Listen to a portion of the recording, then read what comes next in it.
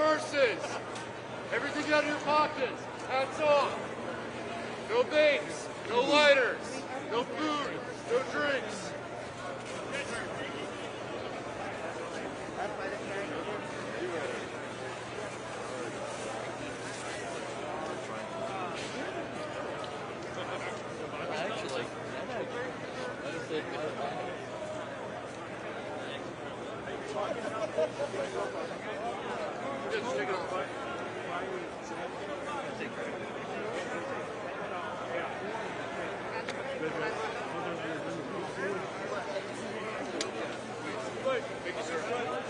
Hats off! Everything out of your pockets! No bags! No purses!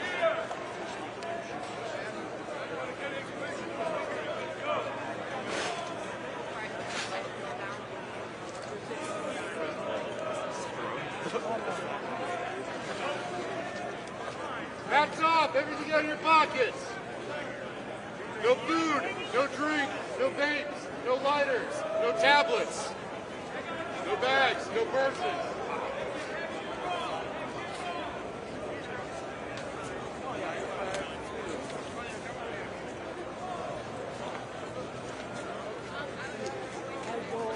Not gonna let that back in. Nope.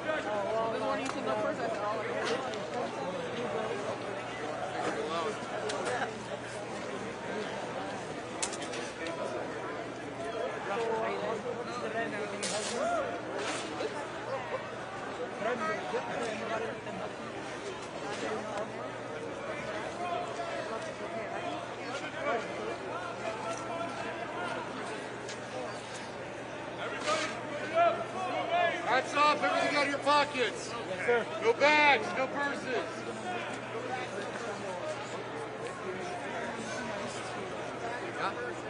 Okay, that's what she's...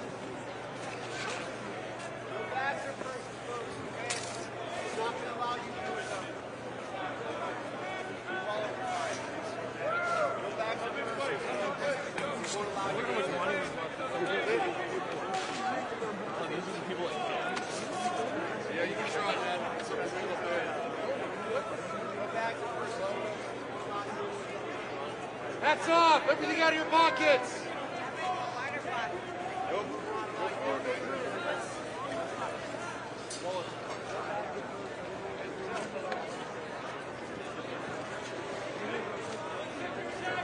Hats off! Everything out of your pockets! No bags, no purses, no food, no drinks, no lighters, no vapes.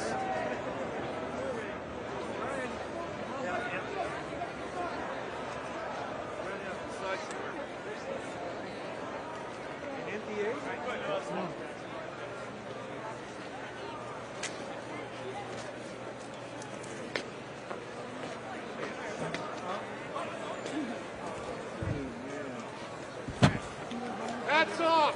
Everything out of your pockets! No bags, no purses.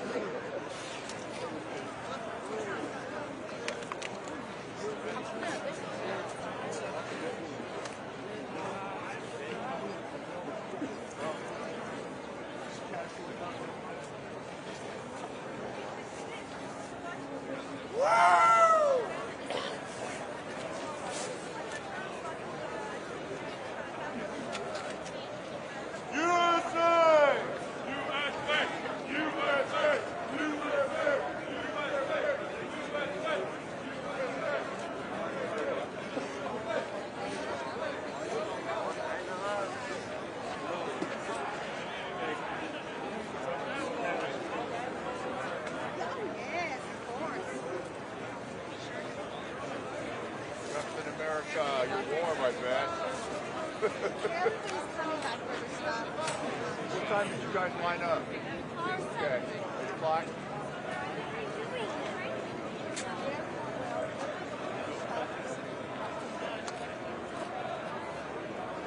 What time did you guys line up?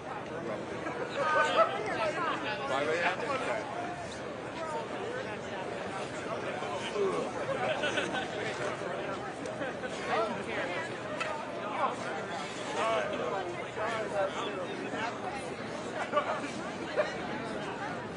There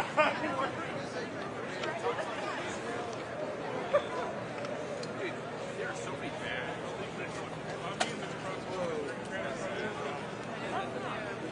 Probably as part of the problem too. If anybody sees any Gucci bags, take that.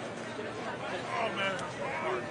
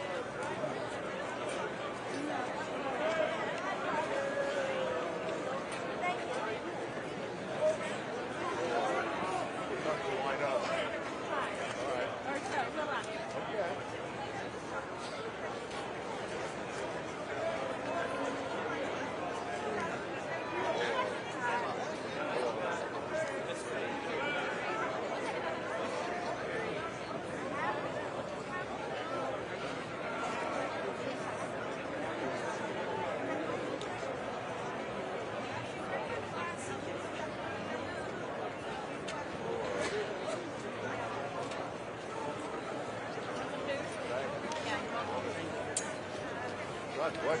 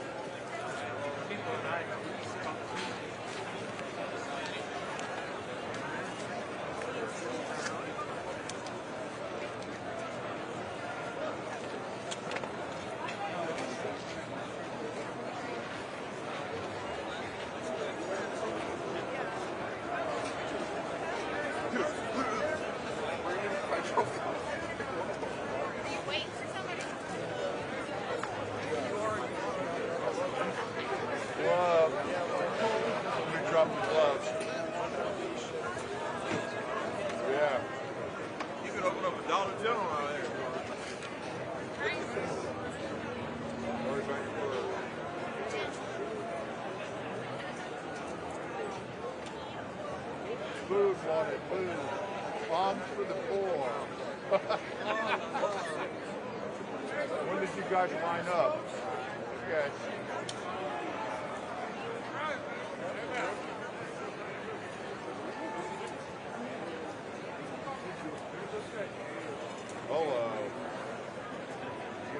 Yeah, yeah.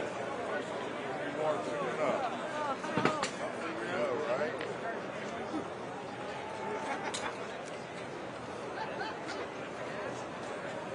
I mean, what are people supposed to do?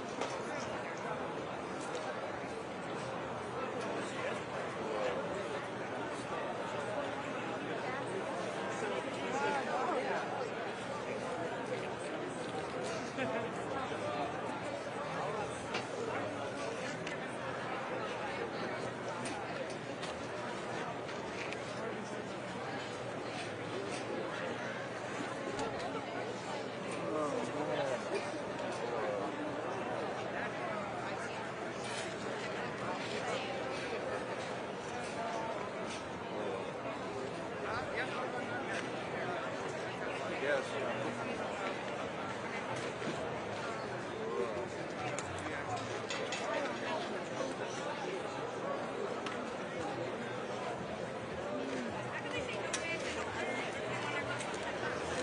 What time did you line up? 5:30? Okay. ¿Y dónde vamos a...? Ah.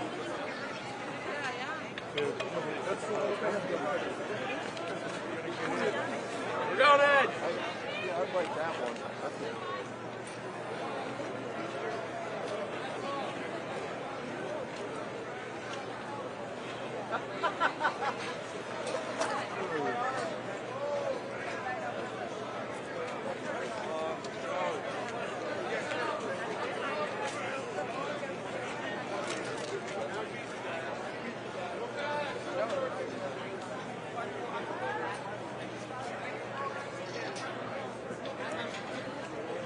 Got it.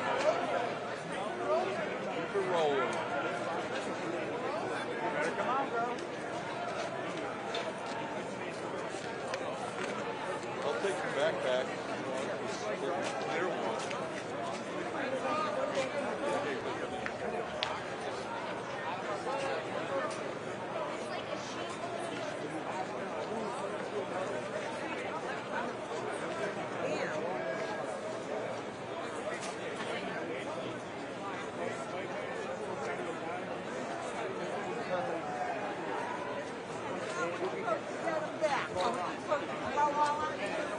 Yeah.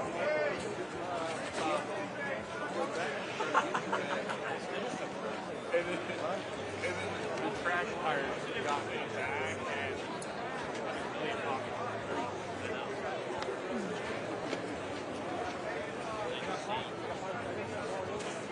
You dropped your glove. Hey.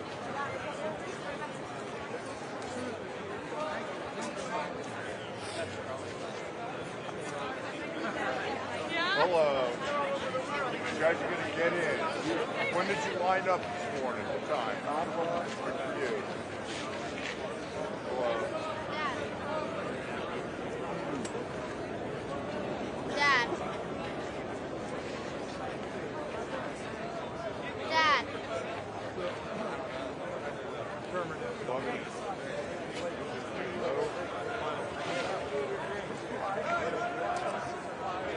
Dad.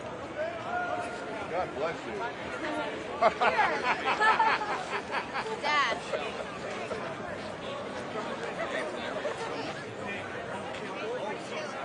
Sorry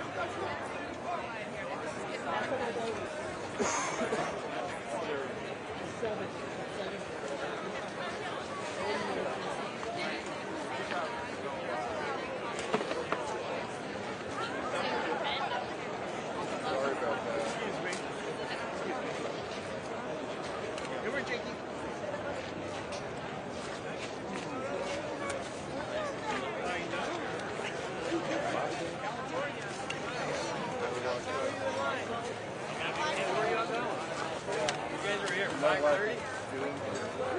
Gotta wait in line.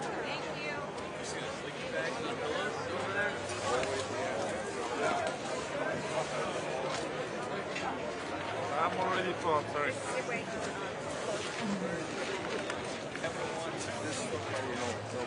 No go. You want it? Yeah, thanks. Like you know, I know, right? Hey, whoa, whoa! Cool memento.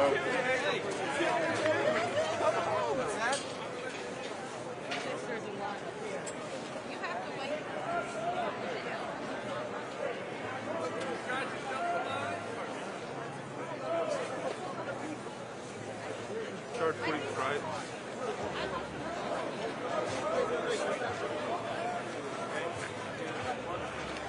Where do they have you?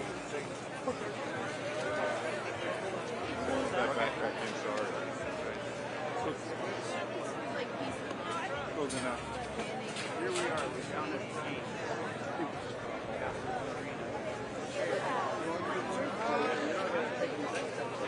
I just put down my Yeah. Oh, you were the one that were I did this. No, I was.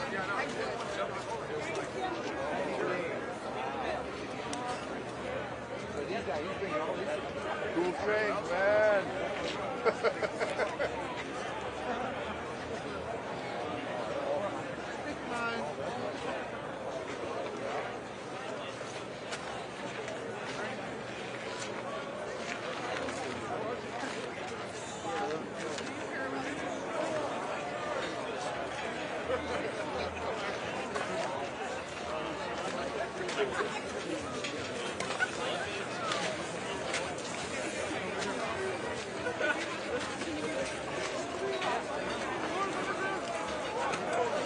What is happening here? Are we just cutting in line? Not you. Randall!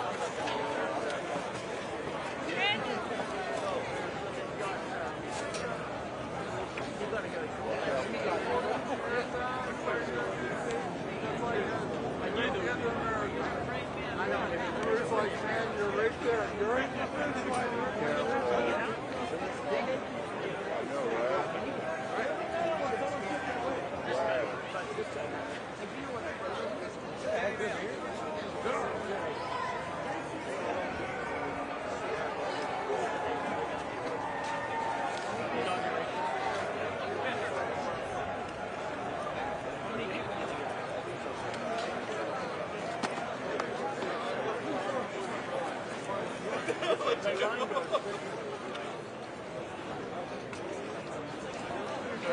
Everyone's just going to be hanging outside, really, right?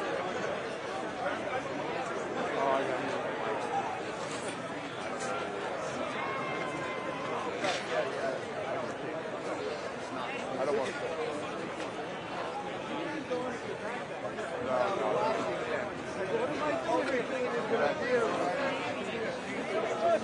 He did, bro.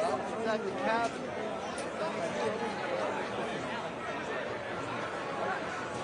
I got a bunch of them cool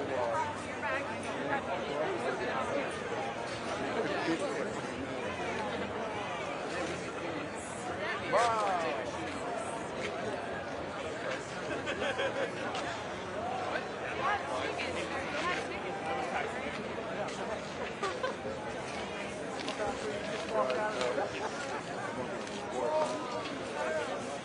I'm like, we had tickets to the inauguration that for the congressman.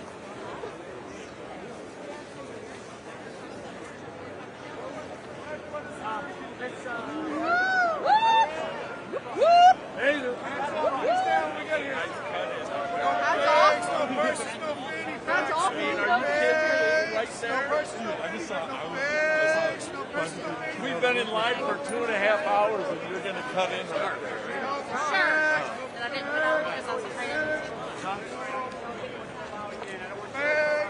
No personal fanny packs. Mom. Maxwell, put it down. Feel the burn. Feel it. Maxwell, put it down. Feel freedom ring.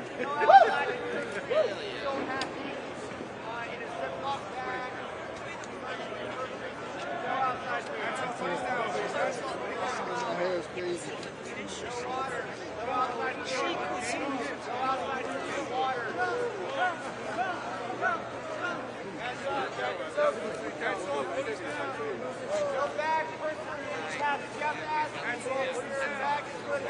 Like a door. Yeah.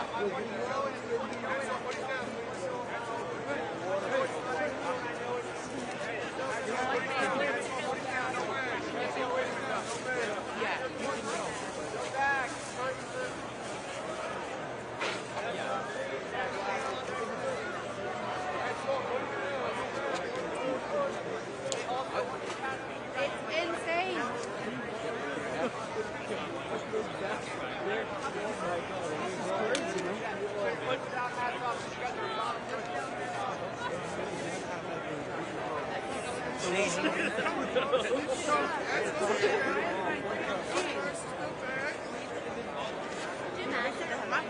doesn't matter. The wallet is there. Almost stuff everything. Go into the Herman Miller right there and ask the person behind the desk.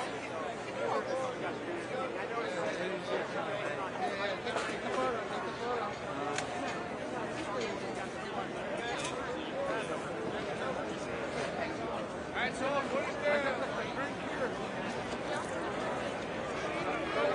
Belt bags are just going to be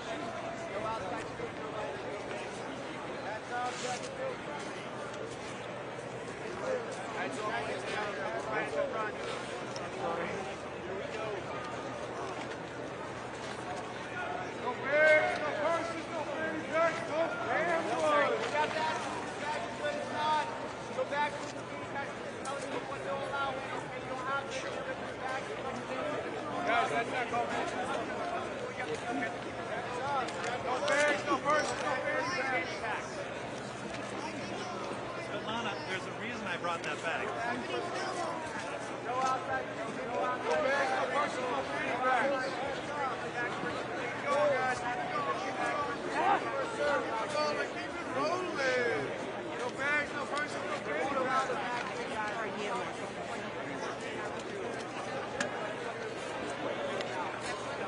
That's all, please, folks, that's all. that I'm so good at.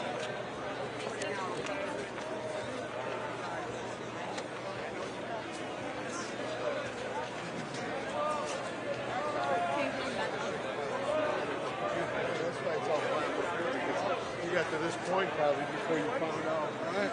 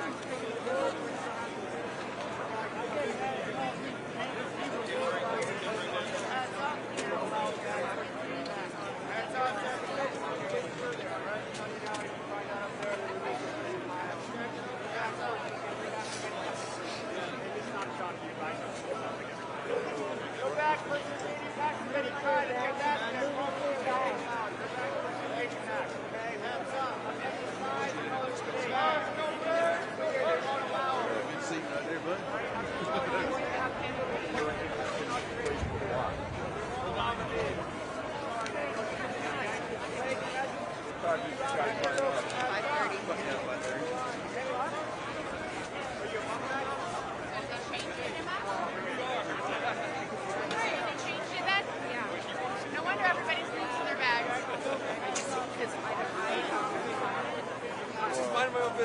shit on the fucker. I'm gonna throw you under the bus too.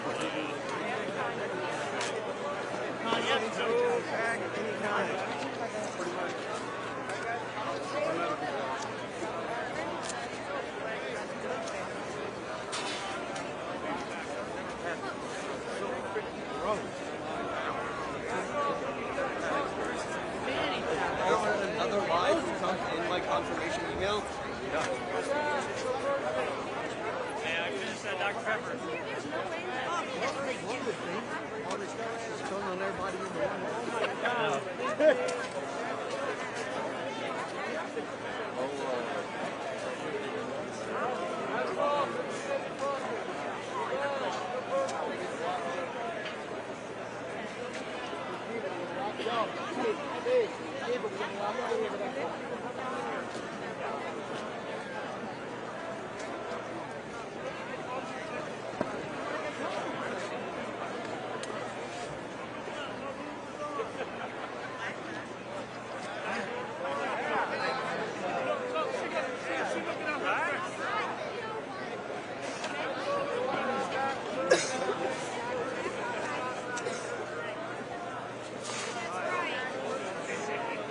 Set a good example here. Oh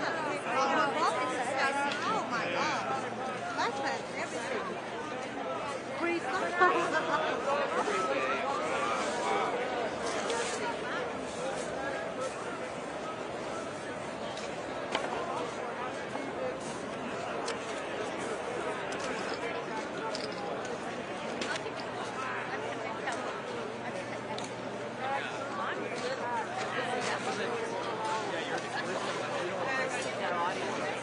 That's almost small.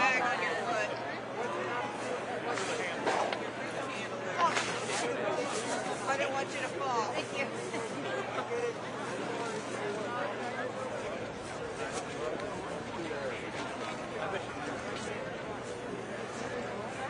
Oh my God. All right.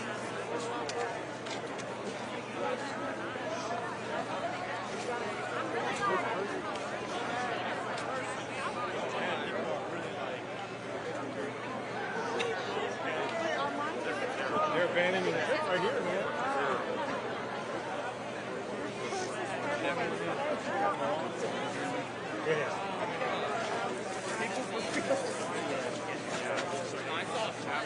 Looks like they're making all I did it all night. I didn't sleep, so I might as well just got my tab here at 3 o'clock. I did not know this was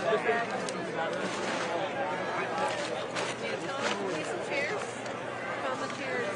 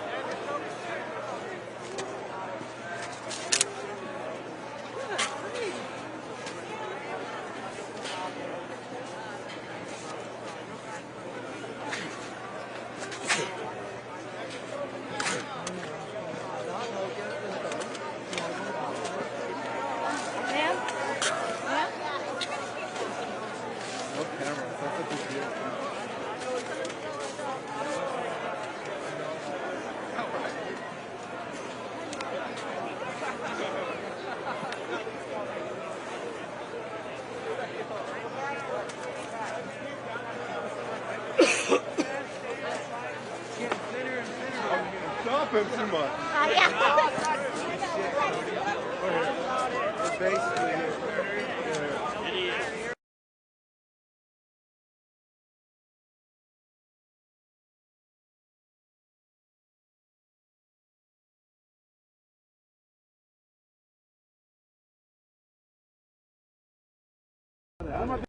Voice America, ship. What ship I want?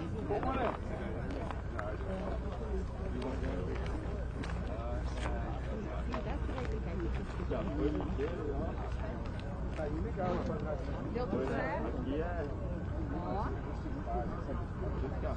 Vê a diferença, né, da pessoa aqui e a pessoa que mora aqui. É a pessoa preta e a pessoa de neve. É a pessoa do norte e a pessoa preta. Thiago, eu vou te acompanhar até um da China. Não, não vou te deixar assim, até porque.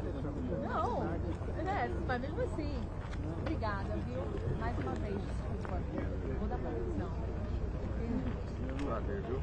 Obrigado aí pela paciência. Obrigada. Eu vou te perturbando aí. Agora, tão cedo, não tem. Exatamente. Obrigada. Indo ao Brasil, por favor, a Sônia. Obrigada.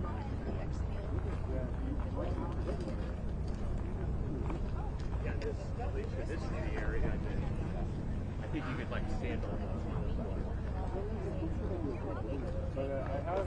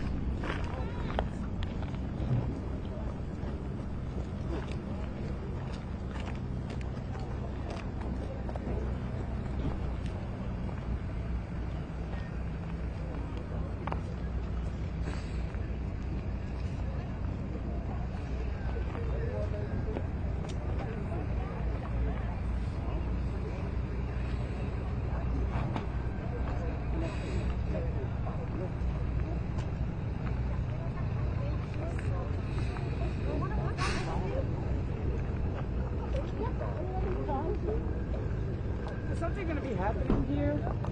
No?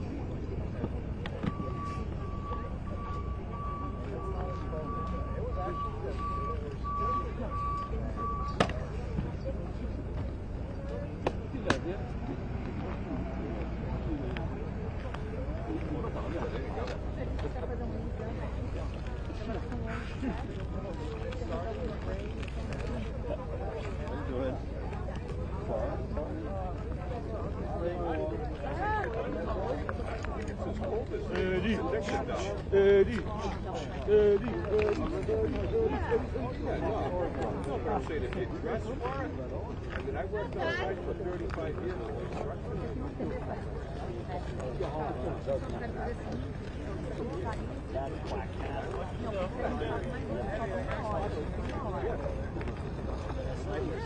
Very nice.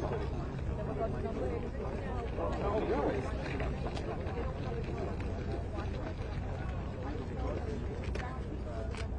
From Providence? I know somebody that does that right on West Universal Street. Wow,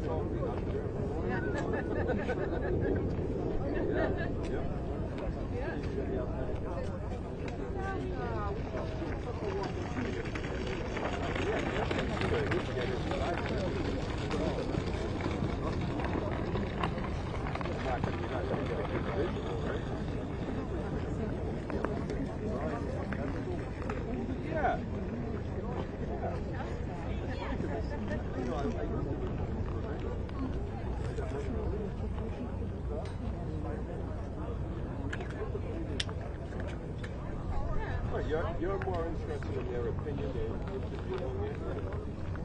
Oh, on opinion? Yeah. Yes.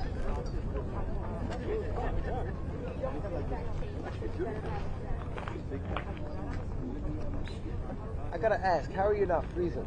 I am. Oh, okay. Just toughing it out, baby. You're just American tough. Okay. Of course. Yeah. He toughs it out anytime he wears that thing. Because like today, I don't know, I was up at like 5, 6. Yeah, that's when we were up. But I told him I guess. I've got some I got like 3 pairs of pants on under I got a here. couple wool socks. But he's just he's toughing it I out. wear it in the summer, spring. Summer is a little tougher, actually. This I'm not sweating.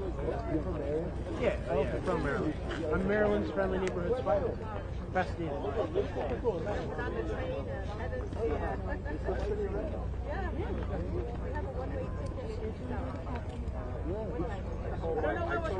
I told everyone off because I was at that.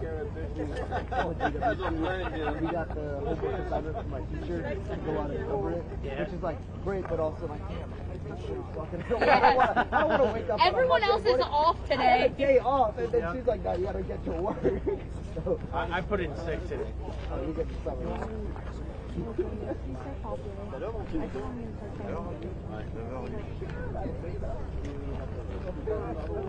But I've seen at least okay.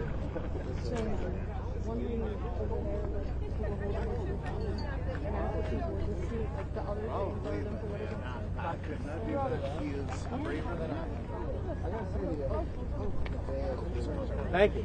Really Sorry. Because it's funny, I have another suit I wore to Georgia. It's built-in shoes, right? But I got it signed by all the drivers. Oh, wow.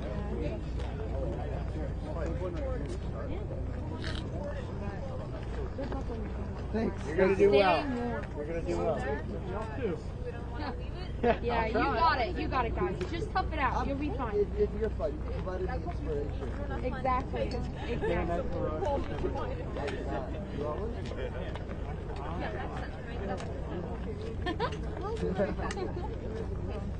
was just kind of riveted.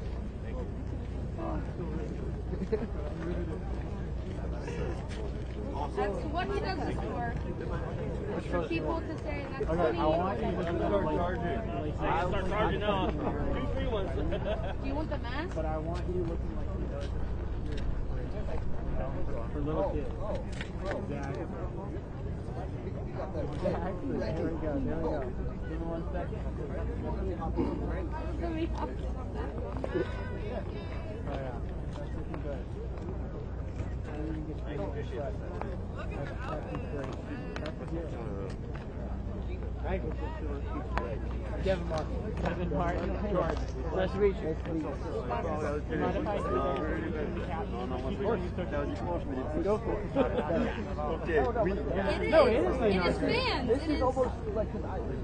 Everything I do is supposed to everything owned by the yeah, like a national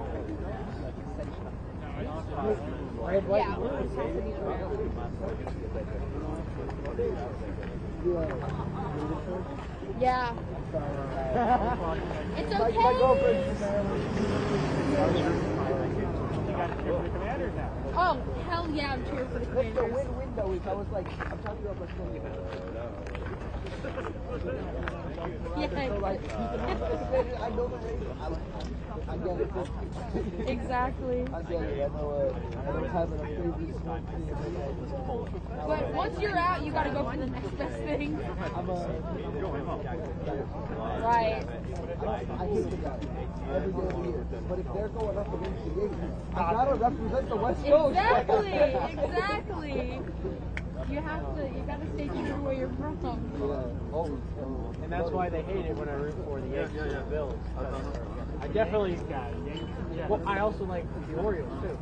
So it really sucks because I like Orioles and Ravens. Oh, those poor bastards.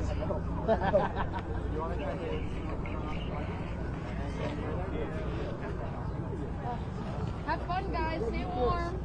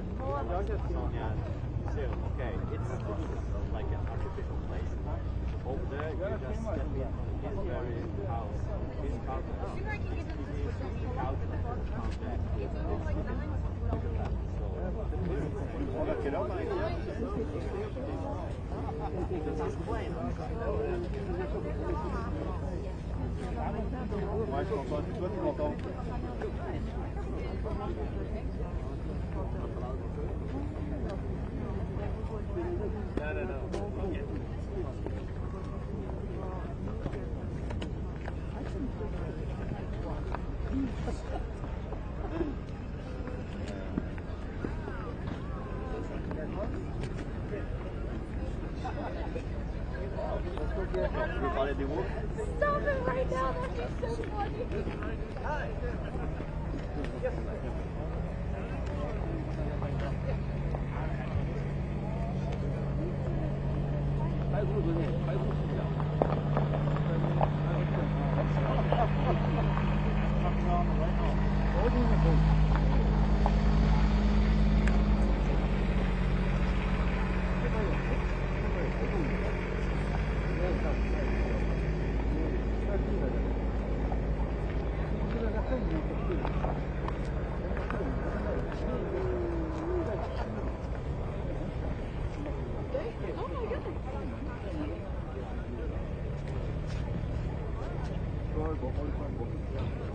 Yes, you too. Thank you so much. Yes, you too. Good. How are you? Where'd you guys come from? Maryland. Pasadena, Maryland. We were in Pasadena, California. Oh yeah. Wow. We're doing something in a fun out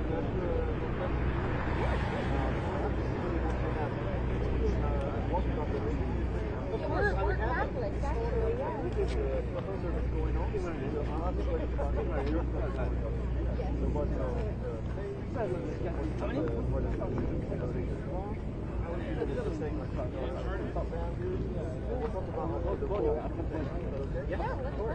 call you 2 minutes, okay? Perfect. Your first name.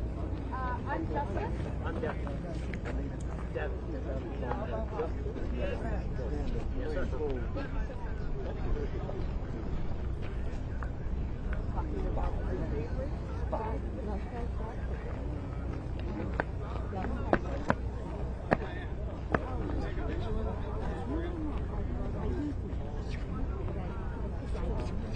Okay, well, that's it.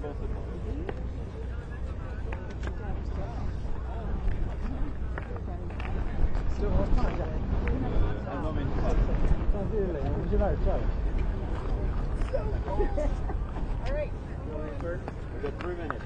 Okay. So I'll do a quick intro. I'll say I'm with Devin and Justice. You guys are from there. And, you know, we're exclusive. That's what I did in French. It's capital. It's cool. People are getting together. Not much to see, but at least they want to be together. Blah, blah, blah. I'm with Devin and Justice. You're from Christian. And I'll do the questions in French. Then you answer back in English. Then we translate to Paris. And so on. So that could be like 3-4 questions. And then I'll do like another third quick one. That will be like 2-3 minutes. I'll show you on the link. Thank you so much. No problem. Are you on YouTube? Do you have the YouTube app? Yeah. So look France, like the country, info, live. And then you can scroll back a few hours. Perfect. Thank you so much. I know it's Yeah, it's fresh out definitely there, ain't it? outside. It's definitely cold. Tough it out. You're tough, man. I know. Yeah. Keep close. We have it. I'll tell you what it says. It's a big live thing, you know, like 4 or 5 hours is live. I don't know why they're American, sorry. Oh, yeah. No, They might have fresh yeah, they probably have the fresh stuff. They're probably up where everything's going on.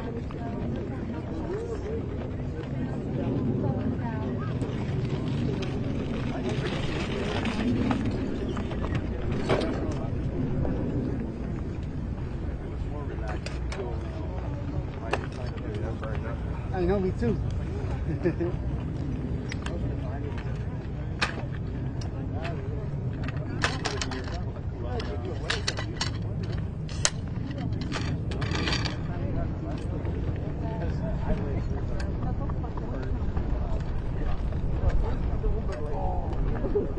There's that wing. There's that wing.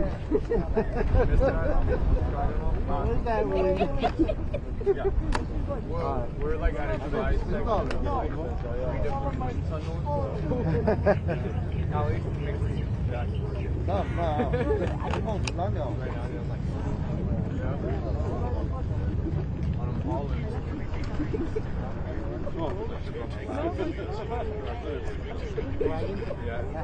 Usually use wagons. I was like, That's a long drive.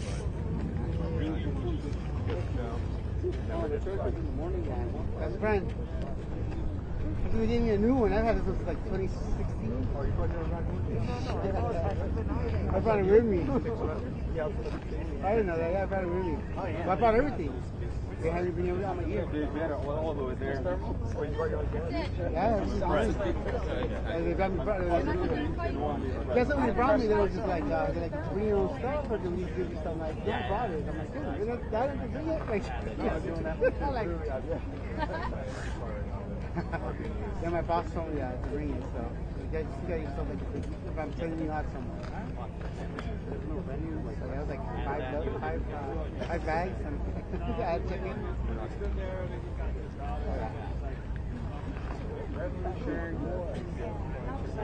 I got my skills. Like this, you know. Oh, yeah. Another question. So it's dynamic, you know? Is that a generator? Oh yeah, so if you point your computer, phone, anything like that, I got a portable phone charger.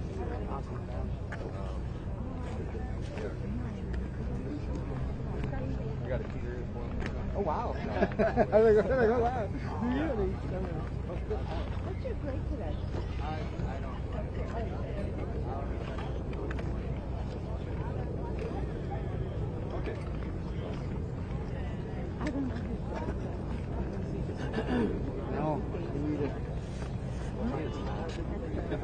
Yeah.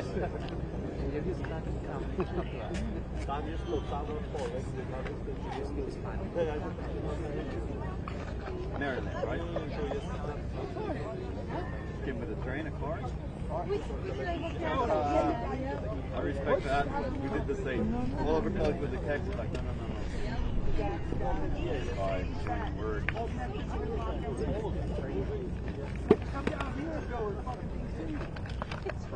Oh boy. That's my plug right now. It's cold.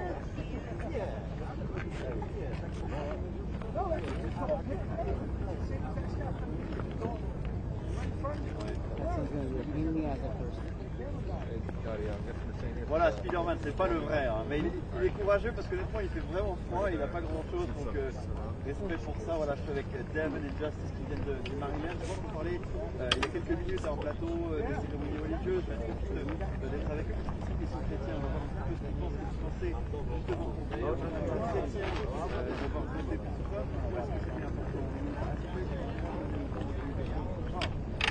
I think this thing was important for me because when I tell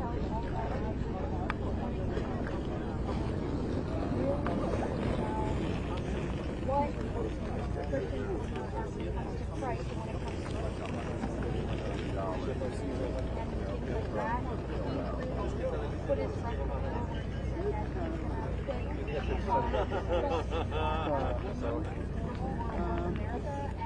that hasn't happened for a long time. How about you, Devin?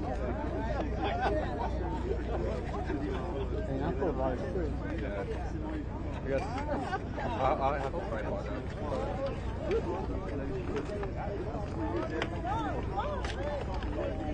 Like a type of fruit?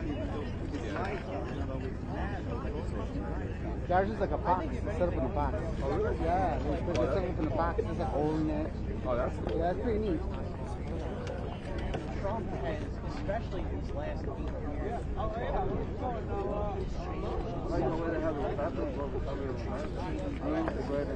changing his lifestyle, really upholding his kids in our nation, really putting Americans, and especially Christian Americans, for money, for politics, especially for establishment.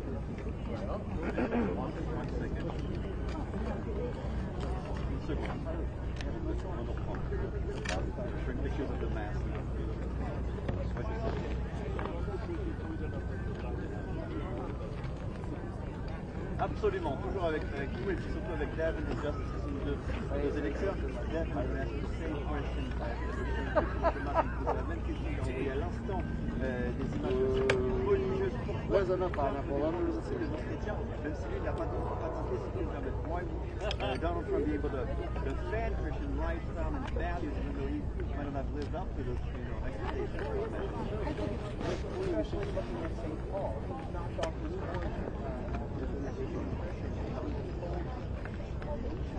I think Trump had a very eccentric lifestyle before he didn't really hold her down for the last 12 years. Right now? Now he has president again, especially now he's putting American values, Christian values,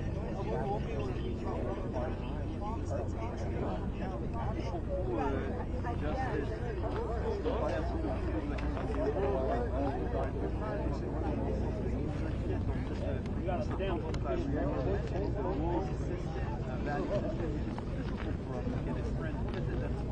About that movement, that mindset.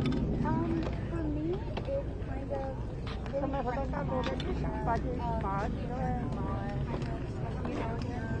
man, woman, children, that kind of household. And to me, for myself, I want to stay in Islam as a and with woke America, I'm looked down upon for that, and I am, almost ashamed to say I don't want to go to work every day. I want to stay home and tend to my house and tend to my family. And Trump, to me, really puts that first. Don't be ashamed of that. Still have your freedom. God, you sit there and he's a part of Aquela última.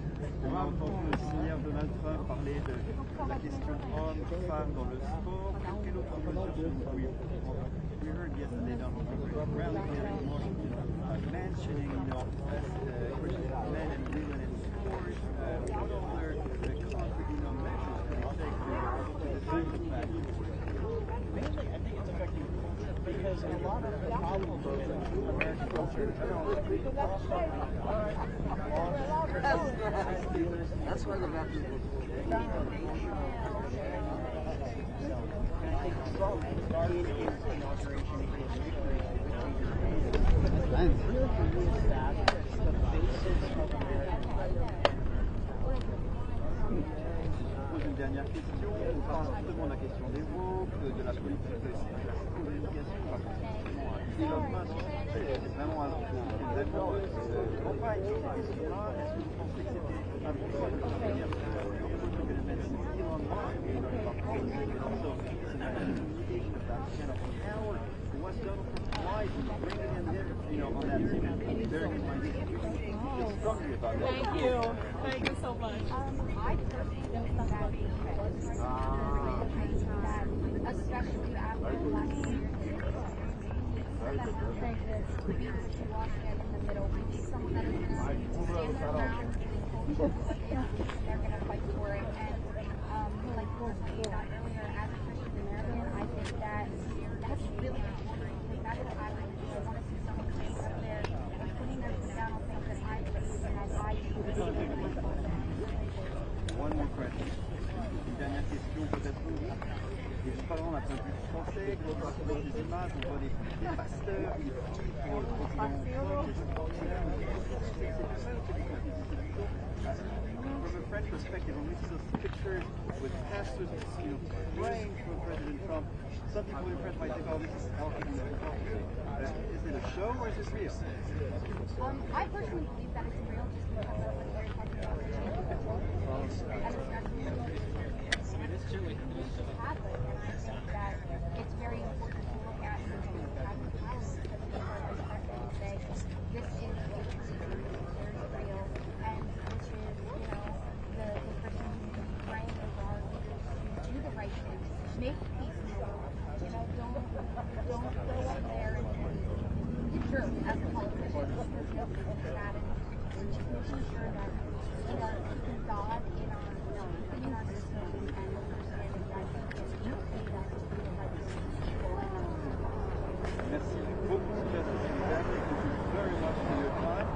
Vous voyez, parmi ces supporters de foot qui sont ici, on a vu des personnes qui étaient la religiosité est plus importante, d'autres un peu moins, ce qui est plus économique. Et il va m'en faire comprendre pourquoi les gens sont là. Évidemment, les gens qui sont musulmans, c'est plus compliqué qu'à mon avis. Je crois qu'il n'y aura pas d'événement extérieur, donc c'est pas que les musulmans.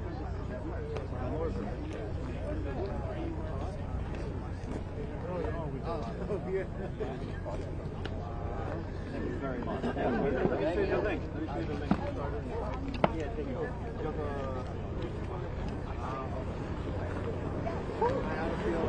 I heard you and your mom was action. I'm like, Right. No, he's not my husband. I'm Sean England. But he's New York Irish. oh. Yeah. But we drove down to New York. I live in New York. Yeah. Oh, okay. My grandmother was from there. I don't know which part, but my mother was Right. Yeah. No, there's a lot of that. There are a lot of religious people, all over the show.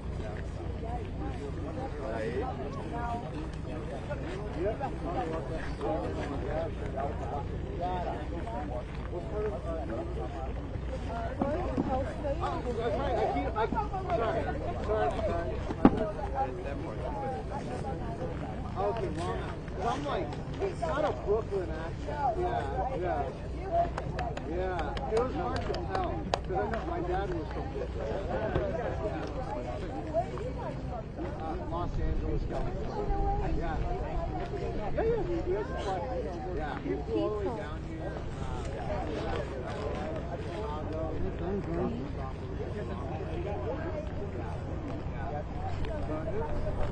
It's an awesome time.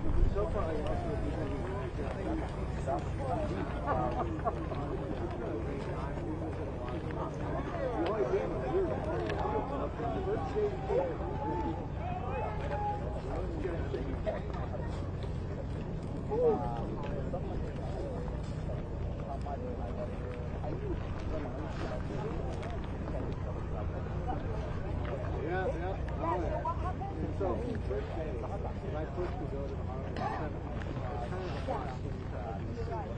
But you find out the next day from hey, I can't see you used to. Yeah, he came with JD Vance and they put the wreath on for the King of the Unknown Soldier. Yeah, we could have been. Hey, how you doing? Yeah. So that's what counts.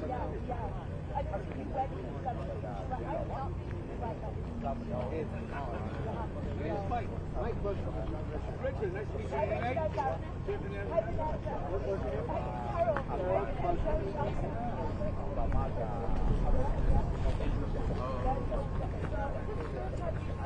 This is our first time ever. Yeah. Me too. Me too? Yeah, it's my first time. Oh, no, yeah, I've been to D.C. many times. Oh! I went to school about an hour and a half from Washington. Okay. And we got here for the field trips and all that. So it's a mile. Oh, yeah. And we did that and get it. Yeah, I've been to D.C. many times. First inauguration. It's my second. Nice. It's my second. Wait, who was your first? Oh, nice. Okay. He's going. He's going. So this is the National Mall.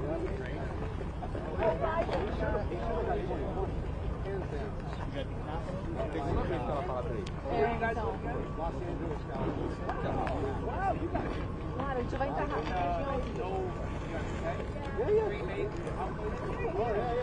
Oh, well, I wasn't in the country when that happened. Oh, no. I was in Turkey and Greece when all that was going on. Oh, no way. Yeah, so we got up, so I got up on one flight a week after.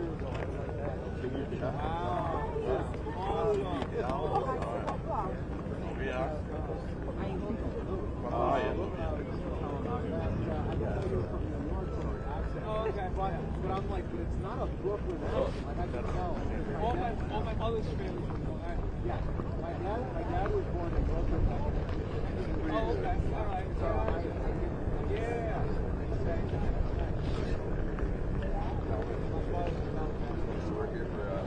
Ooh. 4 hours. Yeah. I don't want to.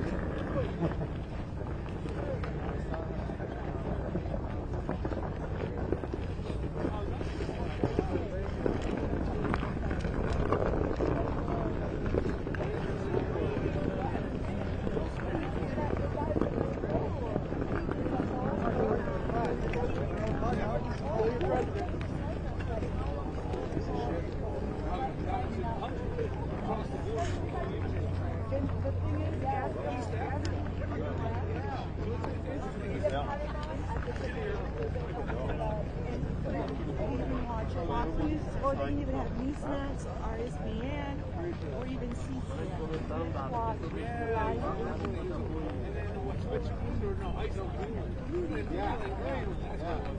I'm like, this should get I wonder if he's actually, I don't know if he's just strolling around, but he's actually going to make Canada part of me feels like he's just messing around. But I don't know. Maybe there's something.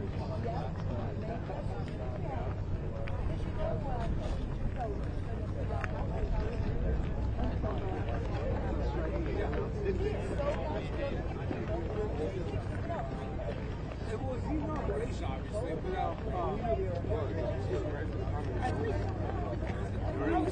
lot of people inside, so you might see I'm at the car down this way. I don't think it's possible. No, back to go. It's going to the video for a day. Yeah,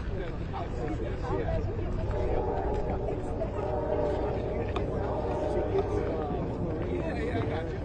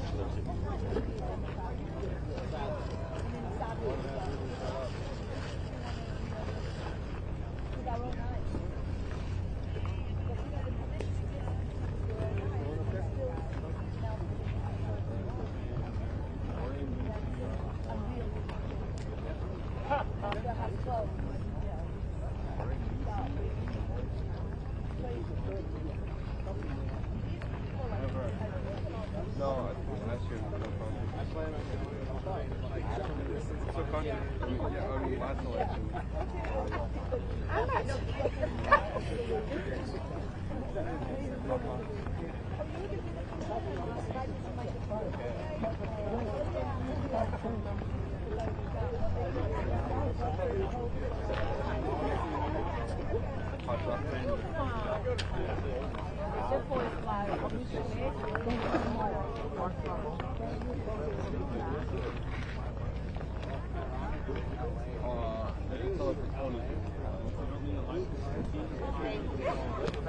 Victor.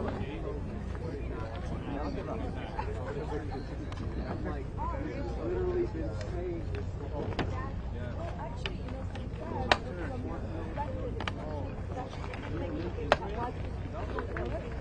oh yeah.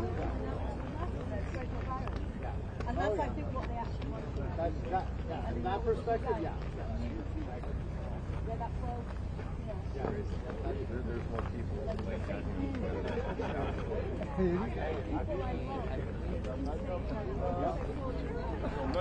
I have family where they cut ties with us. I'm like, good riddance. You're doing me the favor.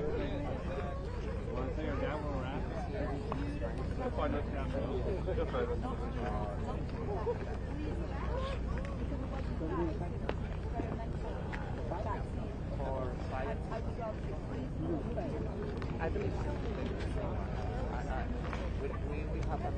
Ils ont pris dans ma poche de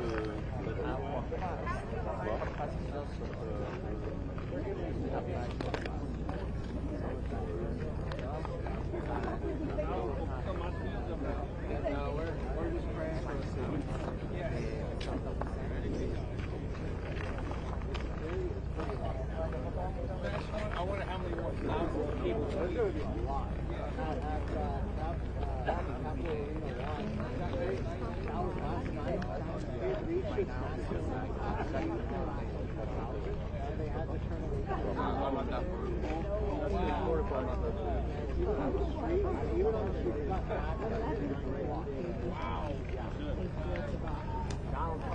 Madam, please remain if I can.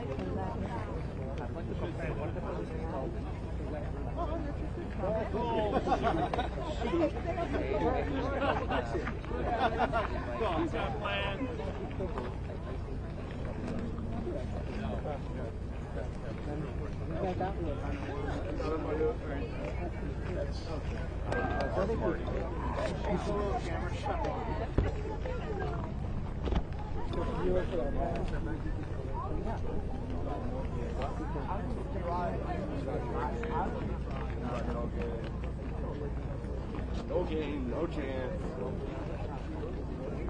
Definitely disappointed that it's not the end of the world. At least we're here. I think I could be here more about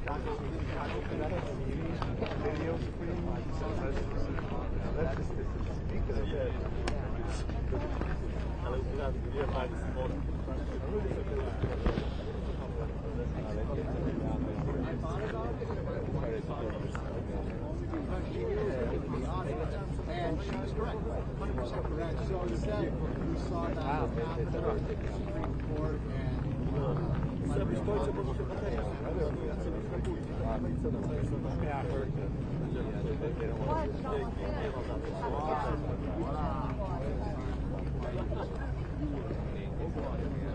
cheese, waffle, chop. Could be for different reasons. I'm guessing it may have been for different reasons.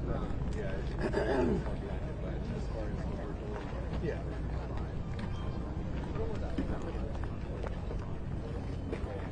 That was a real aggressive decision, right? We literally had our meeting. I remember all the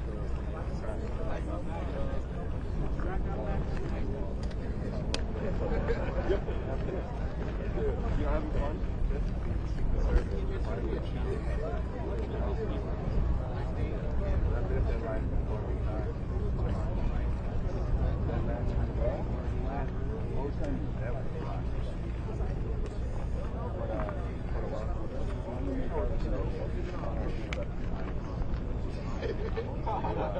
I bet you don't even make it fully clear. Vivo.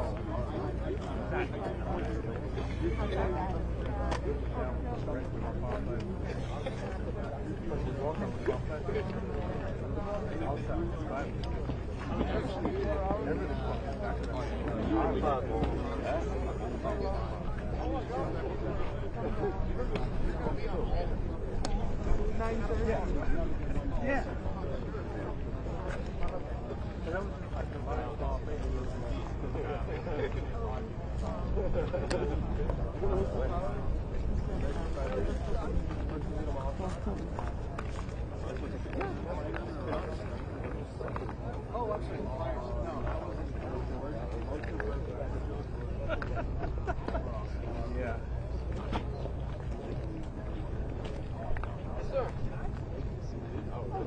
Oh, I do remember that. Are you for work?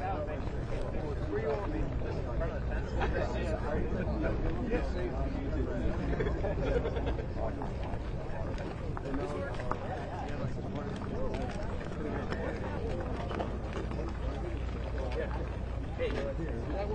The center's this way. Huh? Hey, wait.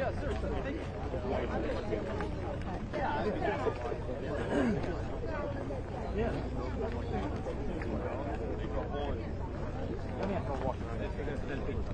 Okay. All right, ready?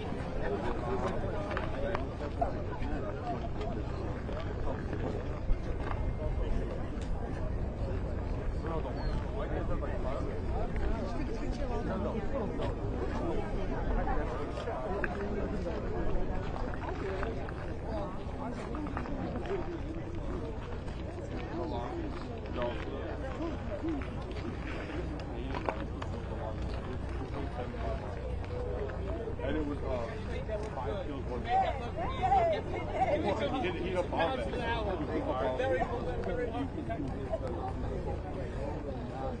I'm lost. I get it from especially like with the question of like 2020, I'm like, okay, I gotta word that carefully because it could be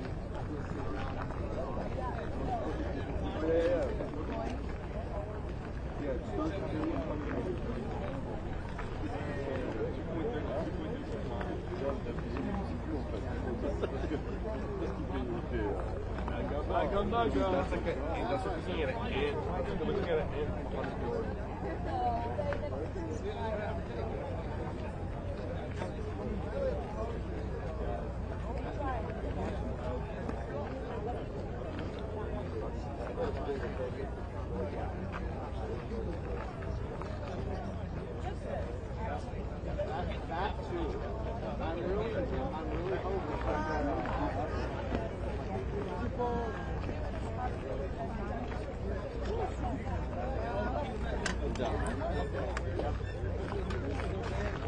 absolutely.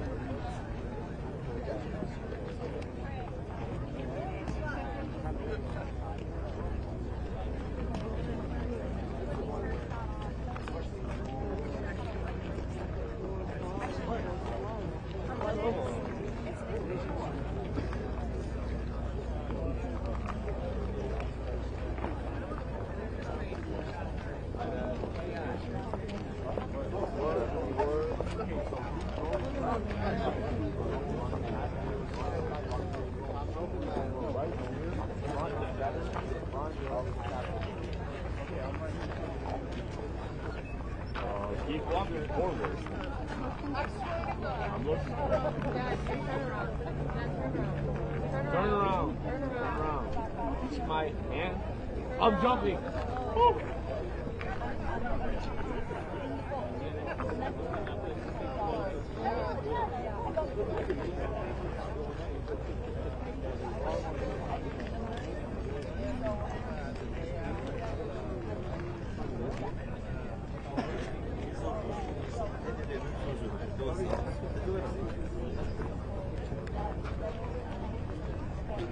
Where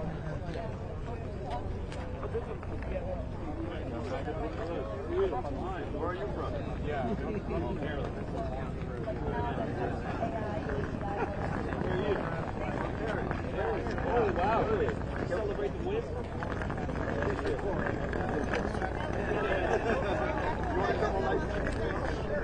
Yeah, no problem. There you go. Are you working on it?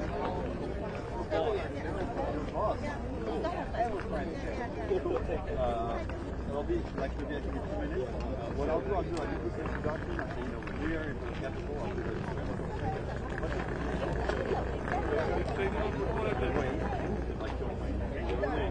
what business are we in?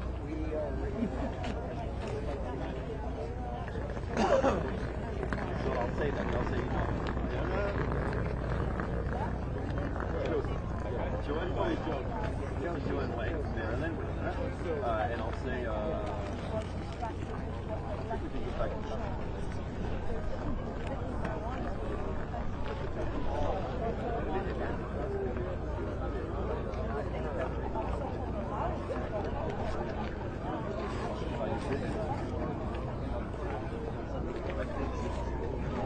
Here.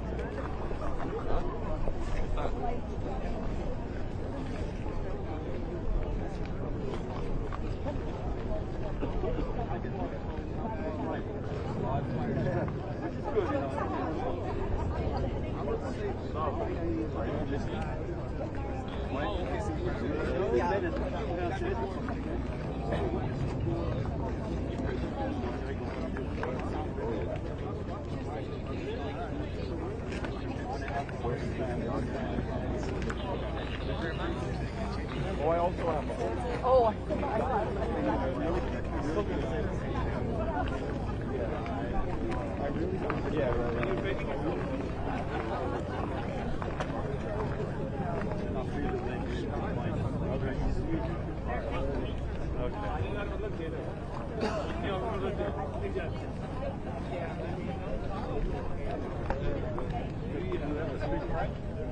We got check the good.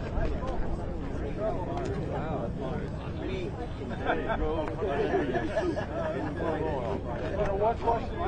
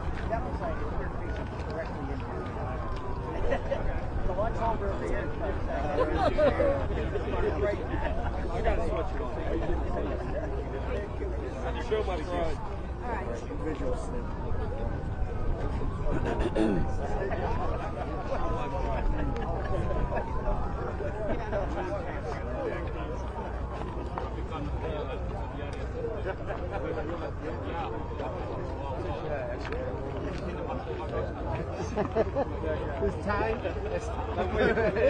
Man standing still. Les gens, comme on dit en anglais, sont une I wouldn't speak in a food. Et là, shows that you wait. I changed my mind. The weather did. So Joseph, when you Let's do this way too. Let's get a group shot this way.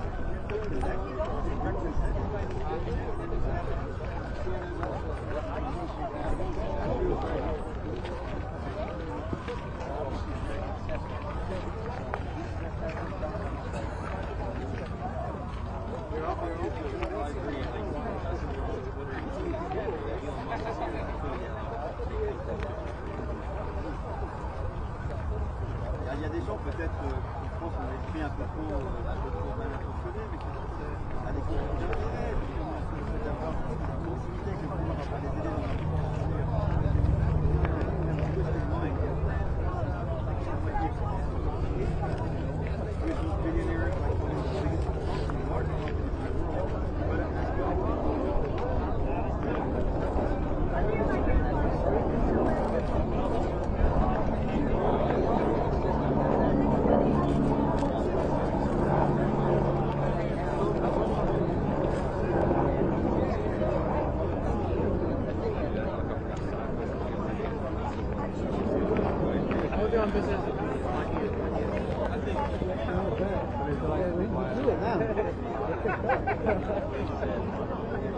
It keeps going down.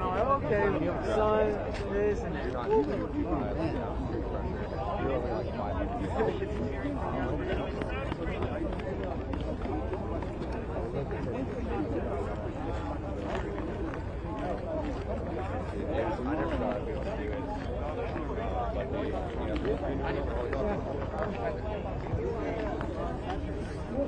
Brasil, so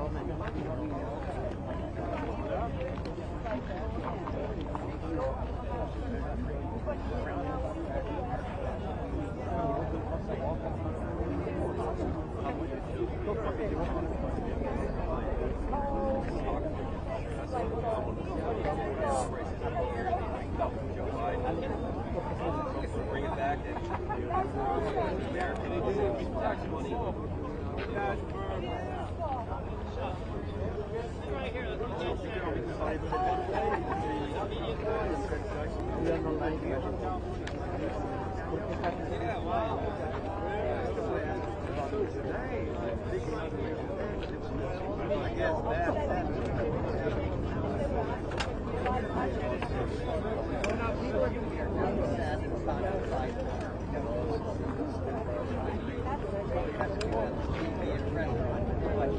But in the end, really it's a celebration.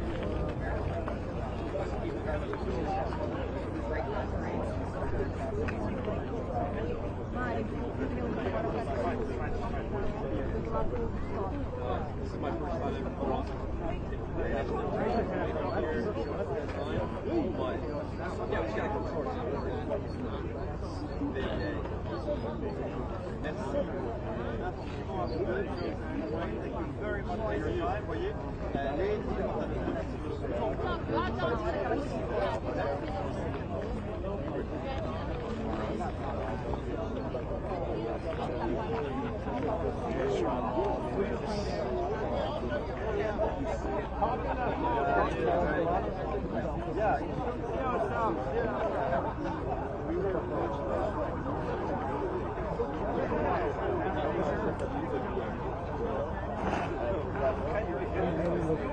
I'm sitting here going, you really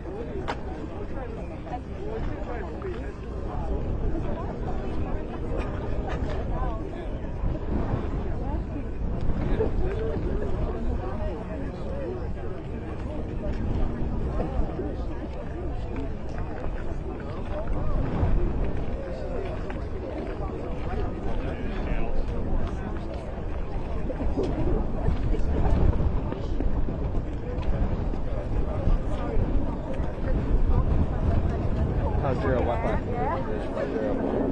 What's that? How's your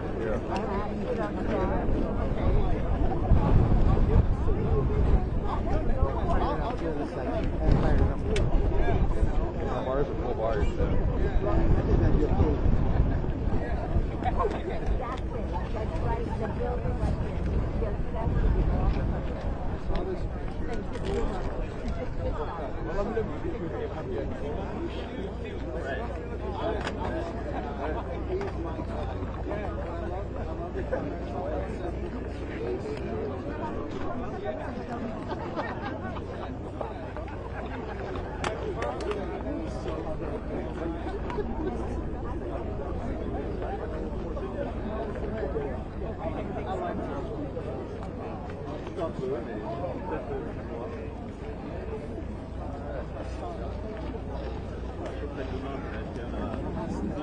It's not all full bars. I got like 2 bars, 3 bars, and 2 bars. Are you at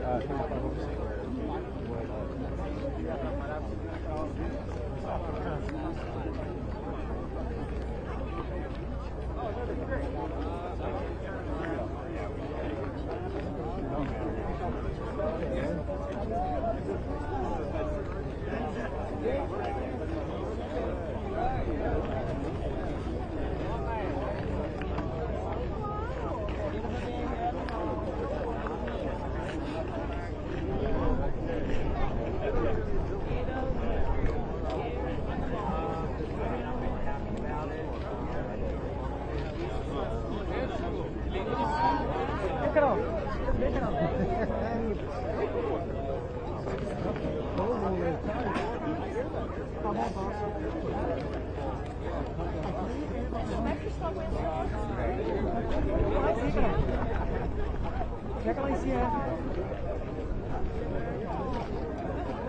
Valeu, gente. Boa sorte no Rio, hein?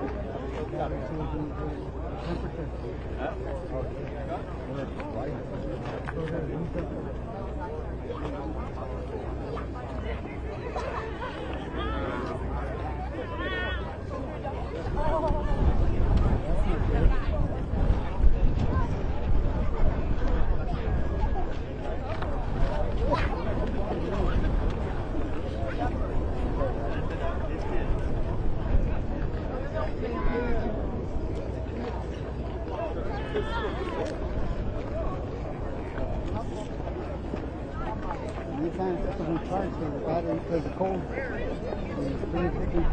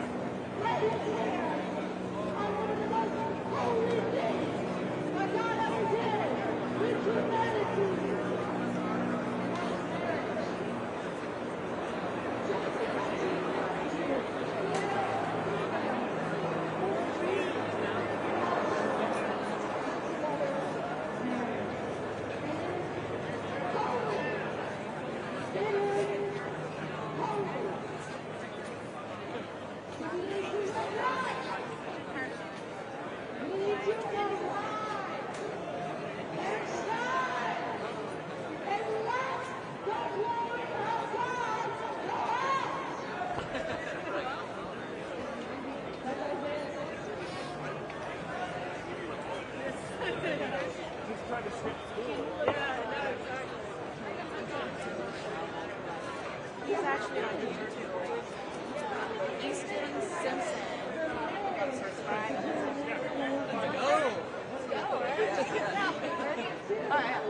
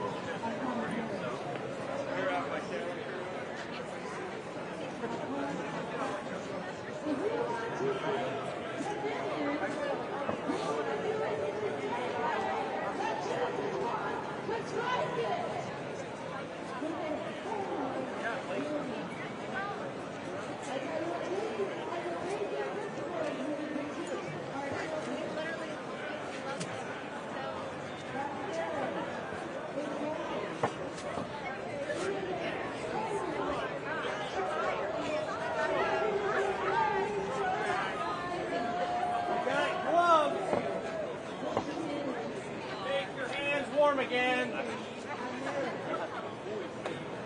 Whoa, hats.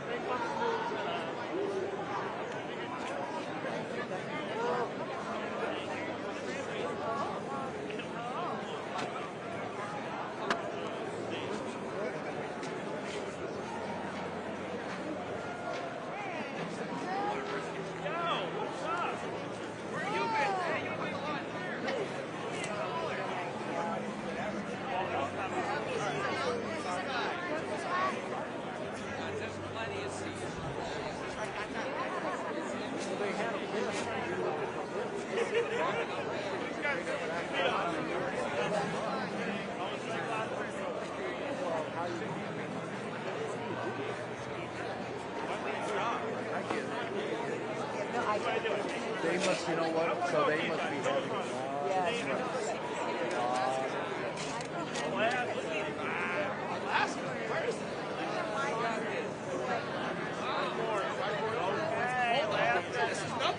Stop making friends. You don't need to bring everybody in. They gave me hand warmers. I heard Ryan, Amy.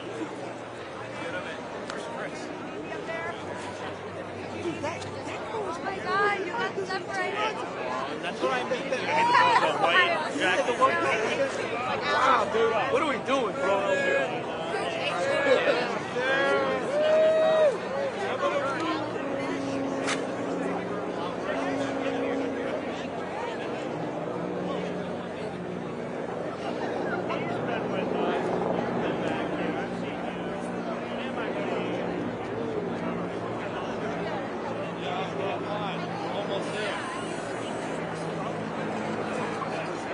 try to get to the Capital One Arena.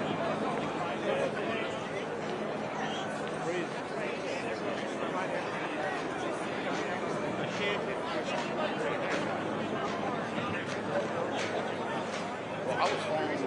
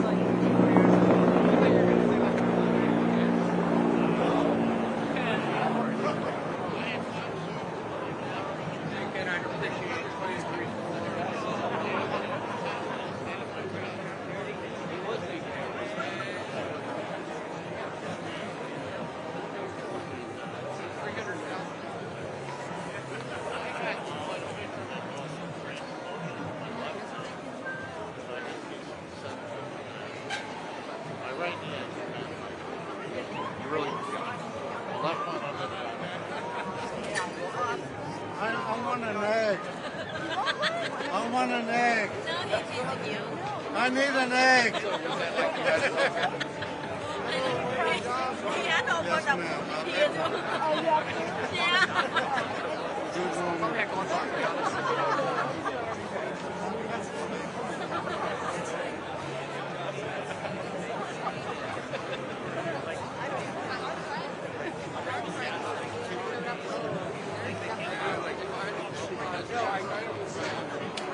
Those aren't people. Where you go?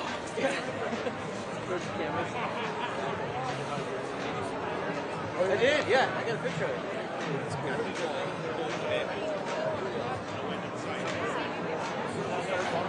Jackson, Mike kicked in.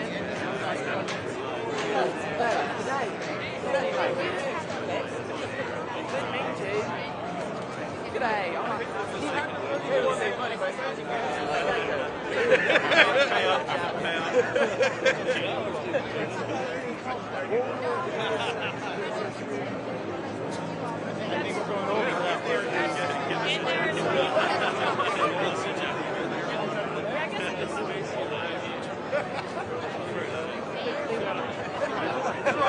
why are you looking high to find Here's what it is.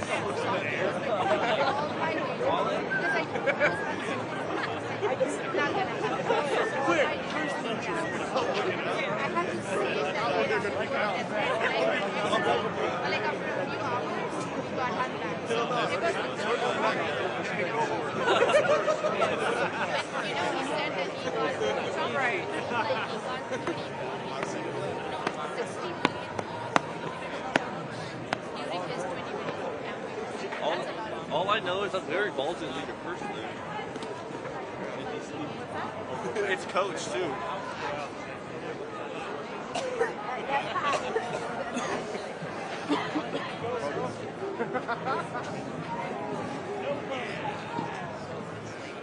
Christmas Day!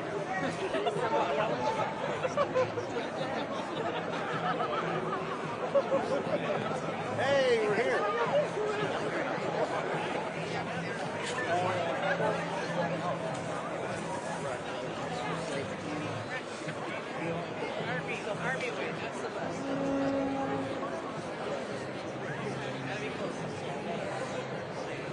3 hours in the cold.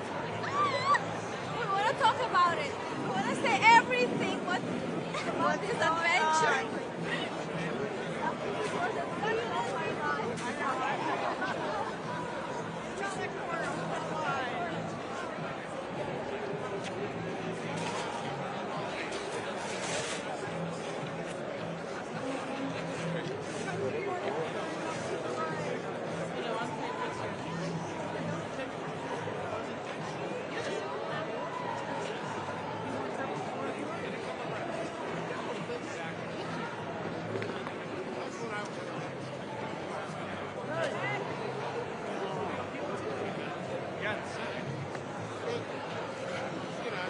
We're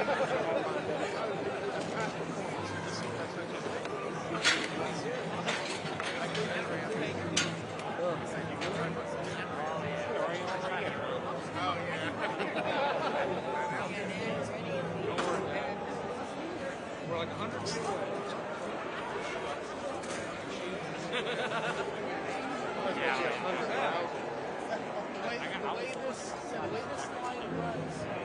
You were photographed.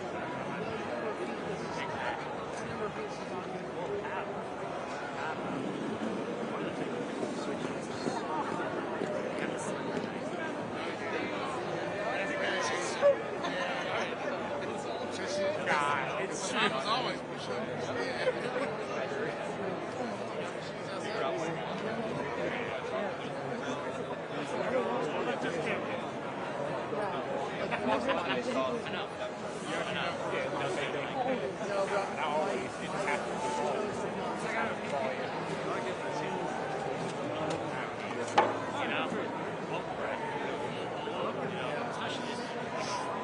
I don't need to go after my generation.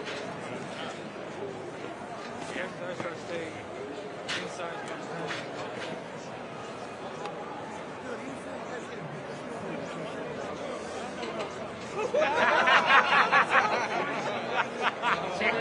We're like looking at him like, I don't know if I should.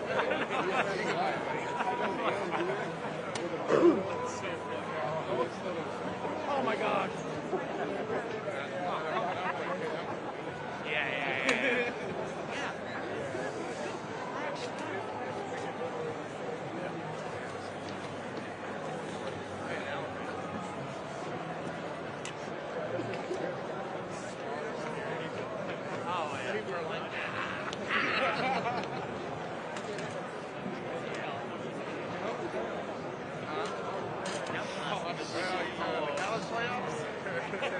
we're a little sad.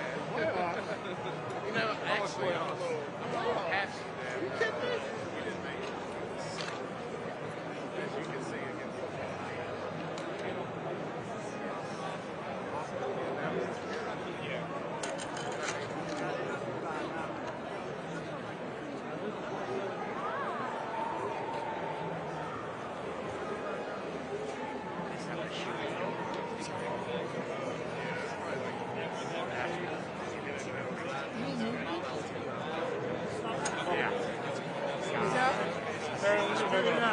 I'm having a hard time hearing you.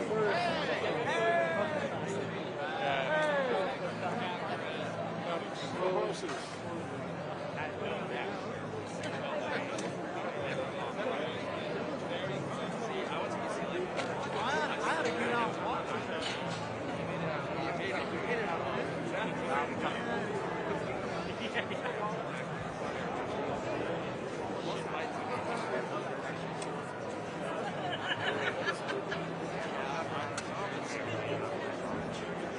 I did, but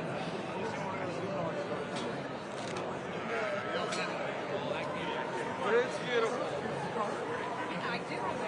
You guys said Pepperdine. There's this Nickelodeon show way after your time. Still not Pepperdine. Well, I'm not Dan Snyder, so. That says UK. Oh, come on, say I'll get that.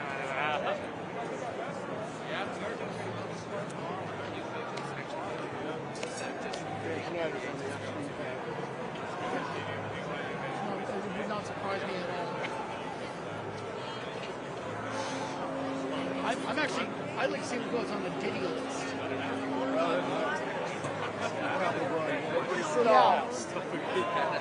There's so much you can do. Yeah, like we know who random is now. We kind of know everybody's around us. We've been around everybody for 4 hours.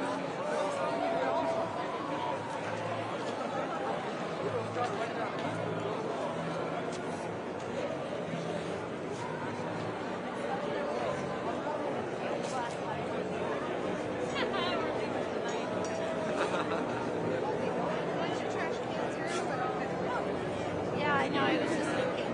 I work at Boston Children's now, and I work the overnight shift.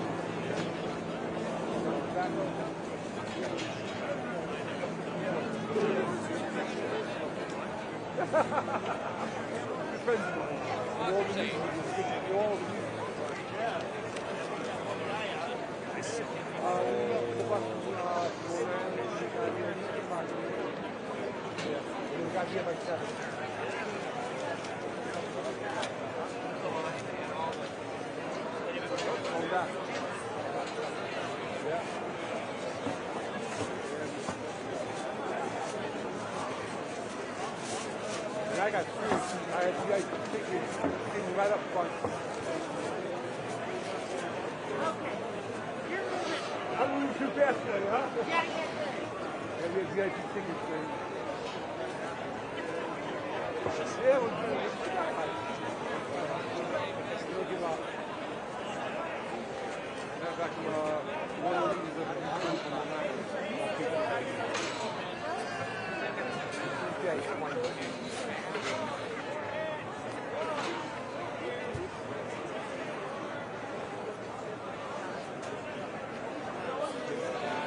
okay, guys.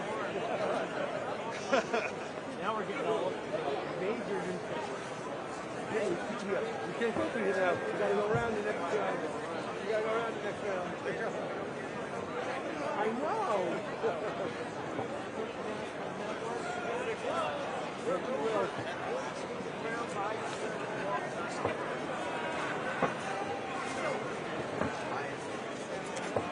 I can tell you right now, I'm driving the motorcade. You get right by. You got right by. We drive the motorcade. Buffalo's back there. Yeah. We drive stuff to get behind stuff like you have front seat service, and then you get you then and us. What? Go on here. Have the right people to get into it. I supply the drivers.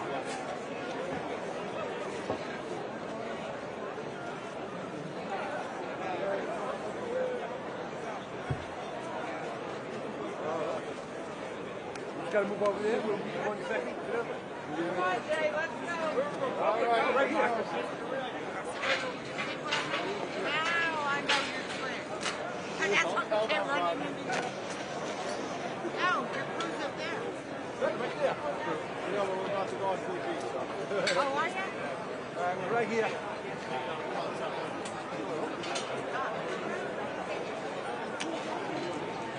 Yeah, sorry, Zach, I was that.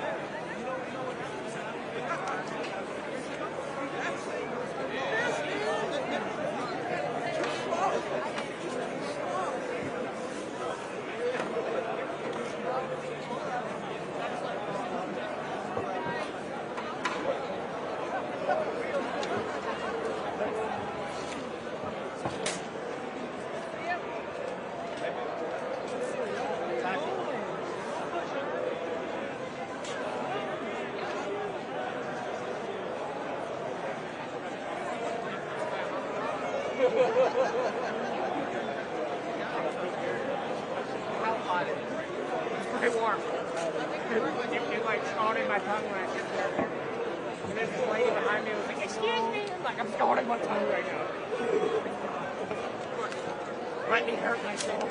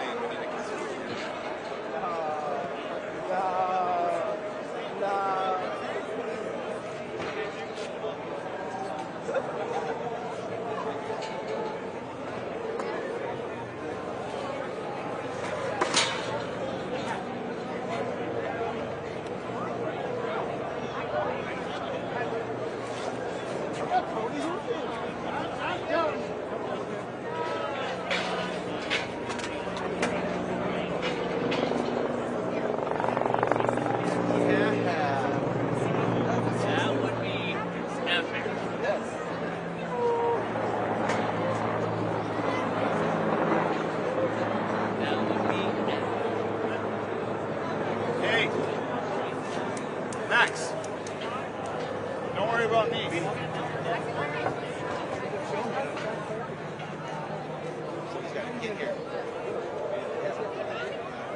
It's also going to take really paper. I'll tell you what.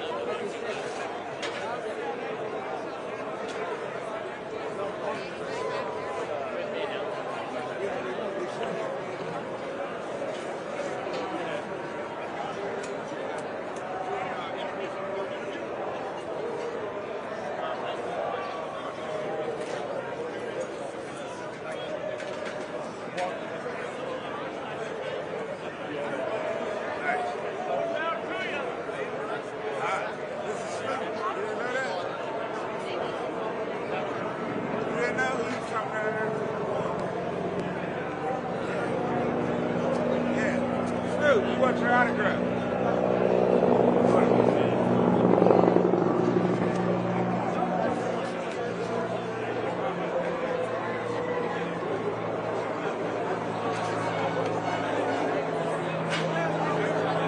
That is crazy. Like when you see the videos of like people are just like in the downtowns, like they'll go out and use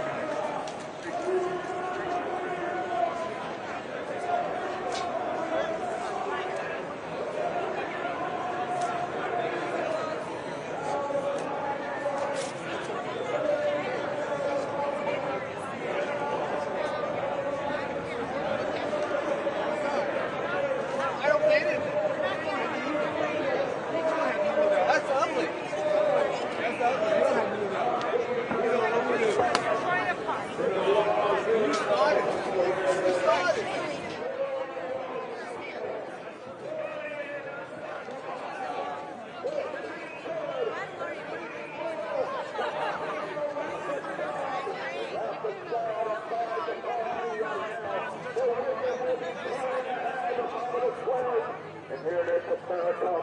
There are all those nations that have forgotten God. You are not a Christian nation. You are a pagan nation. Loving the pleasure and hating of God. Even right now, America is it. I don't care if you're the president or you're the homeless person. Righteousness, here is America. Righteousness exalts a nation. That's how a nation functions like. People living right. Government living right. All roads to the right for a nation of America. But simply approach any people. Unless you turn your wicked ways, you're going to be continued to be judged by a holy, righteous God.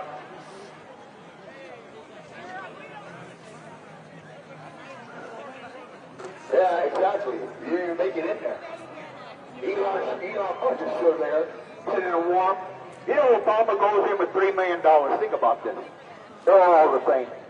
Walks out with $40 million. Yes, he does. The same thing with Trump. He's going to have more money. You know why? They make money off you. That's why we have this stuff. That's a lot in the pit of hell.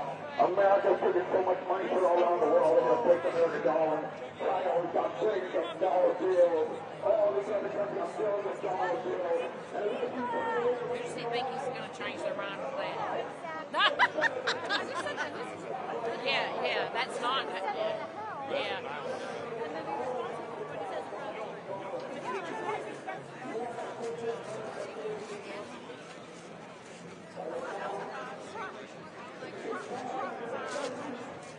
She's going to be the voice of America. She's going to work under the direction of the person.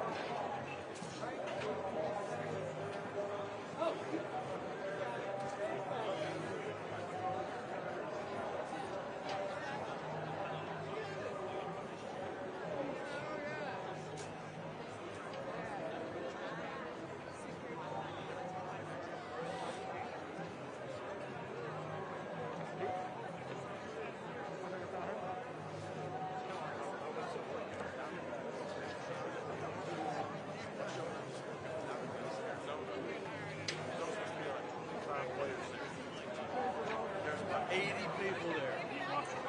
And the scout in front of me was like, no, sorry. And then he let about 5 or 10 of them end up doing it. But he's like, we needed a few extra people out there. That reporter's brave. People are passionate about it. It's like they got the camera for security. They'll find it.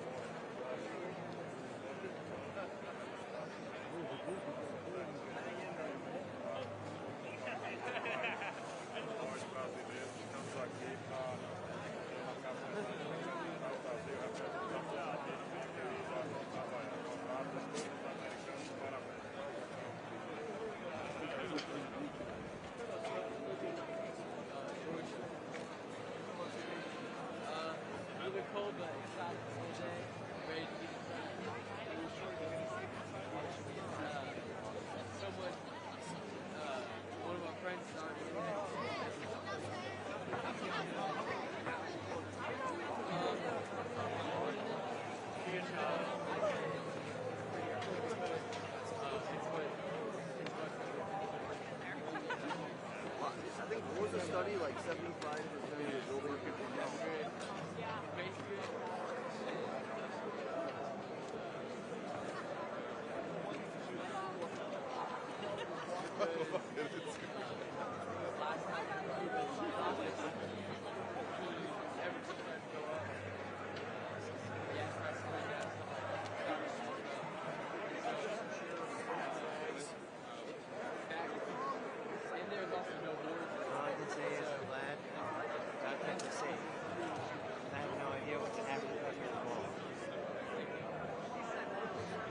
10:30. Yeah, I know that that you were here. at Daddy's home, Jersey.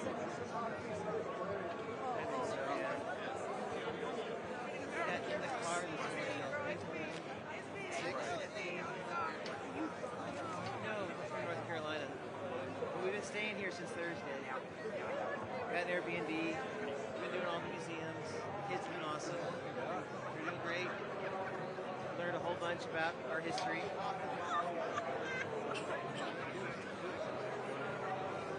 No, they're amazing. So proud of them. I see there are more people in line than you have to stay. It is. Yeah.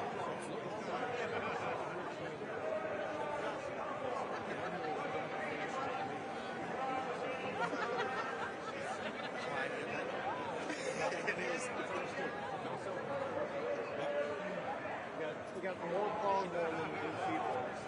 Nice. By a lot. Yeah, I think by like 5 times. 2.5 million antelope and 500,000 people. Y'all might run at all? I have never found one that tastes what it was.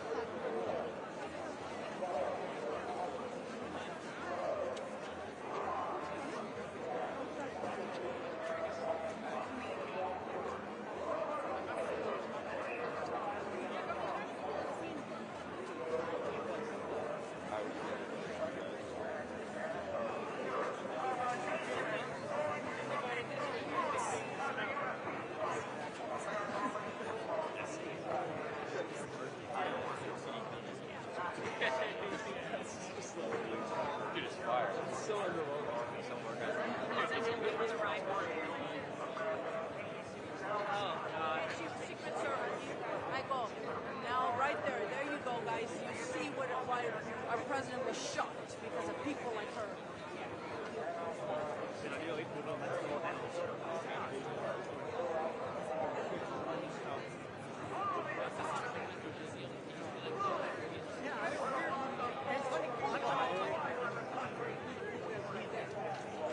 Like right by the Hudson there. People are so shy, not as shy.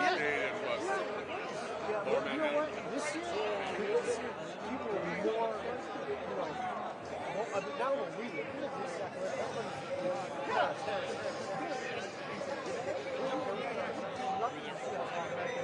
yeah, that's true. Yes, that is true. You know what? Some of that stuff is changing. On November 5th?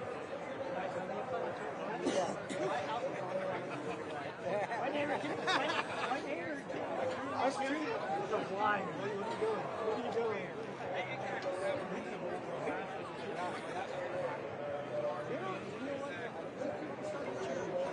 Hold on, I can fire. Yeah, you know, useless ratings. It's ever taken me to walk. Nice to get arrested right there, this far away. Oh, you dumbass. Yeah! Yeah, he's back! I saw it, I was there. And he would always watch these cartoon movies, right? And he would always talk about how it was the most terrible time in his life. It's so terrible. I hope you never get to go through this. Terrible, terrible, terrible. But he would always want to relive it and watch the same movies over and over again. Play every year. I never understood that. I mean, I'm sure if I put that on,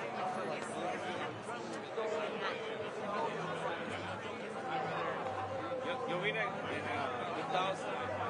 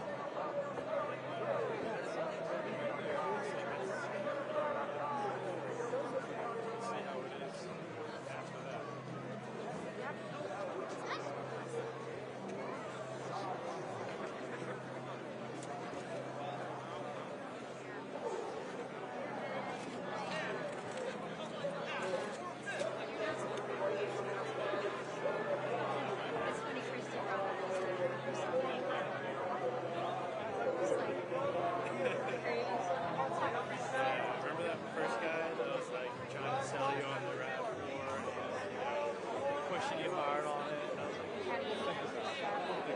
This isn't a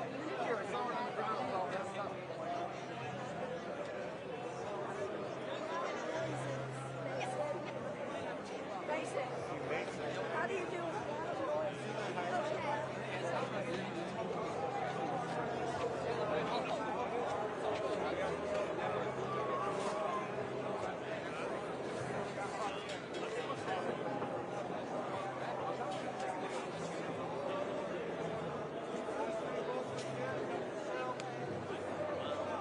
What's your...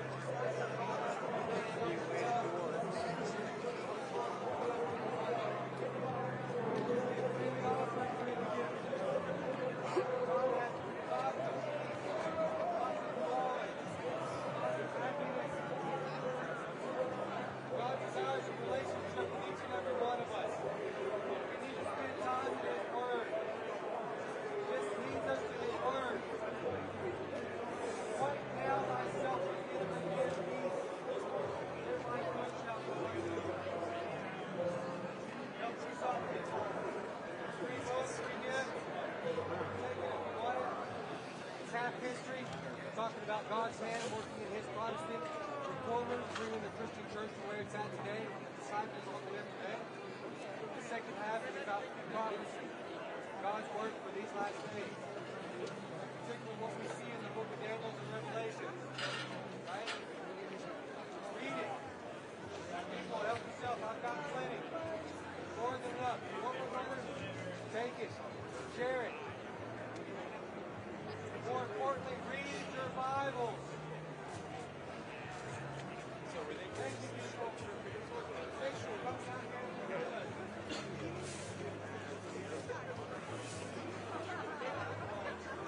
Okay, I gotta get more. I'll be back. Good, how are you? I'm an Adventist from Collegeville, Tennessee. And if it doesn't get back to me, it's okay. I got some good shots of you. Oh, praise the Lord. You working with James Bullard? So the guys I just met today, I drove up to Austin, Texas. The only name I know is Andrew, but there's a local Seventh-day Adventist church here in the D.C. area. So I connected with them. I'll be giving them some of my pictures. I'll shoot them to you, so if they have your contact, get it.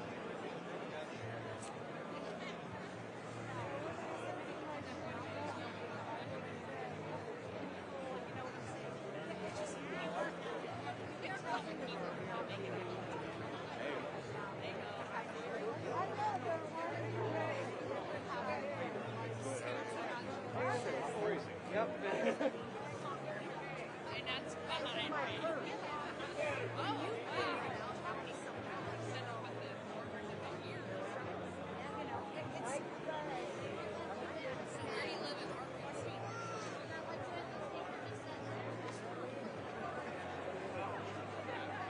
So we needed our clear bags.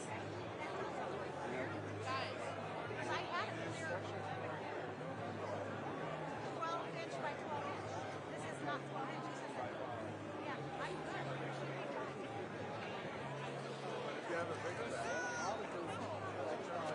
Well, you can toss the bag. I like your accents. It's really something. Wait here.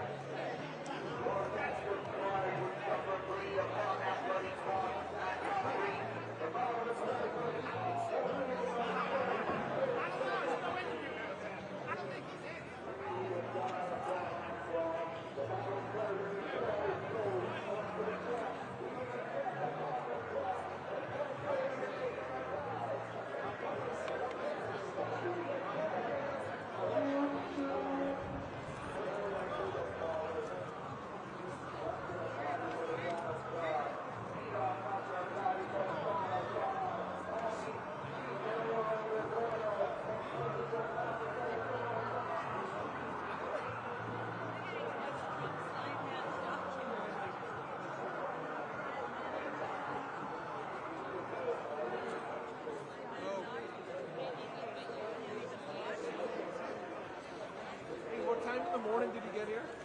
7.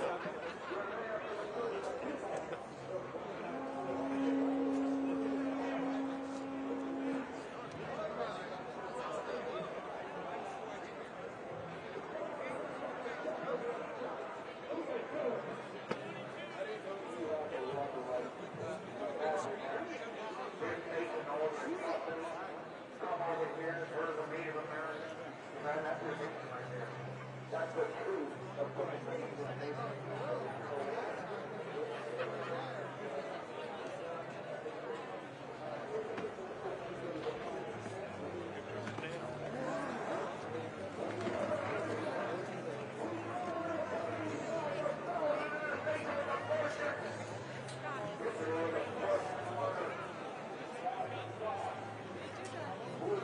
Like, no one wants to hear what you have to say.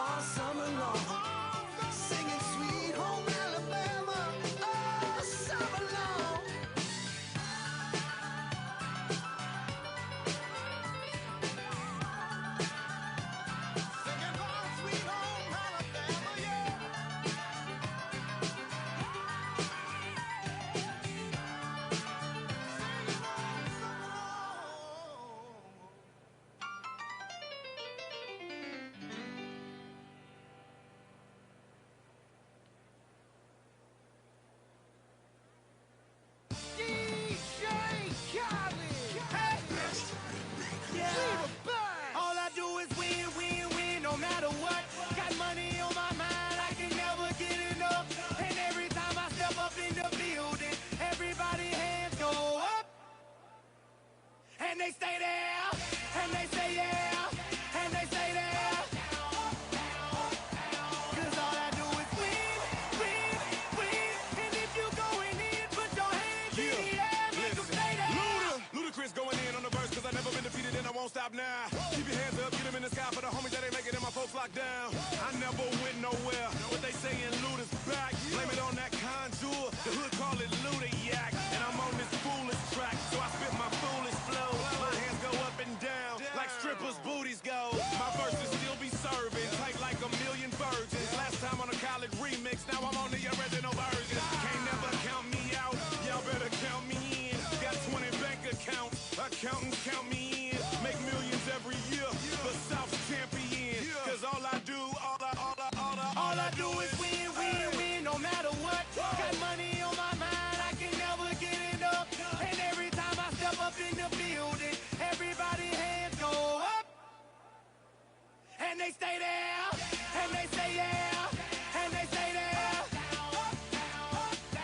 Cause all I do is win, win, win. And if you going in, put your hands in the air, make them stay there. Swerving in my low, head on the swivel, you know serving me's a no-no. Clean as a whistle as I pull out in my Rolls Royce. Yellow bone passenger, they see it, they say, oh boy.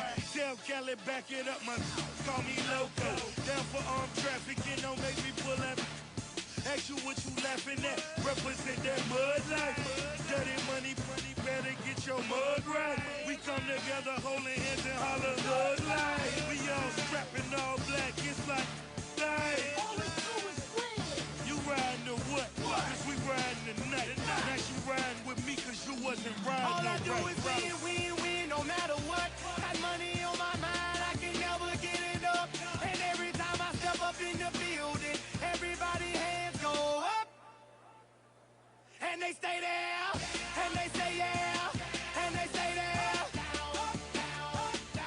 Cause all I do is win, win, win. And if you going in, put your hands in the air, make them stay there. Heat in the kitchen, pot on the stove, water getting boiled. Being sold, Snoopy in the hootie, system overload. I've been running this rap game since I was 20 years old. I hung with the worst of them, bust till I burst them up. Check, hey, 1, 2, hey, hey. Check, check, 1, 2, hey. Check, 2, hey. 1, 2, hey. Yep. I am talking. Hello, Aria. Check, 1, 2, hey, hey. 1, 2, hey, 2, hey. 1, 2. Check, 1, 2, hey.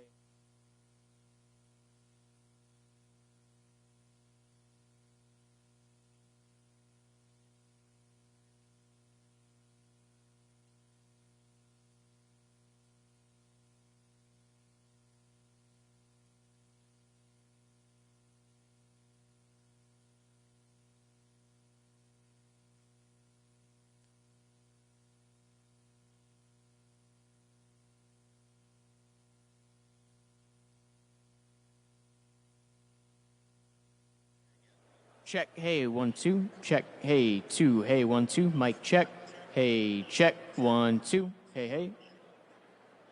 Check, 1, 2. Microphone check. Falcon check. Hey.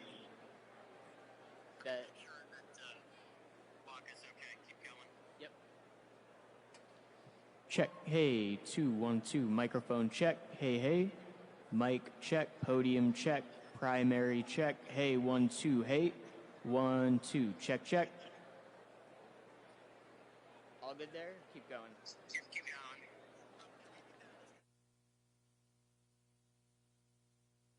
Backup check.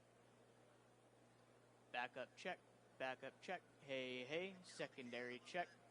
Secondary check. 1, 2. Secondary check. Hey, hey. 1, 2. Check. Hold on for a second. Yep. Select switches. Go ahead. Keep going. Check, hey, secondary check, hey, 1, 2, hey, hey, check, 2, hey. Hey, check, 1, 2. Yeah. Check, hey, 1, 2, check, hey, hey, hey, 1, 2. Yep, gain adjust, gain shading, hey, check, 1, 2, hey, 1, 2, hey.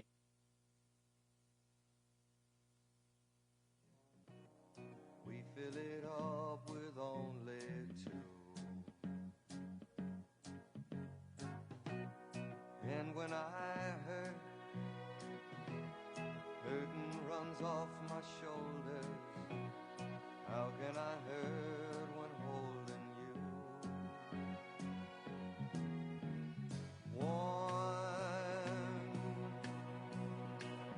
touching warm, reaching out, touching me, touching you.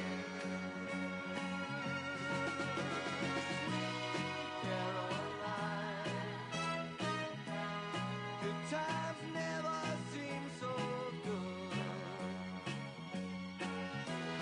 I've been inclined to believe they never would. Oh, no,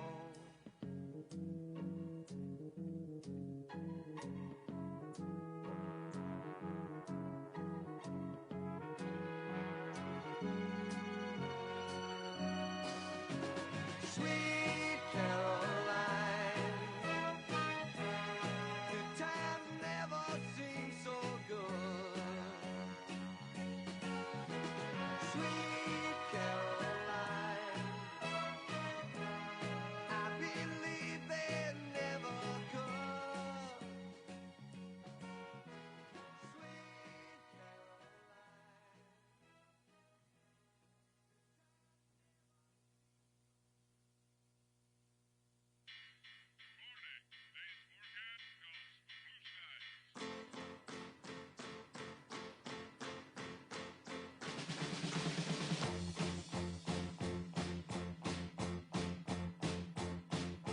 Sun is shining in the sky.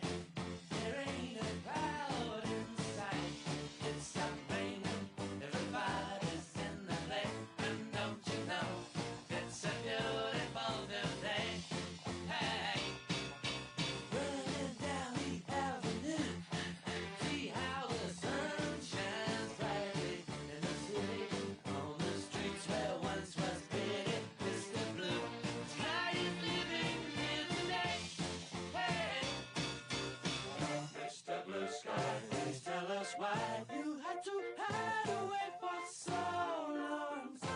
Where did we go wrong?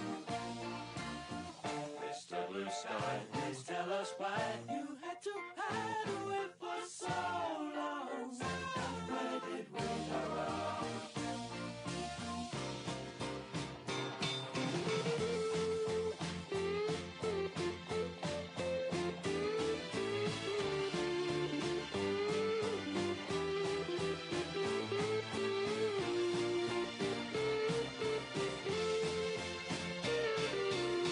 Hey, you with the pretty face, welcome to the human race. A celebration, Mr. Blue Sky's up there waiting, and today is the day we've waited for. Oh, Mr. Blue Sky, please tell us why you had to hide away for so long. Where did we go wrong? Hey there, Mr. Blue, it's a place to be with you. Look around, see what you do. Everybody smiles at you. Hey there, Mr. Blue, it's a place to be with you. Look around, see what you do. Everybody smiles at you.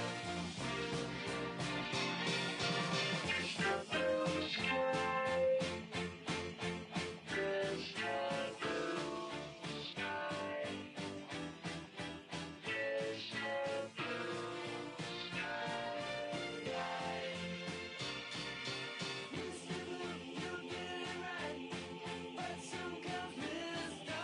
Night, creeping over, now it's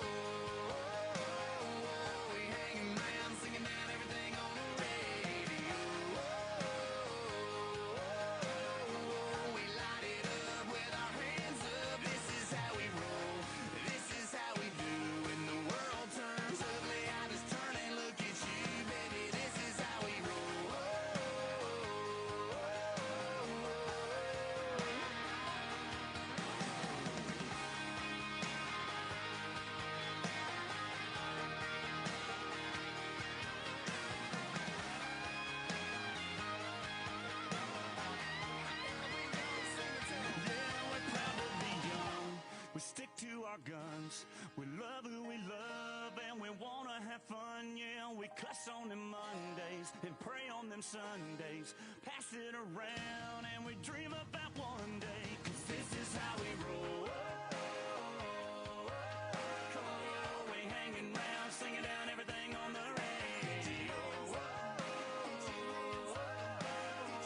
We light it up with our hands up. This is how we roll. This is how we ride. We're slanging up the mud, cutting through the countryside. Baby, this is how we roll.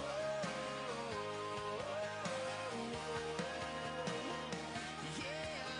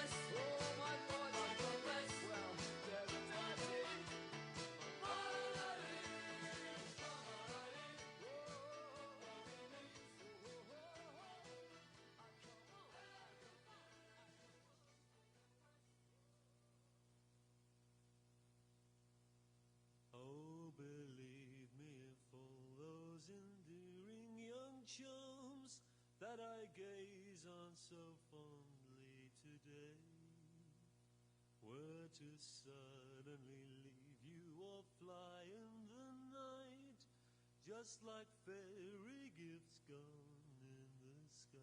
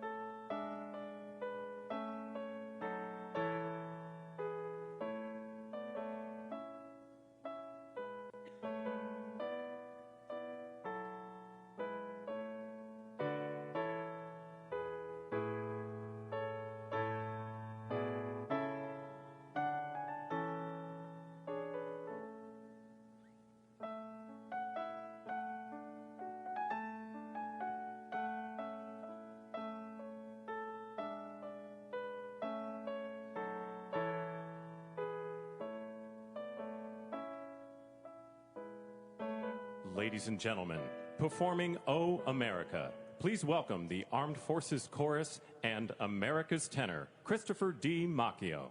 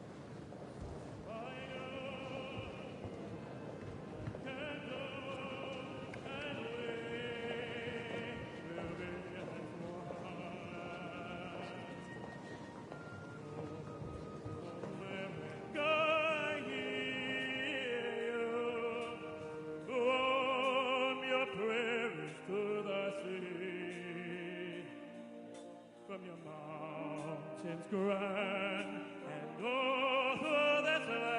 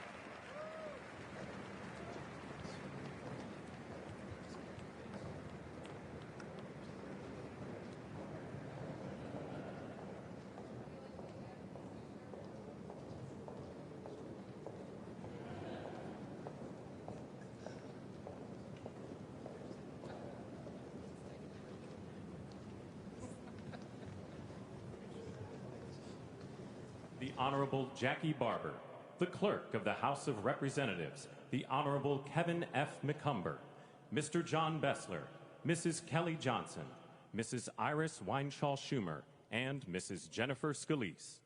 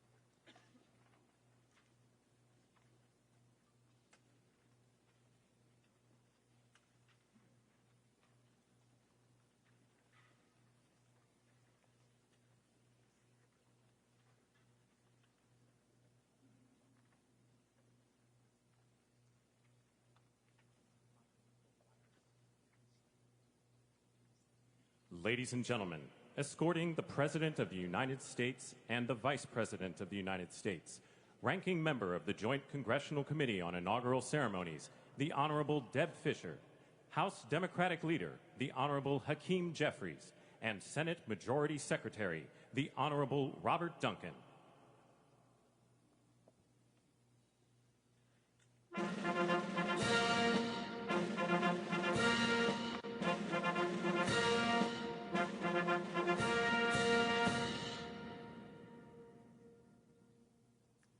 Ladies and gentlemen, the President of the United States, the Honorable Joseph R. Biden, Jr., and Vice President of the United States, the Honorable Kamala Devi Harris.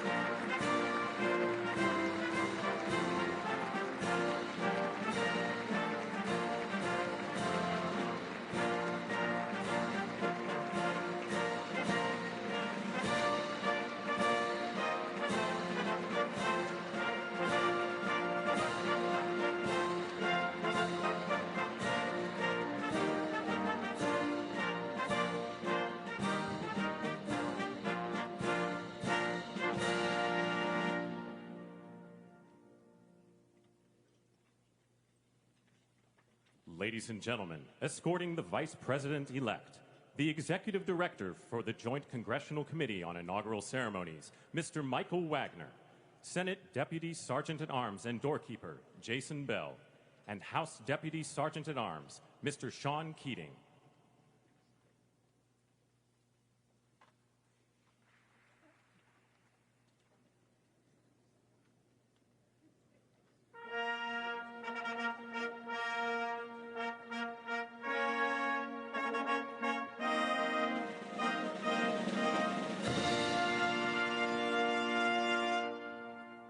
Ladies and gentlemen, the Vice President-elect of the United States, the Honorable J.D. Vance.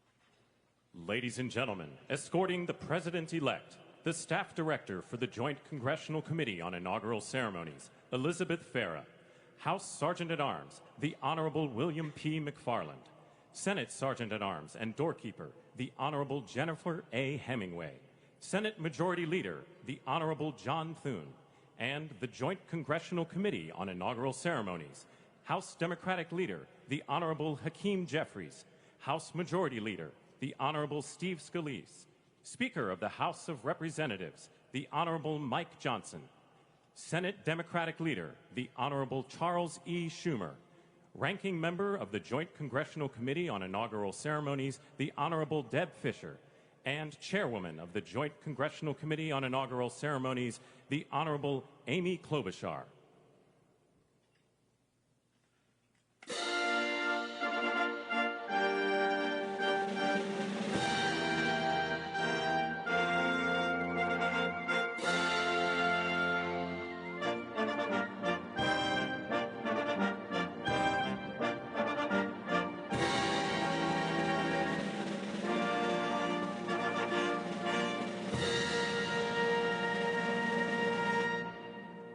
Ladies and gentlemen, the President-elect of the United States, the Honorable Donald John Trump.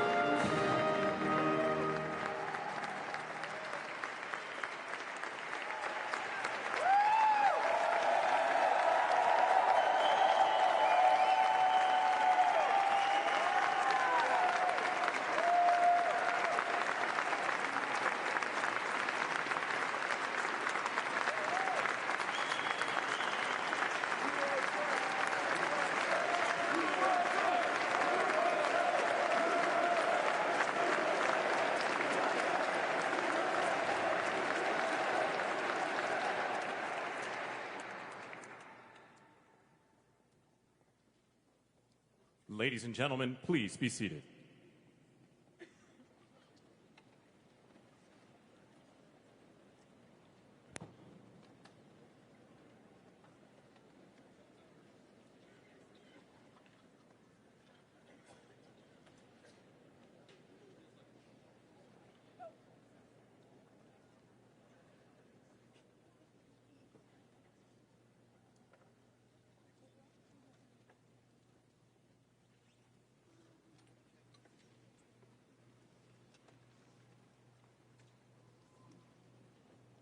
Please welcome the Chairwoman of the Joint Congressional Committee on Inaugural Ceremonies, the Honorable Amy Klobuchar.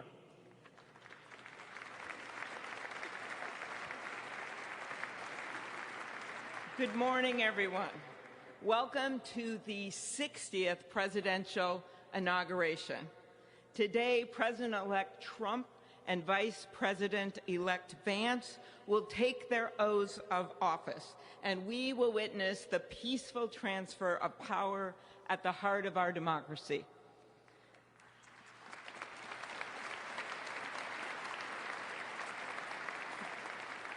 For the past year, I've chaired the inaugural ceremony committee, which includes the leadership of Congress from both parties. We thank the committee and Capitol staff and law enforcement who worked so hard over the last year, and especially the last 3 days. You've done a beautiful job, and you have shown grace under pressure.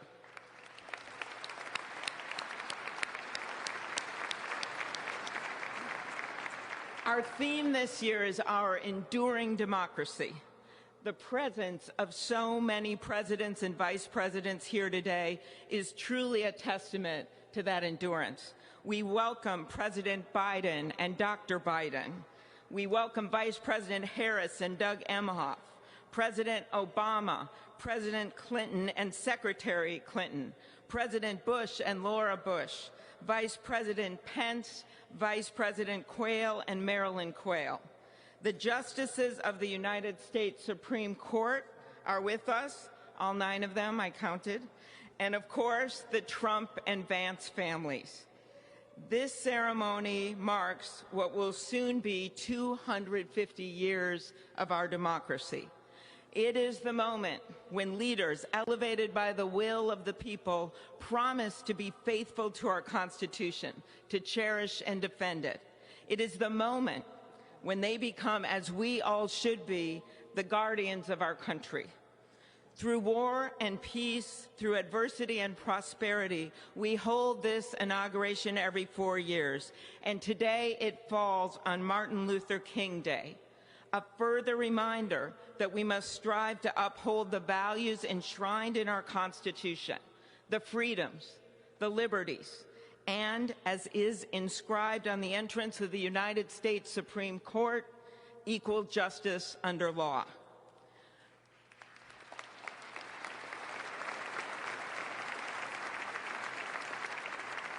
But what makes this moment more than a passing ceremony is all who are watching it across the country, the people of this nation, the ordinary people doing extraordinary things. President Kennedy, who at one point worked as a senator in this building and would often walk through this very rotunda, once said, "In a democracy, every citizen, regardless of interest in politics, holds office. Every one of us is in a position of responsibility." With that responsibility of citizenship comes an obligation not to seek out malice, as President Lincoln once reminded us, but to view others with a generosity of spirit despite our differences. With that responsibility of leadership comes an obligation to stand our ground when we must and find common ground when we can. With everything swirling around us, the hot mess of division, it is on all of us, to quote an incredible songwriter who just happened to be born in my state, to ensure that our nation's democracy is our shelter from the storm. There's a reason this ceremony takes place at the Capitol. In other countries, it might be in a presidential palace or a gilded executive office building. Here it is traditionally held at the Capitol, the People's House. It is a fitting reminder of the system of checks and balances that is the very foundation of our government, 3 equal branches of government. That is how, for nearly 250 years, our great American experiment, grounded in the rule of law, has endured. So, as we inaugurate a new president and vice president, let us remember that the power of those in this room comes from the people. The construction workers who build our country, the teachers and healthcare workers who nurture us, the troops defending our freedoms, and yes, the firefighters in Los Angeles putting themselves on the line for us.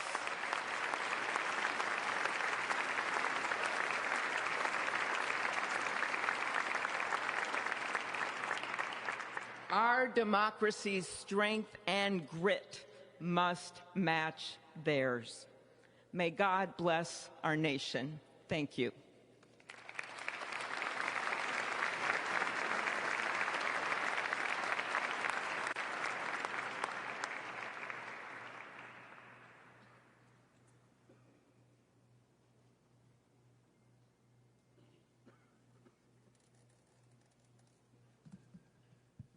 Good afternoon. Endurance through the years is the ultimate test. To persevere through time is the truest measure of an idea, an institution, and a nation. Our founders wrote the Constitution so that America could withstand all the twists and turns of time. They wrote it to guide us and to preserve forever our right of life, liberty, and the pursuit of happiness. But as much as the truths and principles enshrined in our Constitution remain the same, our democracy promises the American people the power to change, to chart their own destiny. That's the beauty. That is the importance of democracy. It allows the endurance, the permanence of a nation through change. It allows nations like our United States both to avoid the obstacles and to seize the opportunities God has placed before us, all while staying true to our founding principles. Today is our country's 60th inauguration ceremony. Like all the others before it, it is a celebration of our right to set our uniquely American course. The past several years have been trying at times for many, many Americans, and also for the nations of the free world that we humbly strive to lead. In November, Americans chose again to steer this nation towards greatness, the secure, safe, and prosperous future that our founders envisioned for all of us. And today, we celebrate not only their decision to do so, but also the simple right and wisdom of a free people to make their own choice so that their nation might endure. And now, allow me to welcome Archbishop Timothy Dolan and Reverend Franklin Graham, who will deliver our invocation. Please rise.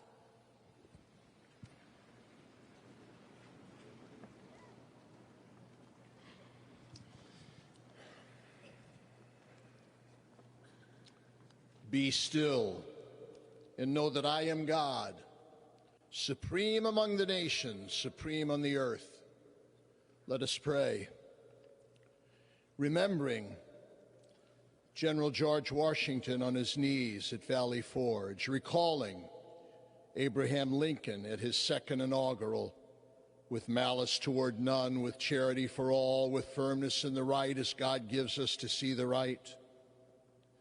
Remembering General George Patton's instructions to his soldiers as they began the Battle of the Bulge 8 decades ago. Pray.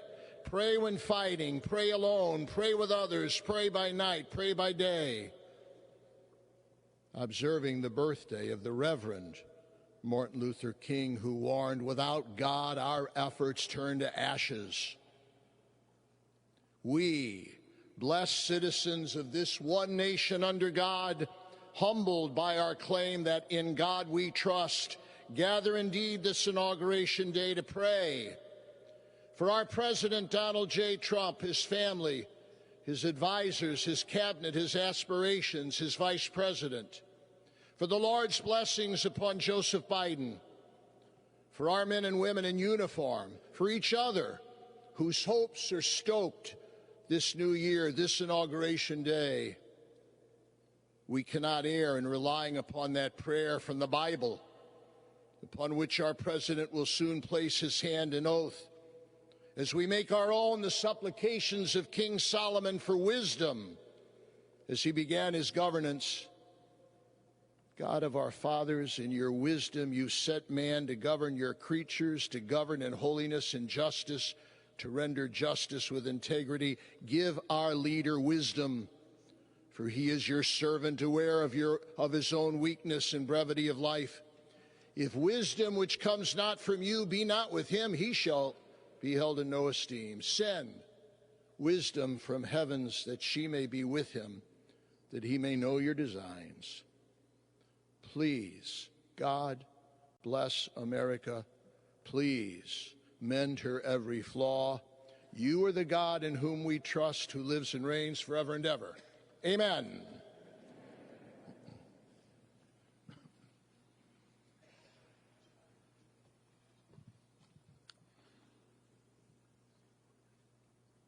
Mr. President, the last 4 years, there are times I'm sure you thought it was pretty dark. But look what God has done. We praise him and give him glory.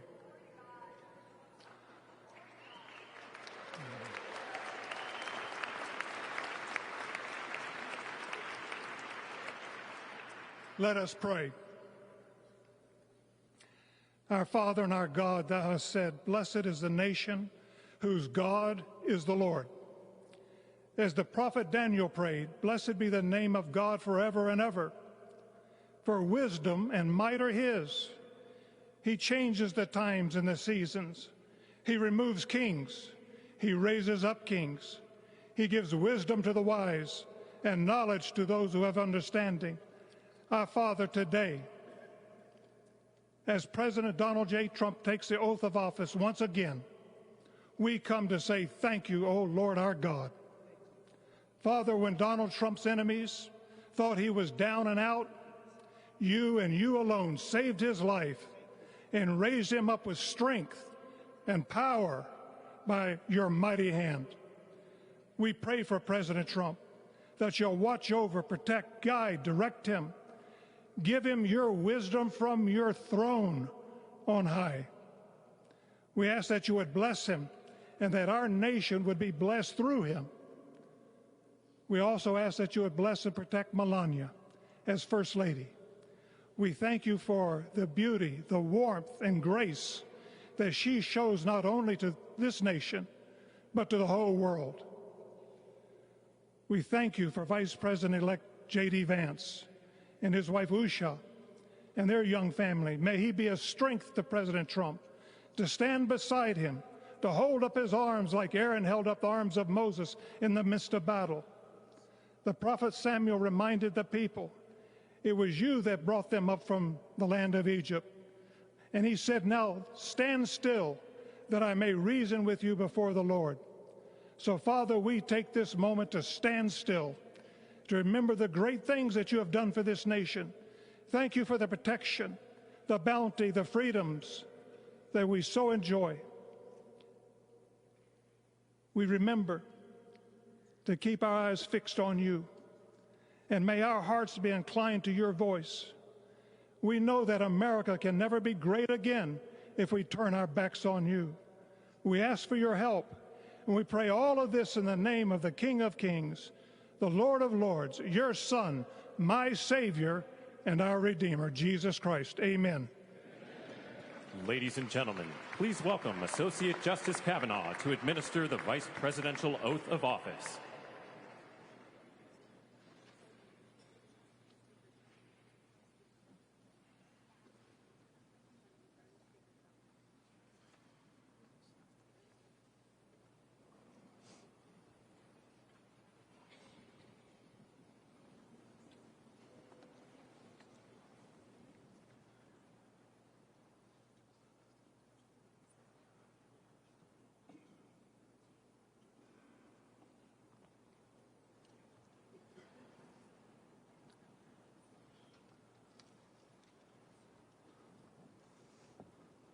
Please raise your right hand and repeat after me. I, James David Vance, do solemnly swear. I, James David Vance, do solemnly swear. That I will support and defend the Constitution of the United States. That I will support and defend the Constitution of the United States. Against all enemies, foreign and domestic. Against all enemies, foreign and domestic. That I will bear true faith. That I will bear true faith. And allegiance to the same. And allegiance to the same. That I take this obligation freely. That I take this obligation freely. Without any mental reservation. Without any mental reservation. Or purpose of evasion. Or purpose of evasion. And that I will well and faithfully discharge. And that I will well and faithfully discharge. The duties of the office. The duties of the office. On which I am about to enter. On which I am about to enter. So help me God. So help me God. Congratulations, Mr. Vice President.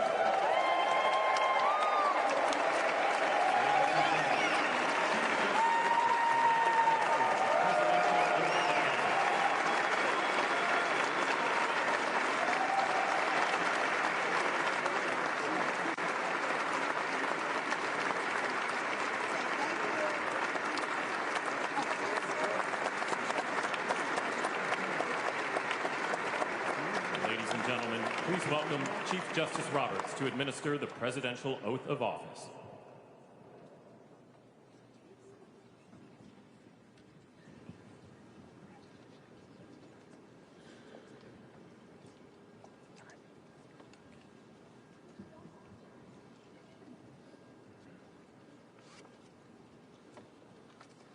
Please raise your right hand and repeat after me.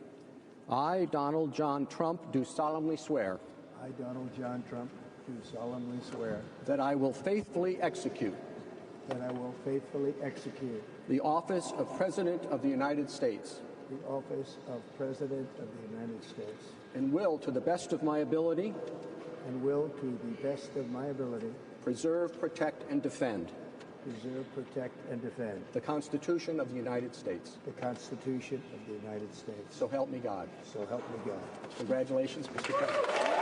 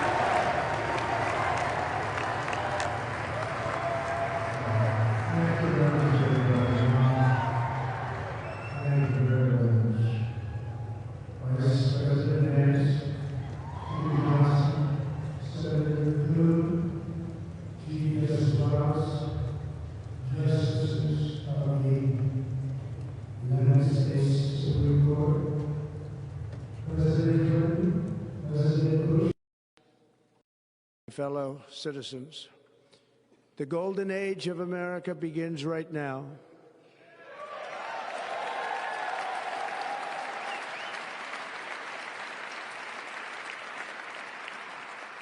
From this day forward, our country will flourish and be respected again all over the world. We will be the envy of every nation, and we will not allow ourselves to be taken advantage of any longer. During every single day of the Trump administration, I will very simply put America first.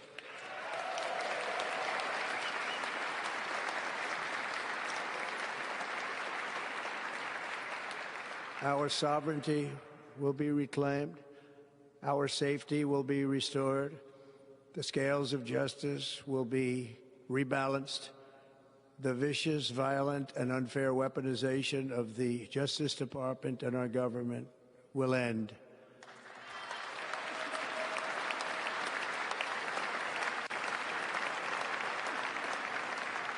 And our top priority will be to create a nation that is proud, prosperous, and free.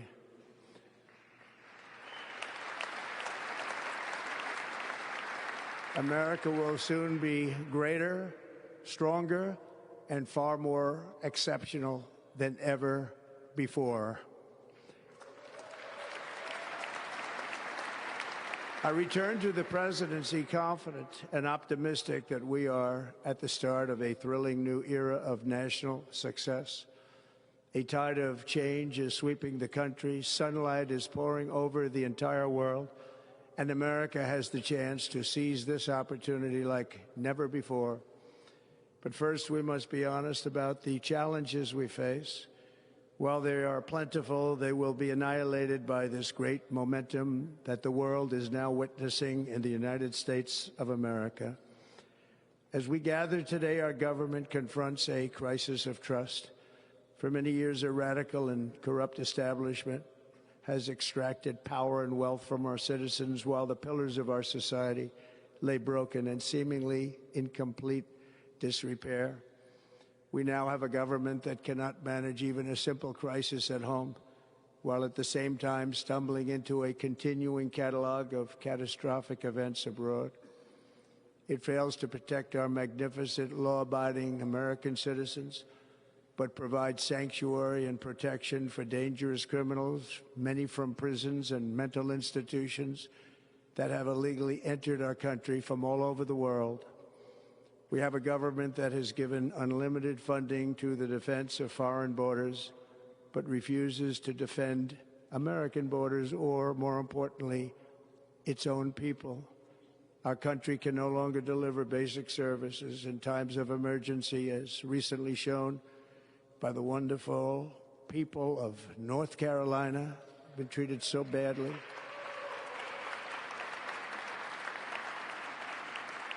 And other states who are still suffering from a hurricane that took place many months ago. Or more recently, Los Angeles, where we're watching fires still tragically burn. From weeks ago, without even a token of defense, they're raging through the houses and communities, even affecting some of the wealthiest and most powerful individuals in our country, some of whom are sitting here right now. They don't have a home any longer. That's interesting. But we can't let this happen. Everyone is unable to do anything about it. That's going to change. We have a public health system that does not deliver in times of disaster, yet more money is spent on it than any country anywhere in the world. And we have an education system that teaches our children to be ashamed of themselves in many cases, to hate our country despite the love that we try so desperately to provide to them. All of this will change starting today, and it will change very quickly.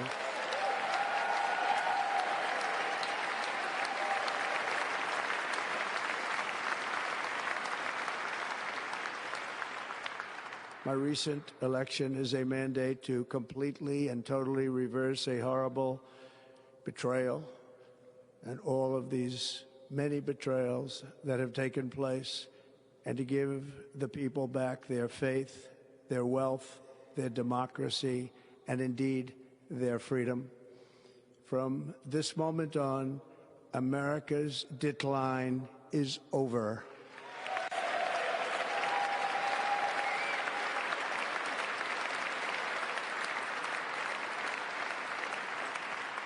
Our liberties and our nation's glorious destiny will no longer be denied, and we will immediately restore the integrity, competency, and loyalty of America's government. Over the past 8 years, I have been tested and challenged more than any president in our 250-year history, and I've learned a lot along the way. The journey to reclaim our republic has not been an easy one, that I can tell you. Those who wish to stop our cause have tried to take my freedom and indeed to take my life. Just a few months ago in a beautiful Pennsylvania field, an assassin's bullet ripped through my ear. But I felt then, and believe even more so now, that my life was saved for a reason. I was saved by God to make America great again.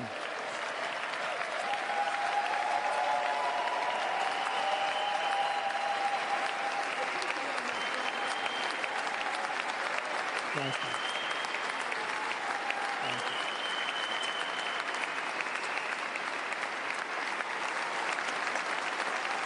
Thank you very much.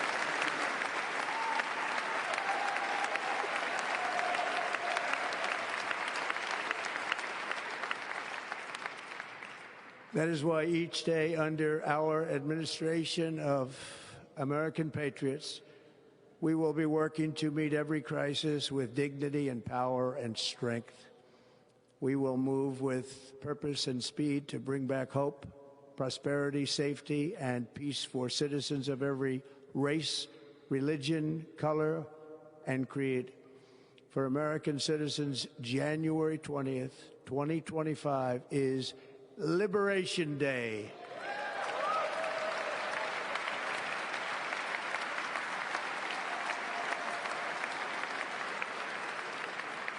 It is my hope that our recent presidential election will be remembered as the greatest and most consequential election in the history of our country. As our victory showed, the entire nation is rapidly unifying behind our agenda with dramatic increases in support from virtually every element of our society, young and old, men and women, African Americans, Hispanic Americans, Asian Americans, urban, suburban, rural. And very importantly, we had a powerful win in all 7 swing states. And the popular vote, we won by millions of people. To the Black and Hispanic communities, I want to thank you for the tremendous outpouring of love and trust that you have shown me with your vote. We set records, and I will not forget it. I've heard your voices in the campaign, and I look forward to working with you in the years to come. Today is Martin Luther King Day, and his honor, this will be a great honor, but in his honor, we will strive together to make his dream a reality. We will make his dream come true.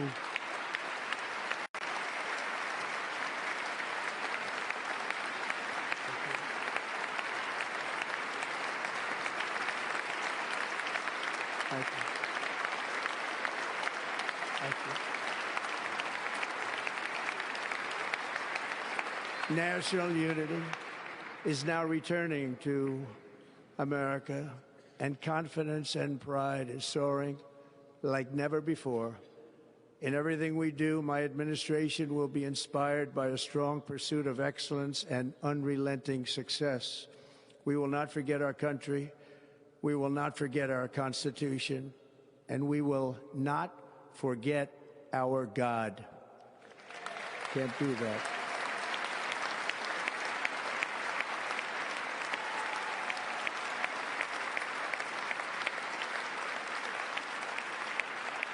Today, I will sign a series of historic executive orders. With these actions, we will begin the complete restoration of America and the revolution of common sense. It's all about common sense. First, I will declare a national emergency at our southern border.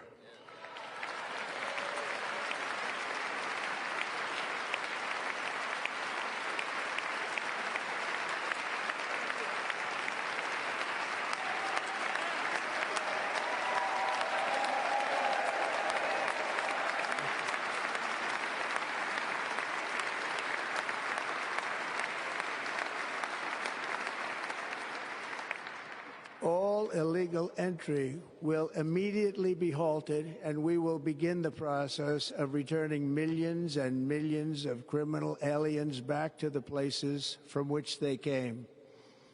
We will reinstate my Remain in Mexico policy.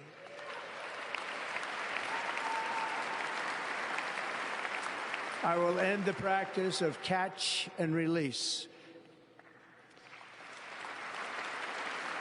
And I will send troops to the southern border to repel the disastrous invasion of our country.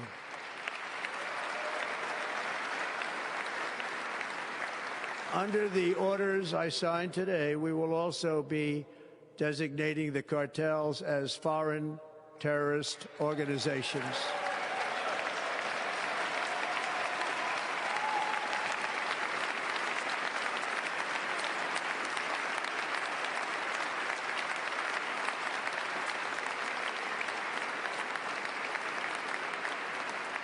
And by invoking the Alien Enemies Act of 1798, I will direct our government to use the full and immense power of federal and state law enforcement to eliminate the presence of all foreign gangs and criminal networks, bringing devastating crime to U.S. soil, including our cities and inner cities.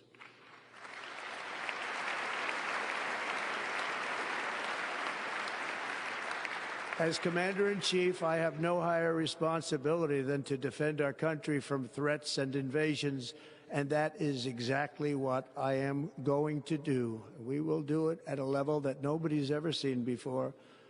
Next, I will direct all members of my cabinet to marshal the vast powers at their disposal to defeat what was record inflation and rapidly bring down costs and prices.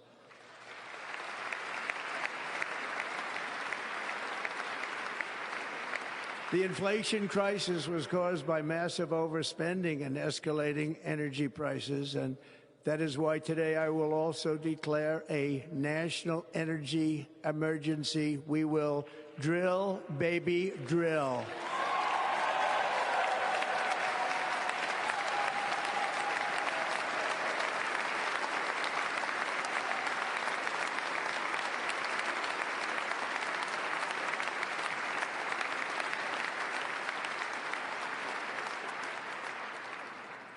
America will be a manufacturing nation once again, and we have something that no other manufacturing nation will ever have, the largest amount of oil and gas of any country on earth, and we are going to use it.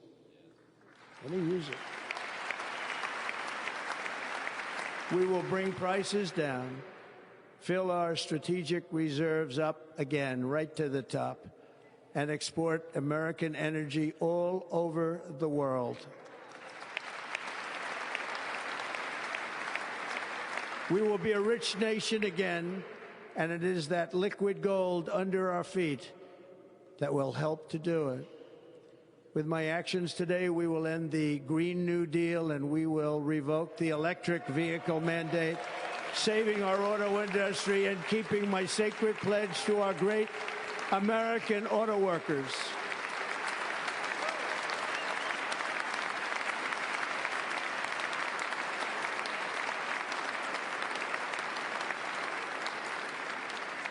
In other words, you'll be able to buy the car of your choice.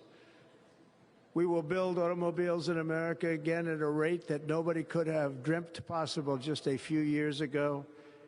And thank you to the auto workers of our nation for your inspiring vote of confidence. We did tremendously with their vote. I will immediately begin the overhaul of our trade system to protect American workers and families. Instead of taxing our citizens to enrich other countries, we will tariff and tax foreign countries to enrich our citizens.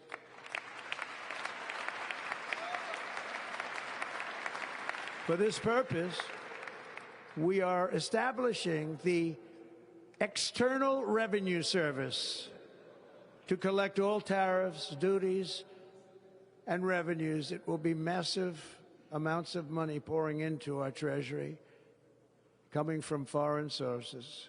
The American dream will soon be back and thriving like never before to restore competence and effectiveness to our federal government. My administration will establish the brand new Department of Government Efficiency.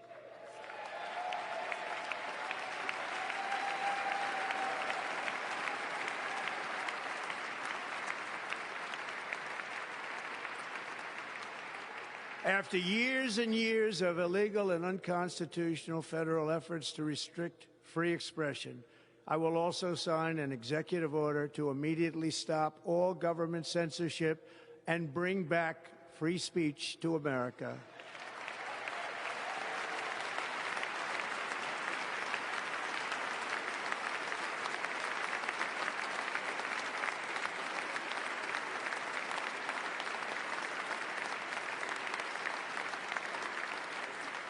Never again will the immense power of the state be weaponized to persecute political opponents, something I know something about.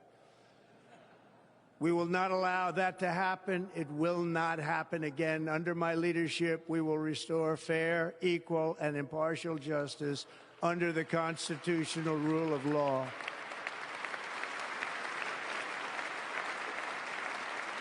And we are going to bring law and order back to our cities.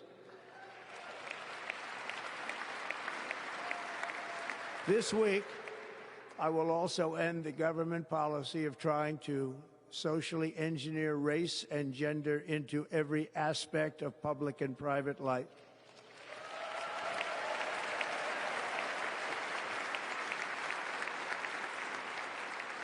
We will forge a society that is colorblind and merit-based.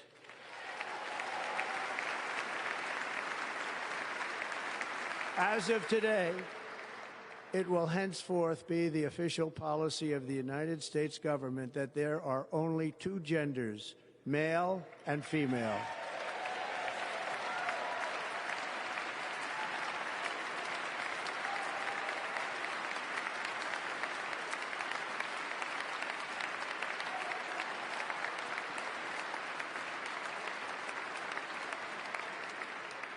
This week, I will reinstate any service members who were unjustly expelled from our military for objecting to the COVID vaccine mandate with full back pay.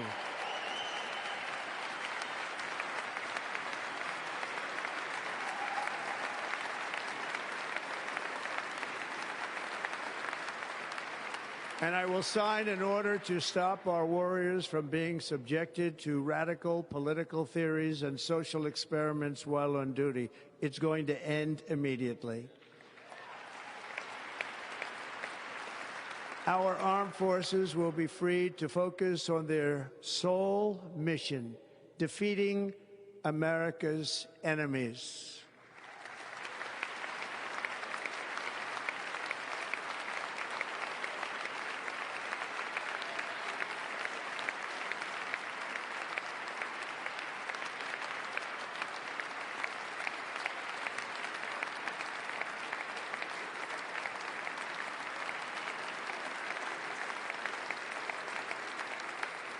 Like in 2017, we will again build the strongest military the world has ever seen.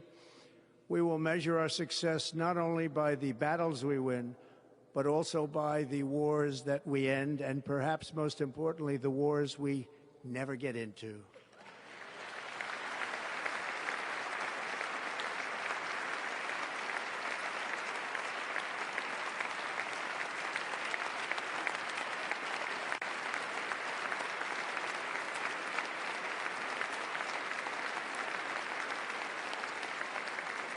My proudest legacy will be that of a peacemaker and unifier. That's what I want to be, a peacemaker and a unifier. I'm pleased to say that as of yesterday, one day before I assumed office, the hostages in the Middle East are coming back home to their families.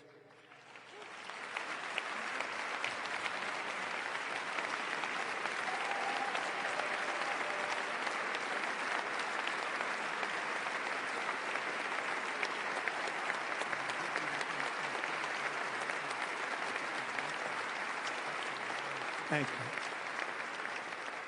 America will reclaim its rightful place as the greatest, most powerful, most respected nation on earth, inspiring the awe and admiration of the entire world. A short time from now, we are going to be changing the name of the Gulf of Mexico to the Gulf of America, and we will restore the name of a great president, William McKinley, to Mount McKinley, where it should be and where it belongs.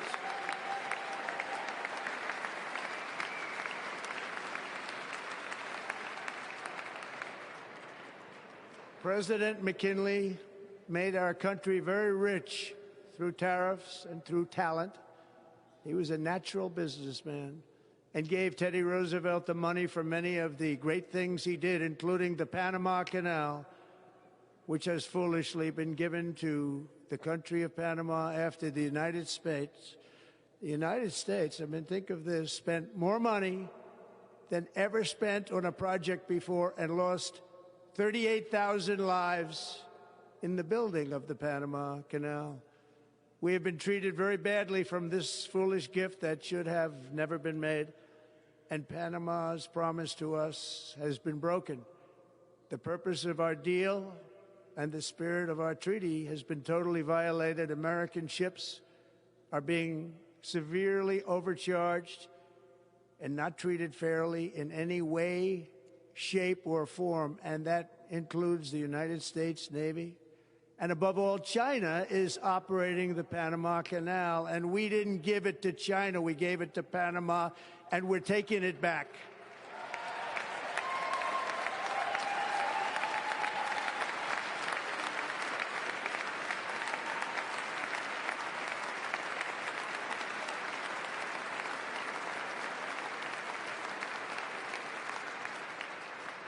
Above all, my message to Americans today is that it is time for us to once again act with courage, vigor, and the vitality of history's greatest civilization. So as we liberate our nation, we will lead it to new heights of victory and success. We will not be deterred. Together we will end the chronic disease epidemic and keep our children safe, healthy, and disease-free. The United States will once again consider itself a growing nation, one that increases our wealth, expands our territory, builds our cities, raises our expectations, and carries our flag into new and beautiful horizons. And we will pursue our manifest destiny into the stars, launching American astronauts to plant the stars and stripes on the planet Mars.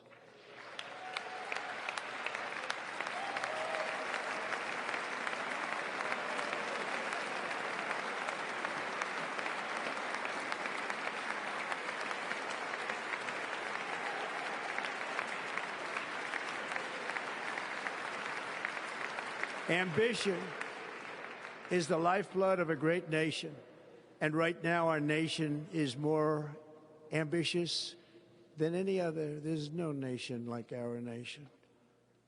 Americans are explorers, builders, innovators, entrepreneurs, and pioneers.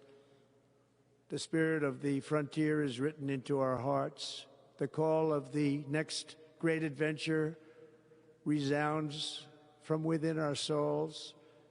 Our American ancestors turned a small group of colonies on the edge of a vast continent into a mighty republic of the most extraordinary citizens on earth. No one comes close. Americans pushed thousands of miles through a rugged land of untamed wilderness. They crossed deserts, scaled mountains, braved untold dangers, won the Wild West, ended slavery, rescued millions from tyranny, lifted billions from poverty, harnessed electricity, split the atom, launched mankind into the heavens, and put the universe of human knowledge into the palm of the human hand. If we work together, there is nothing we cannot do and no dream we cannot achieve. Many people thought it was impossible for me to stage such a historic political comeback. But as you see today, here I am. The American people have spoken.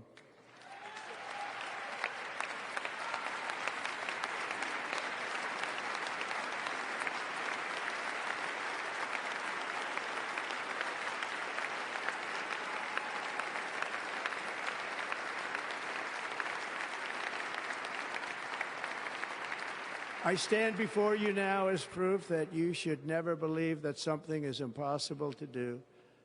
In America, the impossible is what we do best.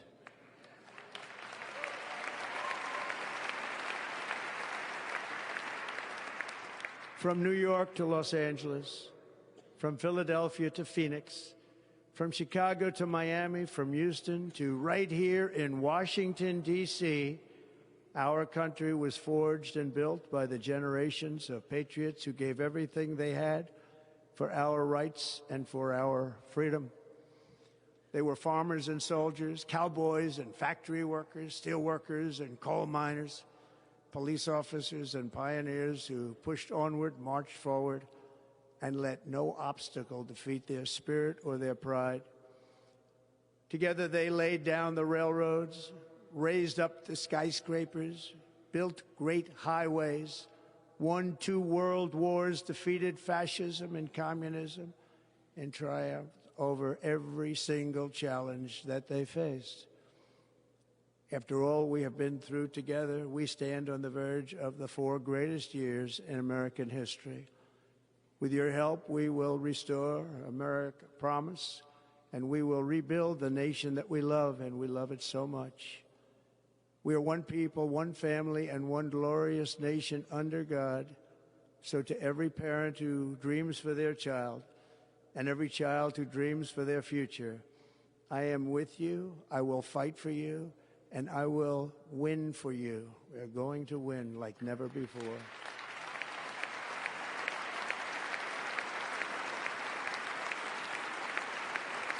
Thank you. Thank you.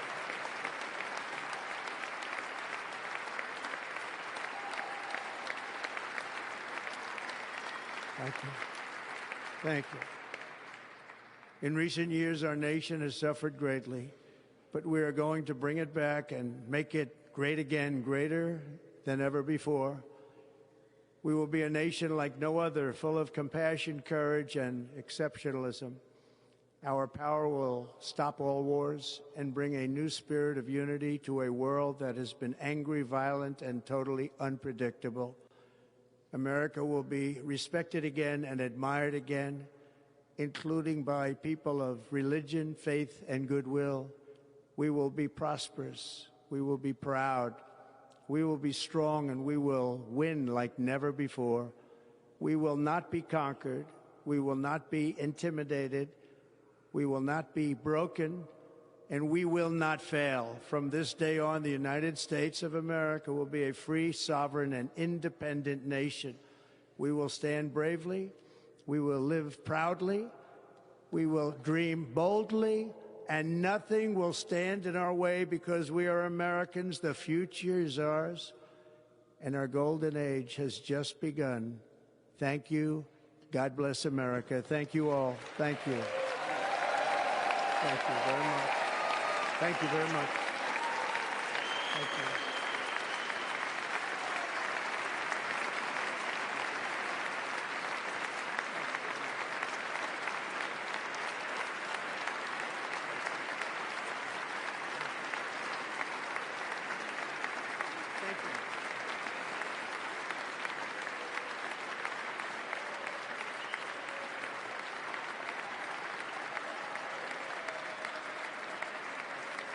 Ladies and gentlemen, performing America the Beautiful, please welcome the...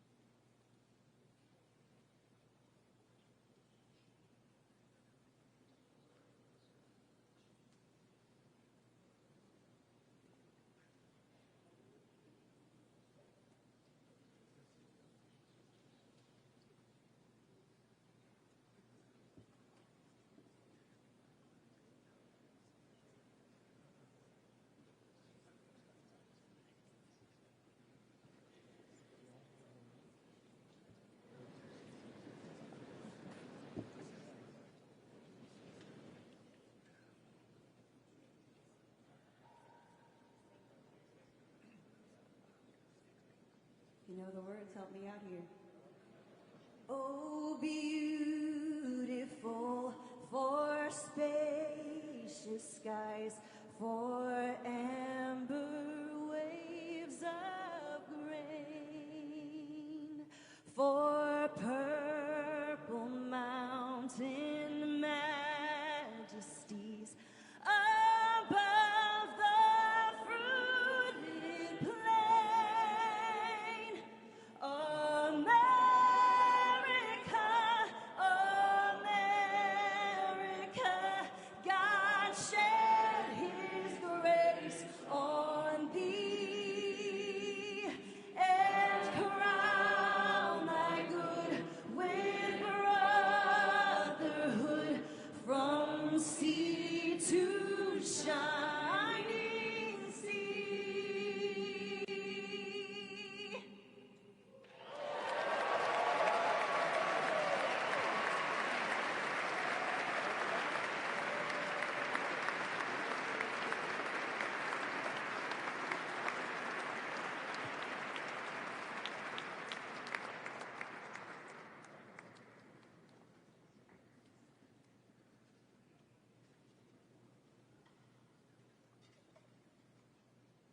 Ladies and gentlemen, Senator Fisher will now introduce the benediction clergy. I now call on Rabbi Ari Berman, Pastor Lorenzo Sewell, and Reverend Frank Mund to provide prayers of benediction.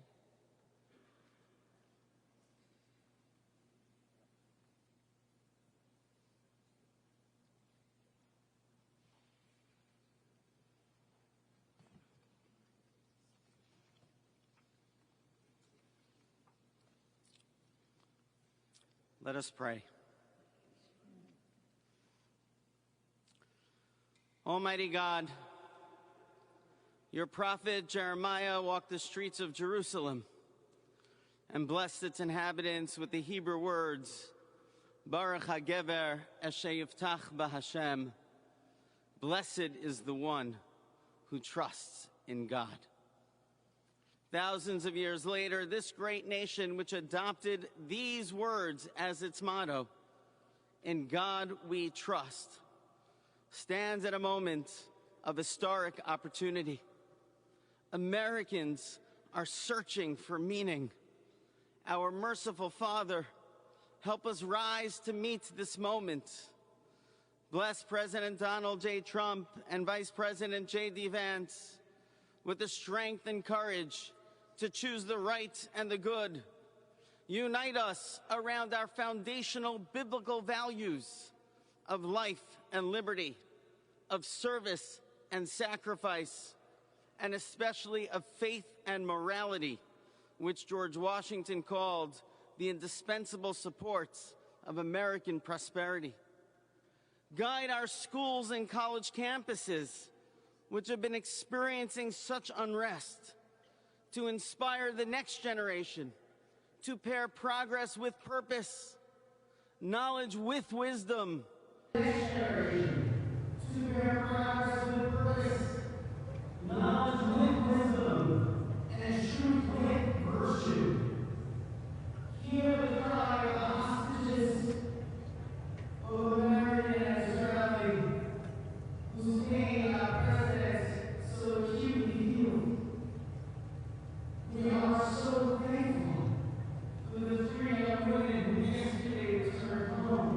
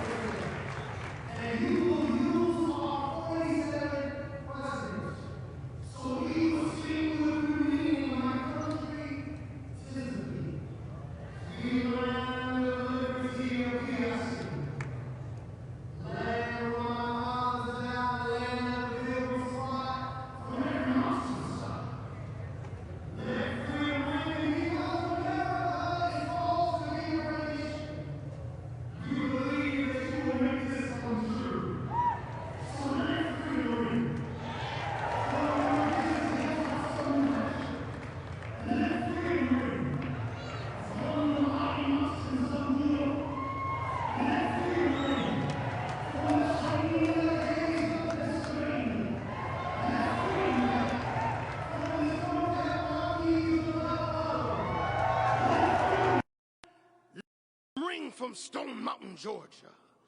Let freedom ring from Lookout Mountain of Tennessee. Let freedom ring from every hill and every molehill in Mississippi, from every state, every city, every village, and every hamlet. And when we let freedom ring, we will be able to speed up that day where all of your children, black men and white men, Protestant and Catholic, Jew and Gentile, will be able to sing in the meaning of that old Negro spiritual, free at last. Free at last. Thank you, God Almighty. We are free at last. If you believe where the Spirit of the Lord is, there is liberty. Come on, put your hands together and give your great God great glory.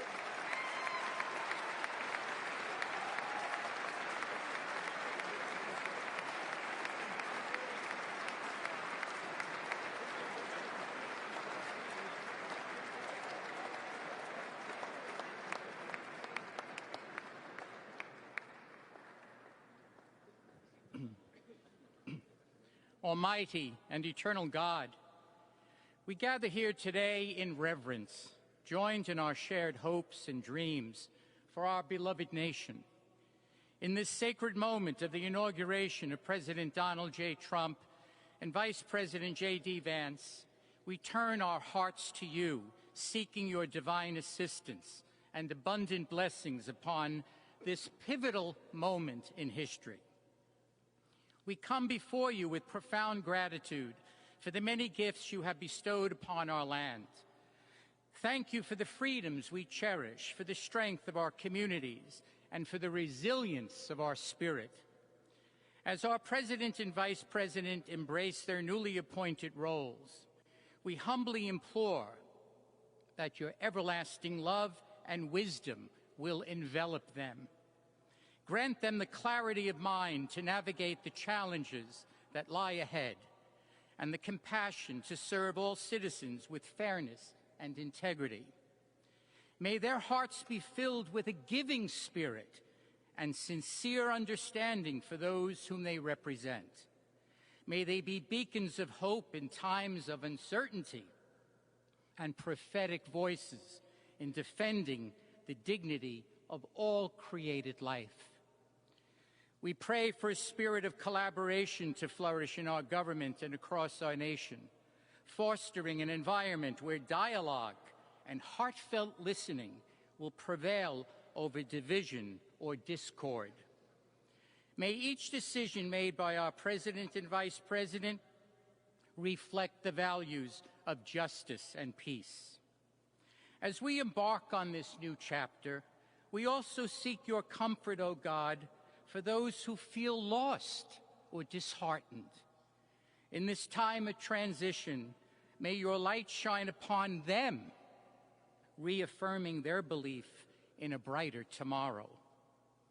May we all strive to lift one another, supporting our fellow citizens with kindness and empathy, recognizing that together we can overcome any adversity. Grant us the strength to endure, the courage to face our fears, and the clarity to see the light that remains, even when clouds of uncertainty may gather. Inspire our new leaders to be champions for the vulnerable and advocates for those whose voices are often silenced. May they pursue policies that promote the well-being of all, seeking to build bridges that will foster unity and belonging. As we stand witness to this inauguration, we hold fast to our faith in the goodness of each of us and the possibility of change. We trust that with your guidance, O God, our nation can move forward to a future filled with promise, prosperity, and understanding. And finally, we lift our hearts in gratitude for the beloved parents of President Trump. Without Mary and Fred Trump, this day would never be the miracle that has just begun. From their place in heaven, may they shield their son from all harm by their loving protection and give him the strength to guide our nation along the path that will make America great again. Let us go forth now with these words of President Trump's emblazoned on our hearts. As long as we have pride in our beliefs, courage in our convictions, and faith in our God, then we will not fail. We stand tall, we stand proud, because we are Americans, and Americans kneel to God, and to God alone. Amen. Ladies and gentlemen, please remain standing for our national anthem.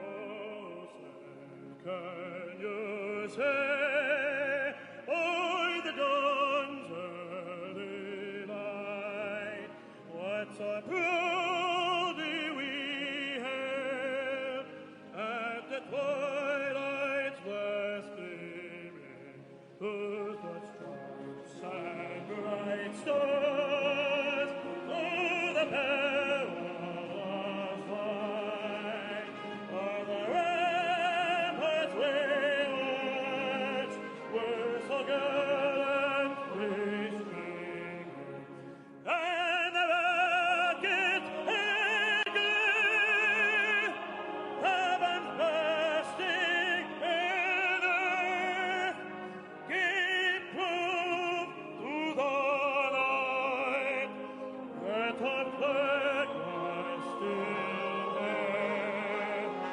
Oh, say does that star-spangled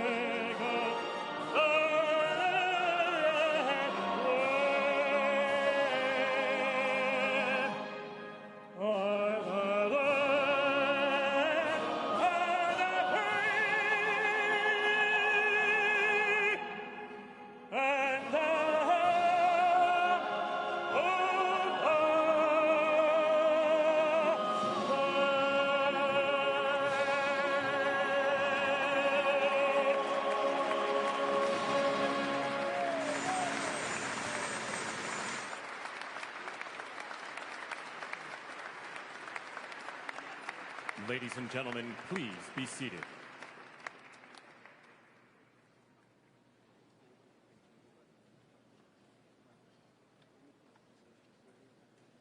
Ladies and gentlemen, please remain at your seats while the President and official party depart the platform.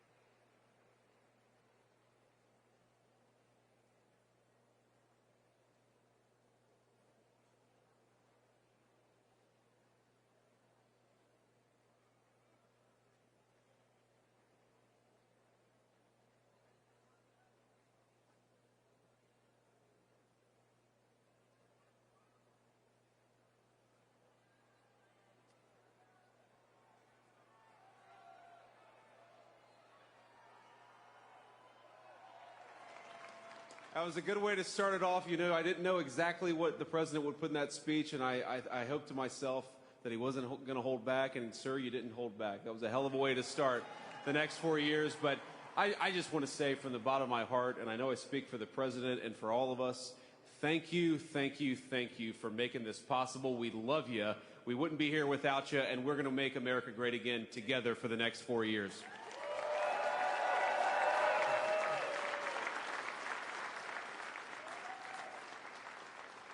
And the last thing I'll say is, you know, having stood outside for about 5 minutes to wave goodbye to the Bidens, thank God we moved that thing indoors because it was a beautiful ceremony and it was cold as hell outside. So, sir, the 45th and 47th President of the United States, Donald J. Trump.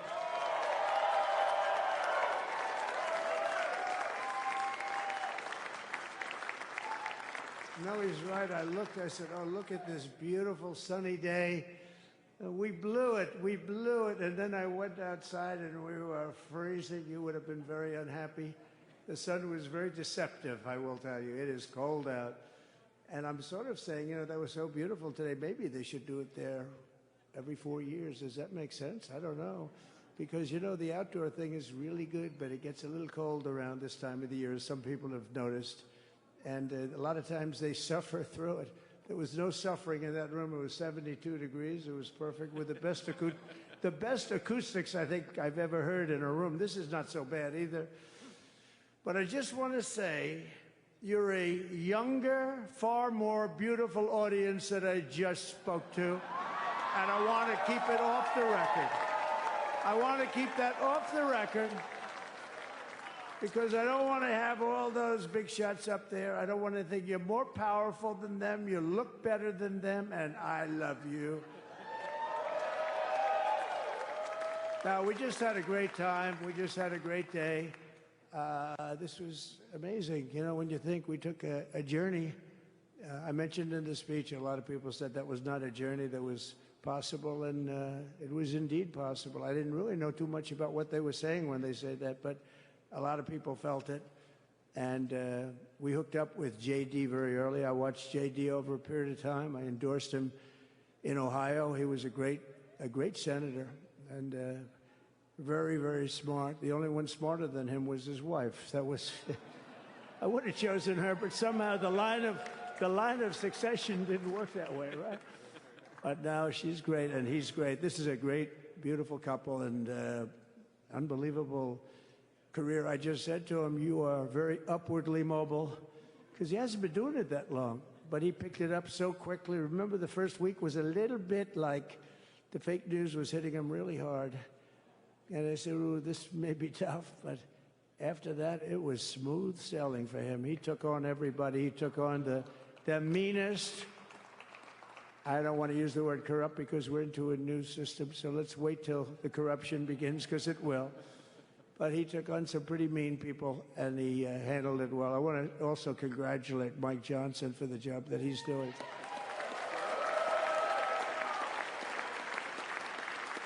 Steve, we gave him a majority of almost nothing, and then I said to make it tougher on him, let me take 2 or 3 of the people, right?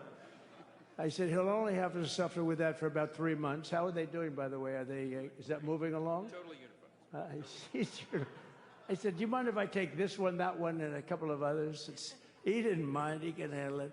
No, he's a man that's liked by everybody. I've never met a man like this. You've got how many is it, 219 or 220 or something? 220.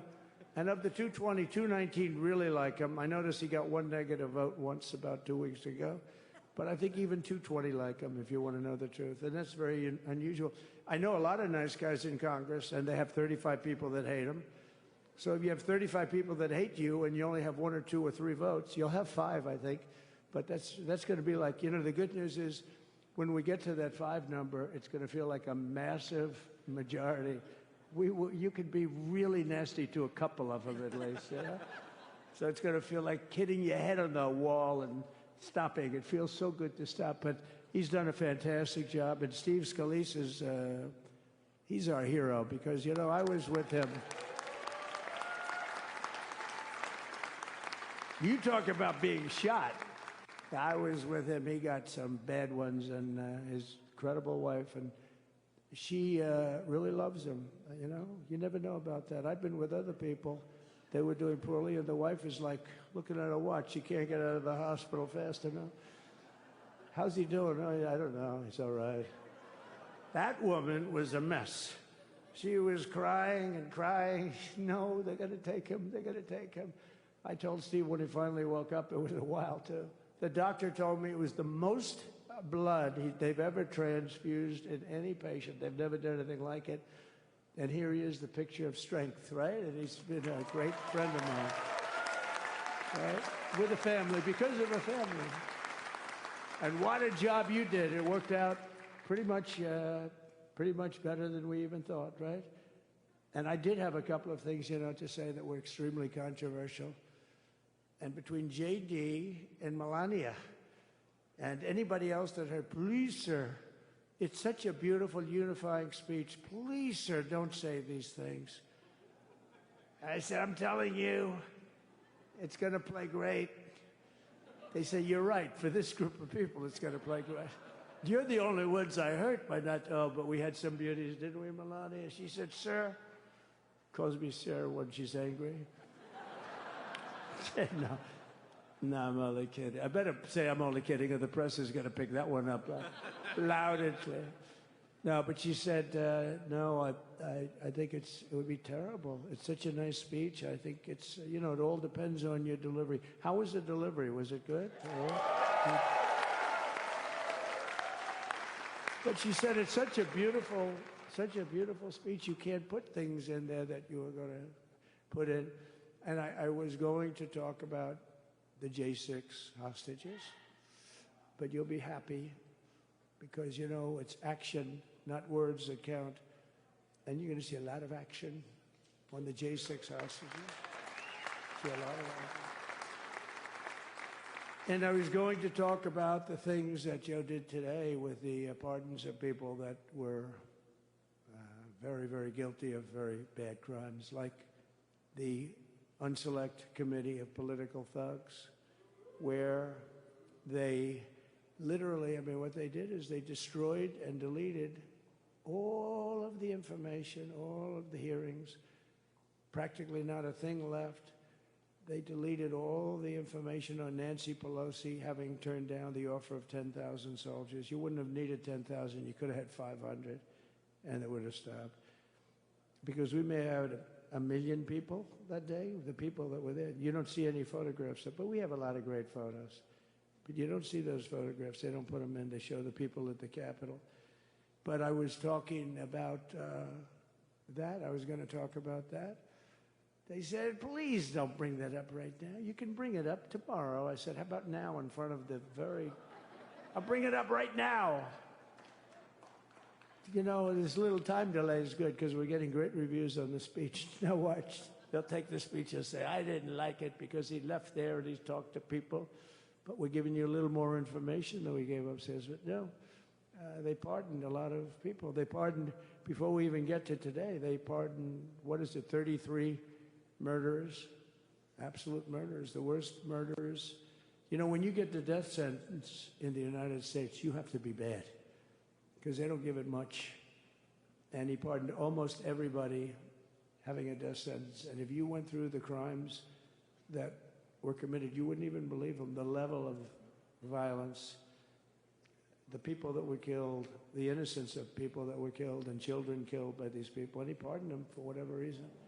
He spared them, but they didn't spare the people that they killed. And, who knows what happens in the future. It's one of the worst because a lot of times they let them out early after that. They say you're going to be in for life, but then all of a sudden they get let out for good behavior, and then they go on a rampage. It's one of those little things, right? But I was going to talk about that. But I was really going to talk about the level of, what's going on. Why are we doing this? Why are we trying to help a guy like Millie? Why are we doing Millie? He was pardoned. What he said, terrible what he said. Why are we helping some of the people? Why are we helping Liz Cheney? Liz Cheney is a disaster. She's a crying lunatic and crying Adam Kinzinger. He's a super crying. I never saw the guy not crying. He's always crying. I looked at him. I remember years ago he was actually on my side. And then one day, when you don't want to kill people in wars, they turn against you. Liz Cheney hated the concept of not going to war with everybody. Let's kill everybody. Let's spend a lot of money on military equipment, where her father works, right? And but what she did was incredible. Think of it. They destroyed and deleted all of that information that went on for almost 2 years against Trump. And the reason they did, because it was all false. Like the person that said, I tried to strangle a Secret Service agent. That's one of the toughest human beings I think I've ever seen. I actually had a friend saying, please don't change that, sir. You are the coolest sucker in history. Remember, she said, I put my hands around his neck because he wouldn't go to the Capitol. Made up fiction. And I was rebuffed. And the guy on the right is a massive weightlifter. probably stronger than me. Do you think he's stronger than me, honey? You know who I'm talking. Possibly stronger than me. Slightly younger than me, like, I won't say how many years because I don't want to talk about that, but a lot of years. But I had a friend that said, why are you disputing that story? That's the coolest story I've ever heard. That I would attack a karate champion, get slightly rebuffed, and then throw my arms around a guy with a neck about this big.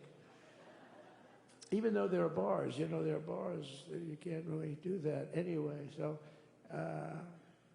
I wanted to talk about that. But all of that stuff got deleted. And the reason it got deleted is they were all caught in lies. You know, Secret Service testified, and they said it didn't happen. Actually, the two guys were very embarrassed. They're suffering because their friends are saying, did Trump really do that to you? But they gained a whole new respect for me. But it was just make-believe stuff, and there were a lot of make-believe stories made up. So rather than suffer the wrath, like the story with Nancy Pelosi, I offered her 10,000 soldiers. She knows it. She admitted it on tape that her daughter made. She's a videographer or whatever you call her, which I'm glad she is. Oh, she can't be in good stead with Nancy. But Nancy said it was my responsibility as she's leaving the Capitol. She said it was, and it was. She's in charge of security at the Capitol. But I offered them up to 10,000 soldiers, even more. One time I said more, as many as you need. But you needed 400 or 500. If 4 or 5, you 10,000, that would be more than the number of people there by lot.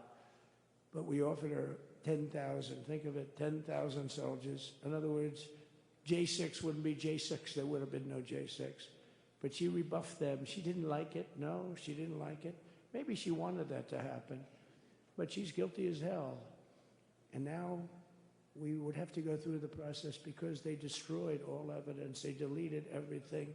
There's virtually nothing left. The other fake story and so many other fake stories. And many people came out on our side. And those people now would got to find them. There's nothing left. So that's a criminal offense. If that were a civil case, it would be a criminal offense. If that happened civilly where you did that, it would be a criminal offense. So I decided I'm not going to make this speech complicated. I'm going to make it beautiful. I'm going to make it a unifying speech. And then when they said we have a group of people that are serious Trump fans, I said, this is the time to tell those stories.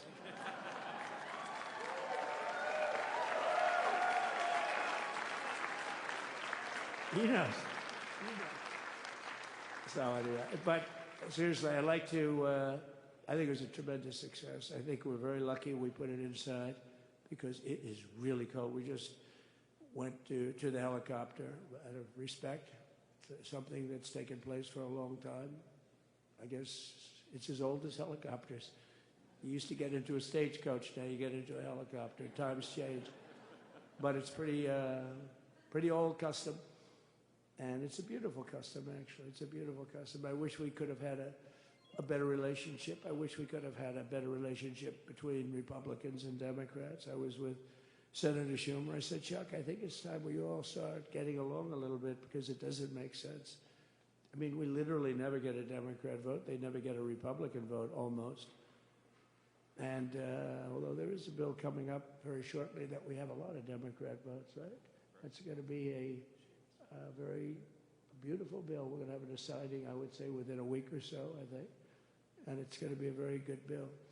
You all know what I'm talking about. So I just want to thank you all for being here. You have been our fans from day one, all these people all over. You've been our fans. This has been there's never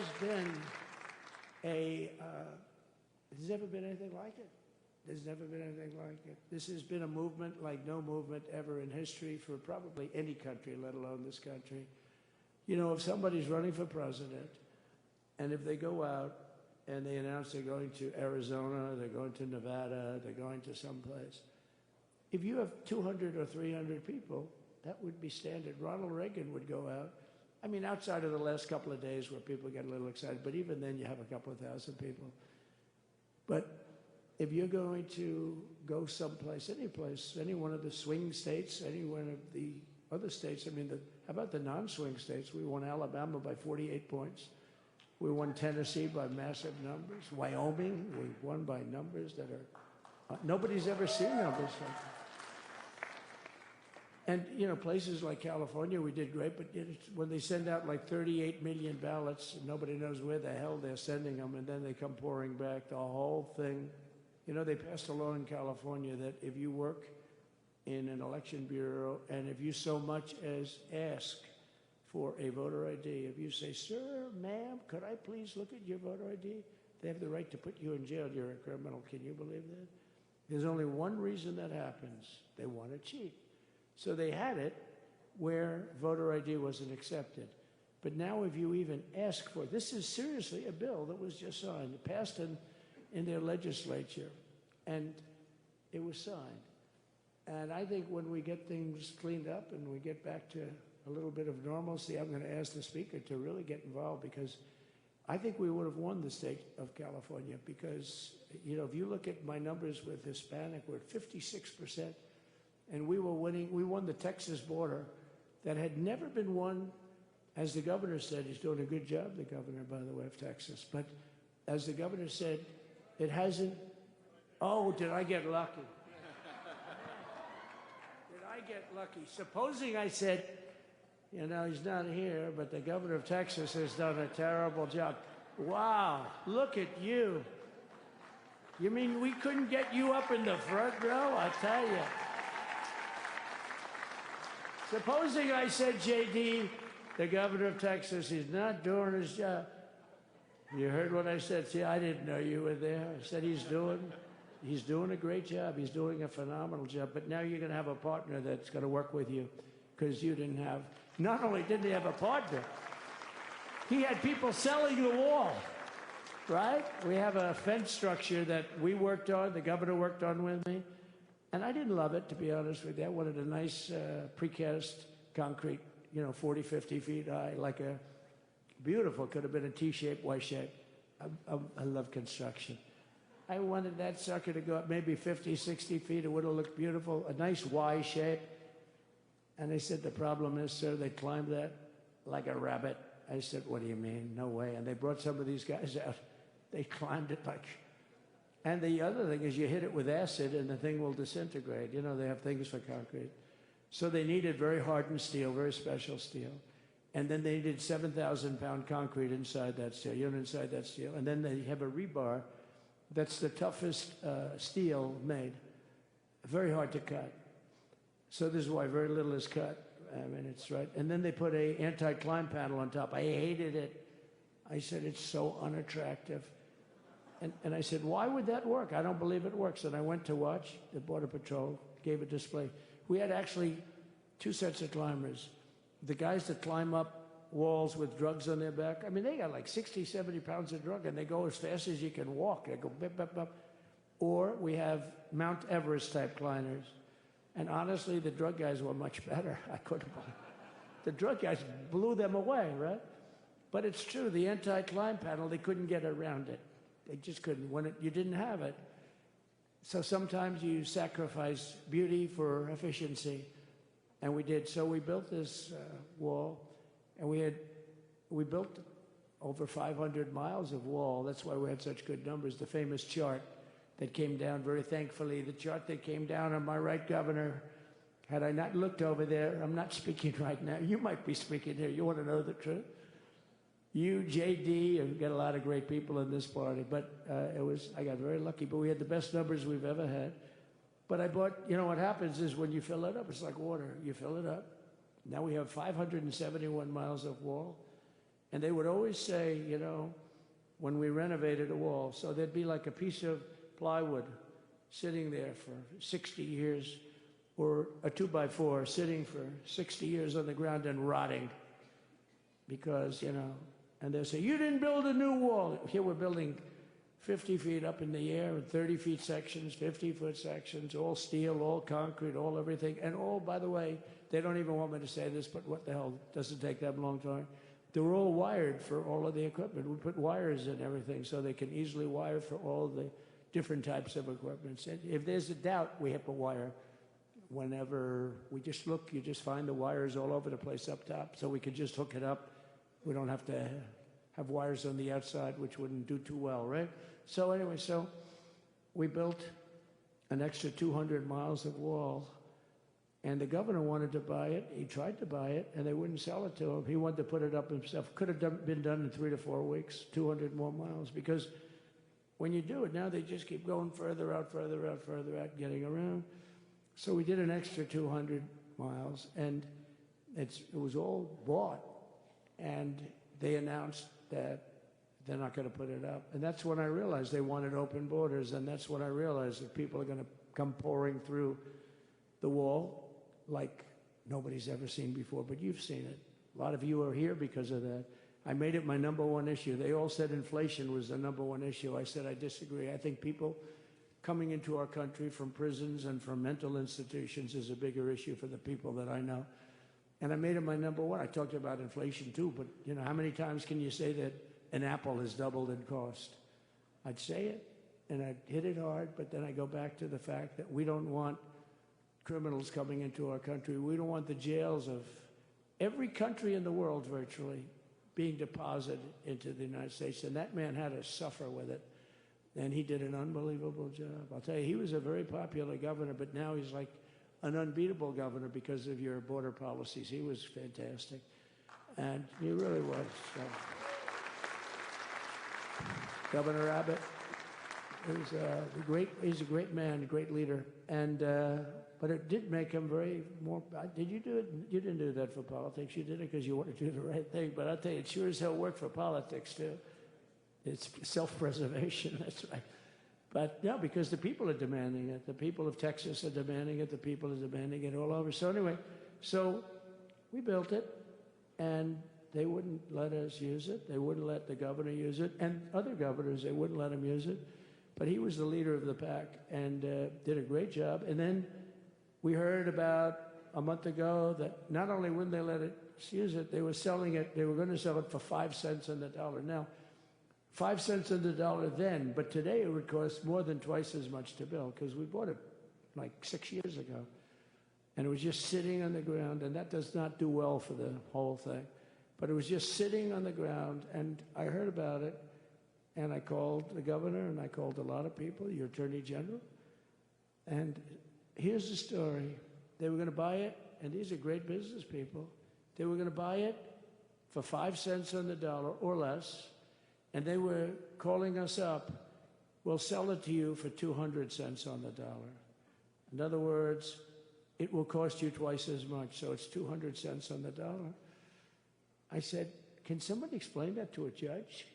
I mean, how corrupt is that? You'd think they'd say, maybe we'll sell it to you for 20 cents, 30 cents, but not 200 cents. So they were going to buy something for 5 cents, and they were going to sell it to us for a fortune. They were going to make it would be, they'd have it down at, in Fortune magazine, they'd put it of the deal of the year, okay? You buy something like that. But it was so corrupt and so horrible. And when we told that to the administration, they didn't care. They just kept going forward. They couldn't care less. And they kept going forward. They knew that they were trying to sell it back to us. They would have sold it back to us. You would have ended up buying it. You would have paid probably 50, 60 cents, who knows. But they were going to use it for scrap metal, but then they made a much better deal. They could just buy it and sell it to us for 15, 20 times what they paid. 20 times, think of it, like 20 times what they paid. And we wouldn't let it happen. And the governor with his attorney general, Ken Paxton, they made a fantastic, they're a good lawyer. He's pushed around pretty good by people, right? I said, you got a great attorney general. They should leave him alone. He was with me. But Ken and the governor went to court, and a judge actually became incensed and actually called for an investigation. How could a thing like this happen? So he stopped it. So we're waiting to put that wall up. And now that you have a new president, that wall will go up so fast. The governor will complain, sir. This is Greg Abbott, sir. Please, the wall is going up too fast. Please don't do that. You know the story about winning. No, we're going to win too much. We're winning too much. Please, stop. People always love that one. We'll do this with the wall. Governor Abbott calls, "Sir, the wall is going up too fast. We can't take it. We just can't take it." No, I think you'll be very happy if the wall goes up too fast, right? But we'll get that done, and we'll work with you on that. But it was a great decision by a great Texas judge, right? And it was beautiful, beautiful to watch. He stopped them right in their track. I mean, they were literally loading this stuff onto trucks. It was terrible. Honestly, it was terrible. And he wouldn't take it. So I'm so glad I mentioned that they have a really good governor in Texas. And I swear, I didn't know he was here. I swear to you, it sounds like a setup. I didn't know you would end. Did I get lucky? I said the right thing. Because there have been moments when I wasn't so happy with him, you know? But not too many, I can tell you that. So anyway, it's good to see you too, Governor. Great. But I just want to thank everybody. You've been incredible. I recognize so many of you. It's so crazy. But this has been a long journey. This was a journey that started in 2015, probably started 20 years before that. People used to say, "You're going to run for president? You're going to run?" And I always said, no, I don't want. And then one day I said, let's give it a shot. And what I talked about then was the border, too. I think it probably was the #1 issue for me. Back in 2015, 2016, I talked about the border. And now I talked about the border, but this border is much worse. We fixed the border. It was totally fixed. There was nothing to talk about. 2020, by the way, that election was totally rigged, but that's okay. It was a rigged election. You know the only thing good about it? It showed how bad they are, showed how incompetent, and frankly, historically, this is a much bigger event if that would have gone like it should have. The bad thing about it is some bad things happened, like a lot of people in our country that wouldn't be in our country right now. So, you know, that's the bad part. But I will say that it started in 2015, and right from the beginning, we went to the top. Day one, they announced Trump, and Trump went to #1 and stayed there for the whole primary. And then we took on Hillary. She didn't look too happy today. We took on Hillary. A very nice person, but we took on Hillary and we defeated Hillary, and then we did much better the second time in 2020. You know, we got millions more votes. We got millions, like 10, 12 million more votes than we did the first time. No president has ever gotten that many more votes. I got like 9 million more than anybody else had ever gotten, and they said we lost. And because of that, I said to Melania, "What do you think?" And she said, "You want to do this again?" And had we lost, and had I thought we lost, I wouldn't do it again, because that's like the ultimate poll, right? But I knew how well we did, and this time we made it too big to rig. It was so big. They tried. They tried like hell in the butt. They tried to do it, and around 9:02, they gave up. Last time they did bad things. At this time, they just said, you know, I don't know if you saw, Mr. Speaker, in Washington, they had placards. They were all set to march. They thought it'd be closer. A gentleman asked me, a very respected gentleman asked me yesterday, how come the polls were so wrong? They showed you winning, but not in a landslide. I said, because people that are true Trumpers are so angry at the whole polling system and at the writers, the fake news, that they don't want to talk to anybody. So when you call somebody from Trump, who are you voting for? They say, it's none of your business. I'm not telling you. And that was probably 40% of the people they called. So they would discard that one, and they didn't show that. And then when the election happened, you know, the vote came, and it was much different, much higher than we're going to win, but they really thought, they couldn't believe the one man said, I mean, it was so much higher. We won all 7 swing states. We won the popular vote by millions of votes, which is hard for a Republican. I'll tell you who came through. The unions came through. The auto workers were great. The Teamsters were great. The firemen were great. I think almost every union was great. The only one that weren't great, although Sean was great, and the Teamsters, Sean O'Brien, the head of the Teamsters, was fantastic. But generally speaking, the head of the union was against Trump, but the union would be with us for like 80, 85%. Look what we did with the auto workers in Michigan. Look what we did with the Teamsters. The Teamsters were unbelievable. They were a solid Democrat vote, and they voted for Trump. So we had a great experience. This has been, now we have to go to work and get it done because we have to do something that's going to be great. We're going to turn our country around, and we're going to turn it around fast. And I think this was a better speech than the one I made upstairs, okay? I think this was better, JD. I think this was much better, and I got to see my friend. So, Governor, take care of yourself. You call me, we'll start working. You know what that means with him? He's going to be calling me tomorrow morning at about 6. And I said, how about next week? You call me and we're going to get it started real fast. We'll really help you a lot. You've done a fantastic job protecting something which is, it's not supposed to be for the states. And amazing job you've done. Thank you very much. And I want to thank everybody. And I have a First Lady who's been incredible. She's been incredible. I shouldn't say this. I'm going to get hell when I say this, but her feet are absolutely aching. You know, those heels.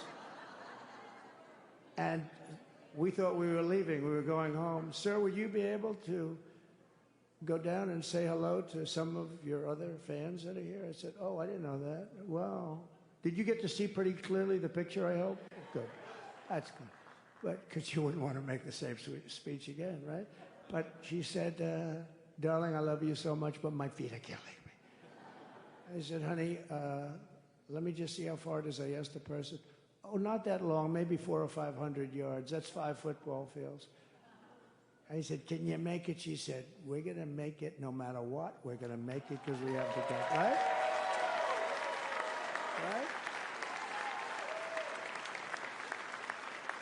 And then we went out to the helicopter, though, just prior to this and said goodbye. And it's a custom, and the wind is blowing like crazy. And with the hat that she's wearing, she almost blew away. We almost lost off her. She was being elevated off the ground. She almost blew away. No. So we all appreciate it because you've been a great First Lady. A beautiful and a great First Lady. And they love our First Lady. You know, JD, whenever I make a speech, I see hundreds of times, we love our First Lady, we love, and they do, and they should. She's great. So I just want to thank you very much. I just want to thank everybody. And I felt that, I said to JD, should we give him the A treatment, the B treatment, the C, the D, or the F? You know what the F is? Hello, everybody. Thank you for being here. Bye-bye. I gave you the A+ treatment. Thank you. Thank you all. Thank you, Governor. Thank you all very much. Appreciate it.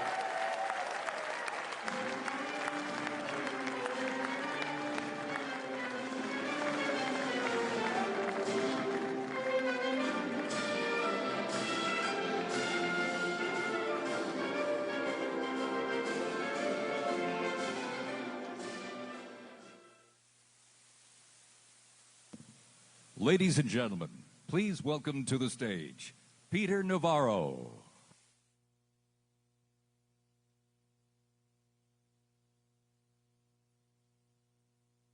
That's a tough act to follow, isn't it? Hey, I'm the lead-off hitter for what's going to be a great program before the boss gets here. And the first thing I want to say, 6 in the morning, I'm walking in darkness up G Street on my way to meet the boss and the troops at church, and I'm seeing every one of you in line. And I'm thinking to myself, you didn't get the memo that said it's too cold to be outside. And I know Donald Trump won this election, but that kind of grit that you show standing out there is why he won. So I'm asking you to give yourself a round of applause right now.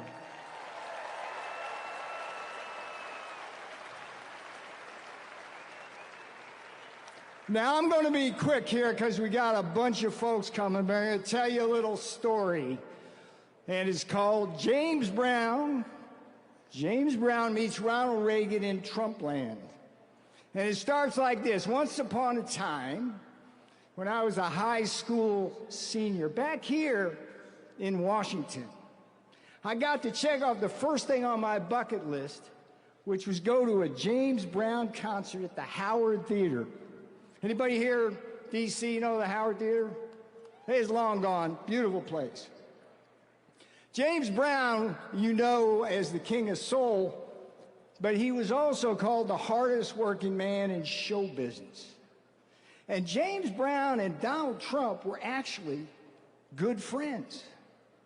And there's a story for the fake news. I don't know if you want to report this, but there's a rumor going around in 1999 when James gave the entertainment in Mar-a-Lago on New Year's Eve, he taught the boss how to dance. You can print that fake news because that's what you do. So why am I talking about this? Because Donald John Trump, like James Brown, Donald John Trump is the hardest working president in history.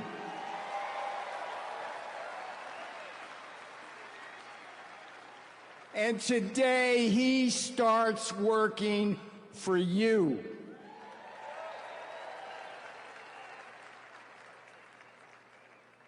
You know, he got elected because he was on the right side of the issues. But it was also because he outworked everywhere. Now, where does Ronald Reagan come into it? Ronald Reagan said, personnel is policy and good personnel is good policy. Donald Trump is the spear, but he has assembled a beautiful team to do everything he wants to get done. Do you want secure borders? Do you want deportations? Do you want to stop the flow of fentanyl? Do you? Yeah, people like Tom Homan, Christine Nome, and El Supremo Stephen Miller. That's the personnel that's going to help Donald Trump do that. Back there we got Chris Wright and Doug Burgum. They're the twins on drill, baby, drill in the cabinet. They're going to get that done for you. And we're going to stop the wars out there. And Donald Trump's going to do it with the help of people like Marco Rubio as Secretary of State, and Steve Witkoff, who just helped negotiate the hostage release. And Pam Bondi, you know Pam Bondi? Yeah? Kash Patel? Yeah? What do you want them to do at the Justice Department and FBI? Clean that place up? What do you think? You see, Fauci got pardoned today? Yeah. Yeah, well, as many of you know, they sent me to prison for 4 months for defending the Constitution. And I can tell you, with all honesty, I never met anybody in prison who did as bad stuff as those people. Fauci, Merrick Garland, Alvin Bragg. Time for a little accountability, perhaps. And lastly, I'm going to be a small part of the big trade and manufacturing team. You're going to see new folks, shining stars, like Howard Lutnick, the Commerce Secretary, Scott Bessent at Treasury. These men are giants in the world, and they're going to be with veterans like Jamison Greer and Kevin Hassett. And we, with Donald Trump as our commander-in-chief, are going to protect you from the unfair trade that ravages this country, steals our jobs, steals our factories. Are you ready? Are you ready? All right, I got one thing left on my bucket list here, and maybe you can help me out. I'm taking a risk here trying this. But I've gone to so many rallies and watched the boss, and I've always wanted to feel what it was like to be on stage as him when the crowd went absolutely wild. So why don't you warm yourselves up, get ready for the boss, and let me hear you say what you're going to do for Donald Trump. Come on. Come on. Come on, baby. Come on, baby. Come on. All right, you are officially warmed up. I'm Peter Navarro. I am happy to be with you. You, the deplorables, we love you.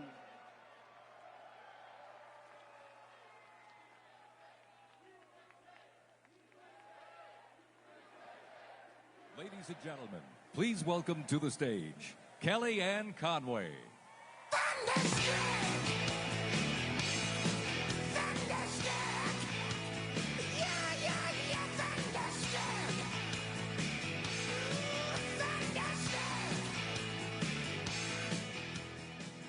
Wow, happy Inauguration Liberation Day.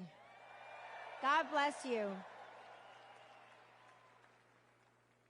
Ladies and gentlemen, the story of 2024 began in 2016, when this country had a hunger for change, looking for someone to upend the establishment here in Washington and to restore our confidence in a government that's for the people, by the people, and of the people.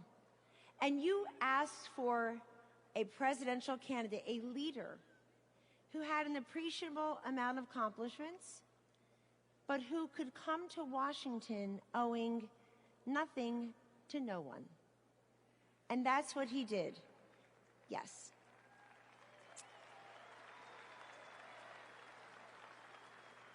President Trump is a metaphor for this country's greatness, defying the odds, pushing back on the naysayers, confounding the critics, and not backing down, never surrendering.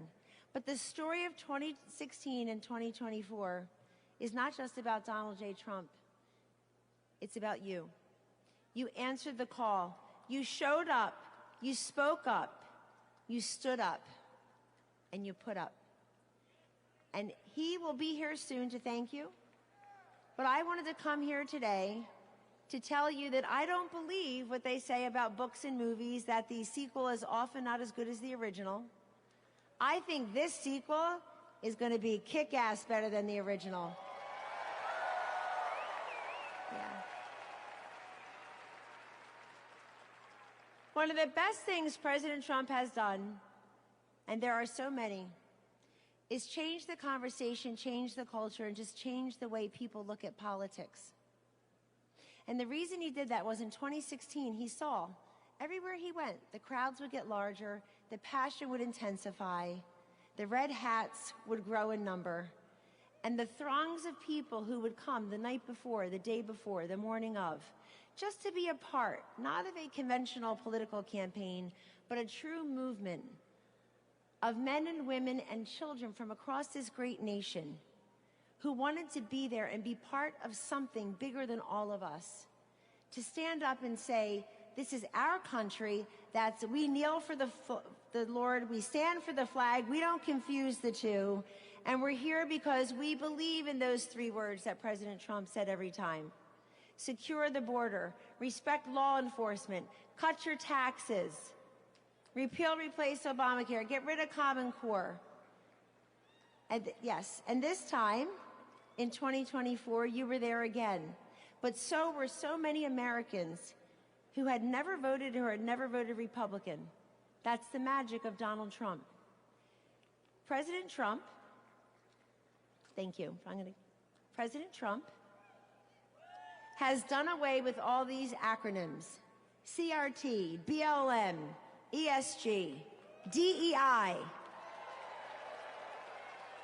Ladies and gentlemen, the acronym of the day of the term is USA. USA. You got it.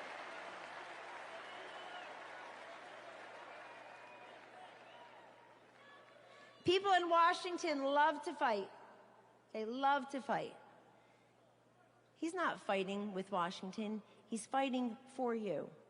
And that's why you fight. So continue to stand up and speak up and show up and put up. And ladies and gentlemen, whether you were for him on day one or you or people you know did it on November 5th, 2024 for the first time, keep saying welcome. Let's bring more people into this movement.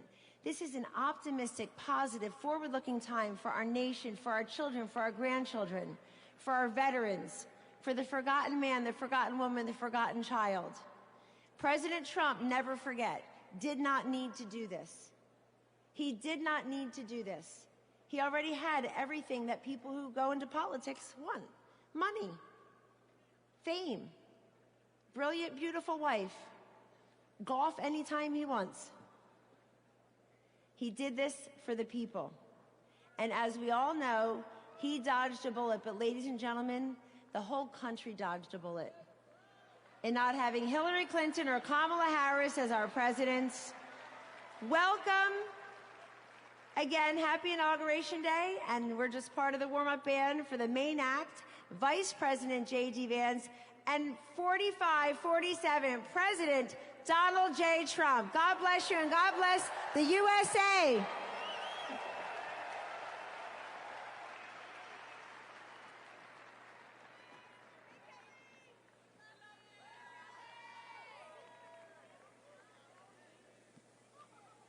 Ladies and gentlemen, please welcome to the stage Congressman Dr. Ronnie Jackson.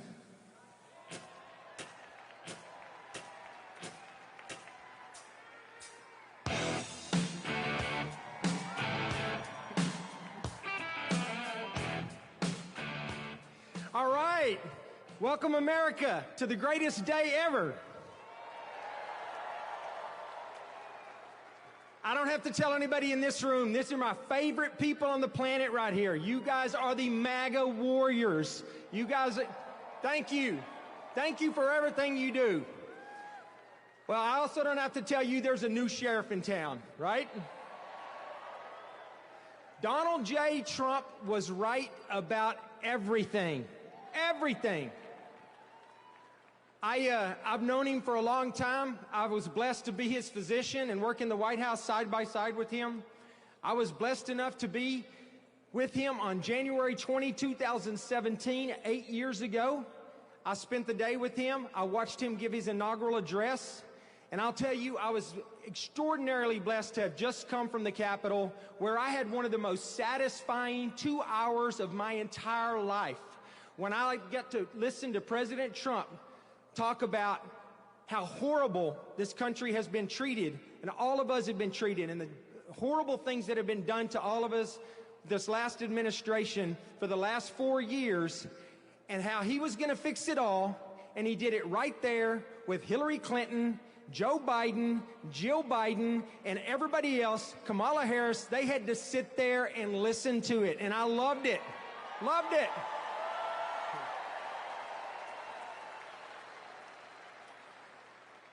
I'll tell you what, you know, I thought for sure, I mean, I've always said that the 45th president of the United States is the absolute best president that this country has ever had. But you know what? I think the 47th president's going to be even better.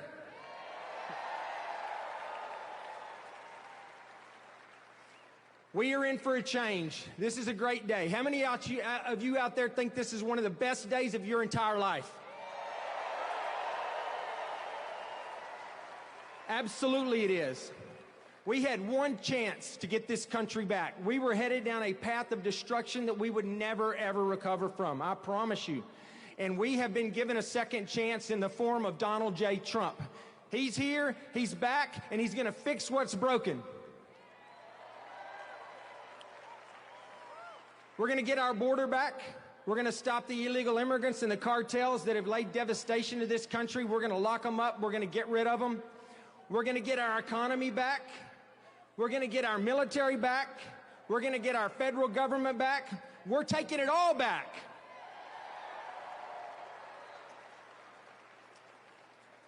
This is a great time to be an American. This is a great day to be an American. And I just wanted to come here, and I can't wait till he gets here to talk to all of you guys. I want to thank you for what you've done, because he got elected because people like you got out and you voted, and you took neighbors who've never voted to the polls, and we all voted, and there was an overwhelming mandate in this country for Donald Trump to come in here and to take this country back. And so I know we're all excited to be here today. It's going to be super exciting when he gets here in a minute. I just wanted to come up here and tell you how much I love you, how much I appreciate you. I want to say God bless you. God bless the United States of America, and God bless Donald J. Trump. Thank you, guys.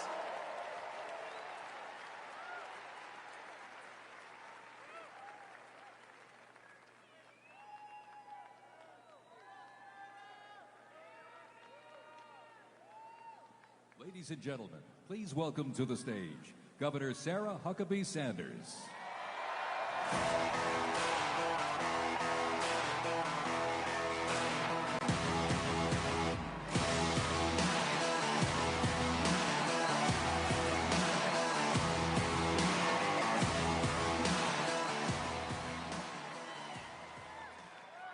What a great day to be an American. I have to admit, it's a little surreal to be back in Washington, D.C. right now. 8 years ago, I was one of the very first staffers to go into the White House for President Trump's first term. And today, because Donald Trump believed in me, defended me, I stand before you as the youngest governor in the country.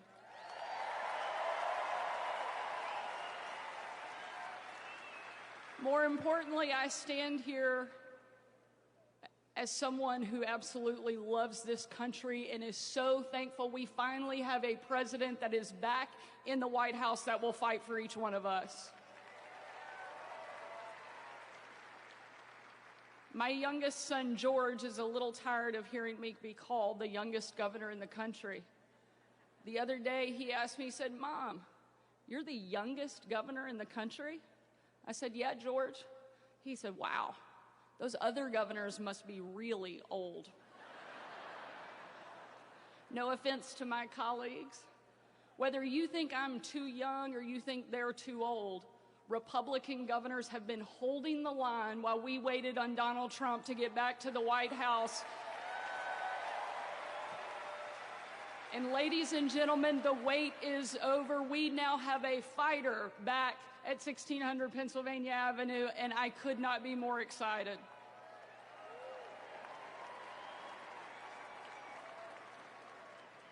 The reason I'm so excited to see Donald Trump back in the White House is because I know he's a president who absolutely loves America. Not even an assassin's bullet could keep him down and stop him from continuing to fight for each one of us. Over the course of the 2.5 years I had the privilege of serving President Trump, I got to travel with him literally all over the world, seeing firsthand just how much he loves this country. And on one particular trip, it was unlike anything we'd ever done before and probably any of us will ever do again. Some of you have heard this story, but I want to remind you of who Donald Trump is at his core. We boarded Air Force One in complete and total darkness. There were no lights on the plane, no lights on the runway. And 12 hours later, on Christmas night, when we touched down in war-torn western Iraq, again, a similar scene. No lights on the runway, no lights on the plane. No one knew that the President of the United States had traveled around the world on Christmas night until we got there. And the President walked in to a dining hall that was packed with troops, men, women from all over the country. Every demographic you can imagine represented in that room in that moment. And when he stepped in and surprised the men and women of our military, it was a sight and a scene and a sound that I know I will never forget. People chanting in perfect unison, an absolutely unbelievable picture of what makes America incredible. Those men and women cheering, chanting over and over and over again, USA, USA, USA.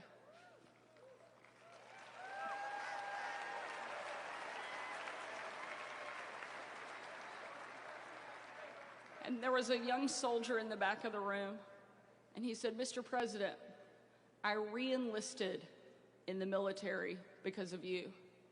And the President said, without missing a beat, "And son, I am here because of you." We finally have a president who will stand up for our country and that will protect and fight for the men and women who wear the uniform and give us the freedom so we easily enjoy.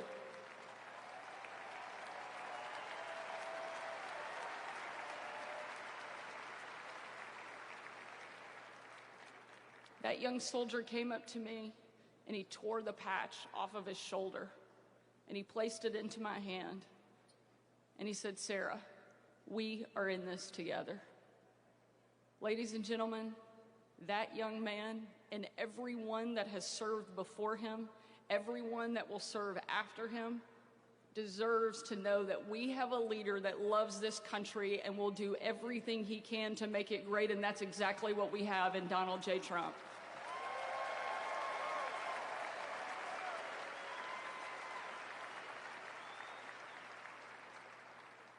I've had the opportunity to stand behind a microphone and defend and celebrate this president many times.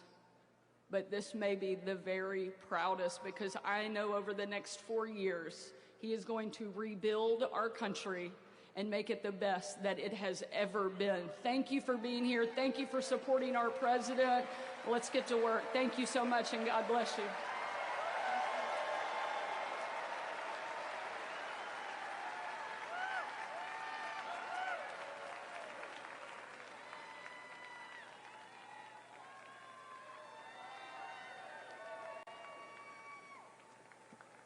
Ladies and gentlemen, please welcome to the stage RNC Chairman Michael Whatley. DJ Khaled! All I do is win, win, win, no matter what. Got money on my mind, I can never get enough. And every time I step up in the building. God bless America. What a great day for our country. You know, a few months ago, Donald Trump and I got on a plane in Palm Beach at 6 a.m. We flew to Phoenix. We did a rally with Charlie Kirk and the Turning Point guys. We got back on the plane. We flew up to San Francisco. Had a huge dinner there, about an hour-long motorcade back. And we're flying down from San Francisco to Los Angeles. It's about 12:30 p.m. Pacific time, 3:30 a.m. Eastern time. Donald Trump has been on a plane for 21 and a half hours. And he looks over at me and he says, "Hey, Michael, pretty cool, huh?" Pretty cool. You know, about 9.5 years ago, he came down the escalator in New York City. And to everybody's shock and dismay, he said, "I am going to make America great again." We are going to rebuild our southern border. We are going to restore our economy. We are going to keep our communities safe. And we're going to make sure that America is strong enough to protect our interests and our allies around the world. And I can say that over the last year, as we have taken that message to Detroit, to Philadelphia, to New York, to Milwaukee, to San Francisco, and everywhere in between, that man, our president, has never wavered. And here we are today, and at 12:01, right up the street, he put his hand on a Bible and he swore an oath to make America great again.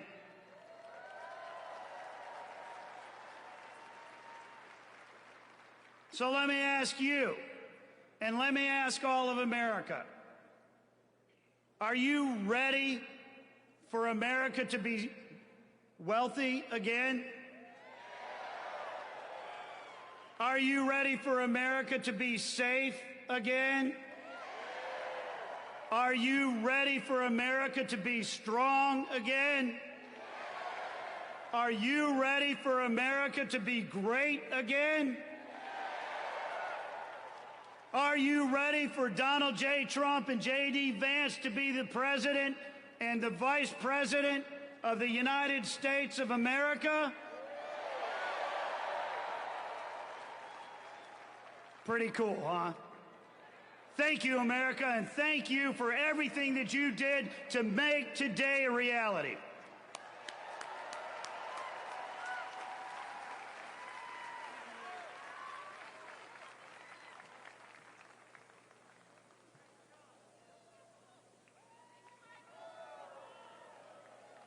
Ladies and gentlemen, please welcome to the stage Congressman Byron Donalds.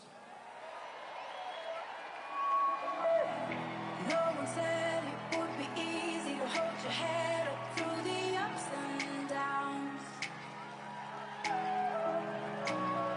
But if you want it and you believe it, you can find a way to turn it around. Got a feeling in my bones that a change is coming.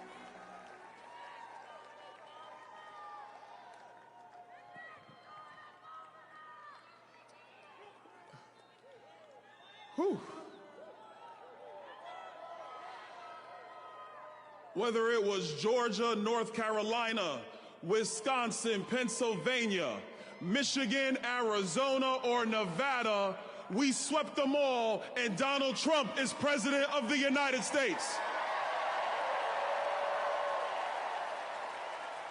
For years, they said it wasn't going to happen. For years, they said, no, it's going to be the left's way. But it was the American people who looked the craziness of the left in the eye and said, we need common sense.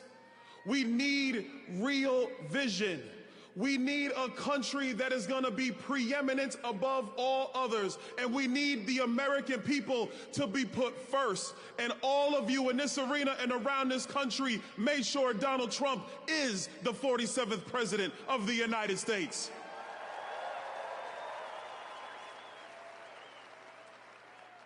Being here in Washington on January 20th is special for me. This is the day we commemorate the birthday of Dr. King.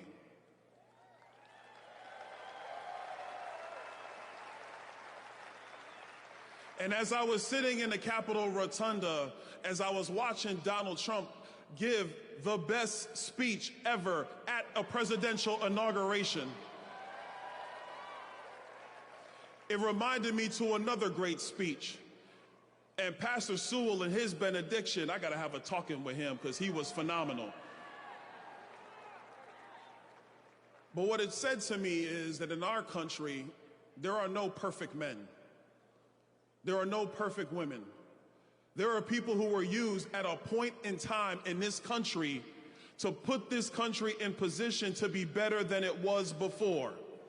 And so that's why in the Capitol Rotunda, when President Trump talked about that bullet that went through his ear, and that he is here at this time because God has placed him here at this time to make sure that the golden era of America comes through right now.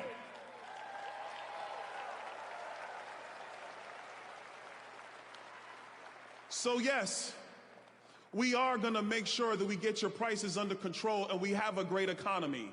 Yes, we're going to get out of stupid wars and dumb conflicts, and we're going to have peace through strength. Yes, our soldiers are going to be focused on their core mission, and that is to kill the enemy and to come home. Yes, we're going to have the largest repatriation force of illegal immigrants in the history of this country, because the only way you come to America is legally, following the law.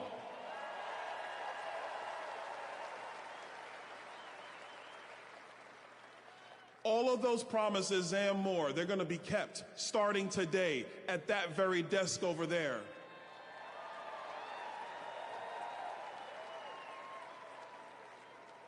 And I got a special message, and this is for states like California and New York and Illinois.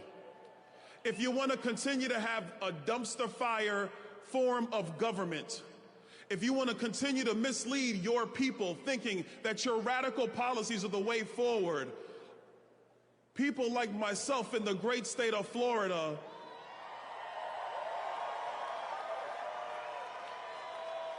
and Tennessee and Texas and the administration of Donald J. Trump, we are going to show you what true governance is. We are going to show you what true leadership is. And we are going to show the people in your states that they don't have to live with Gavin Newsom. They can have a Republican again in the state of California.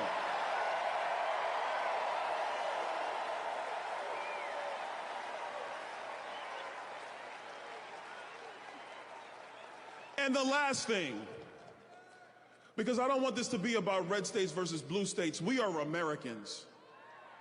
And the thing that will unify us is the success of our nation. When a young kid can grow up in the inner city and make something of himself, that is success. When a mom can dream about her children and they achieve something wonderful in America, that is success. When an immigrant from another country comes through the right way, and they actually build something and they add to what America truly is, that is success. When we unify our efforts and we can disagree but still keep the most perfect union ever known going, that is success. Those are the common sense ideals of America. That is the leadership that Donald Trump is going to bring. And I don't care if you're in California or Florida, that is going to be the guiding principles of the United States of America. So buckle up, everybody, because we're going to be unified. We're going to get the job done. And I don't know about you, I'm kind of sick of speeches. On Capitol Hill, a few blocks from here, we are going to get the job done, or people will be moved out of the way. God bless you guys. God bless America. God bless Donald Trump and J.D. Vance and their families. God bless you.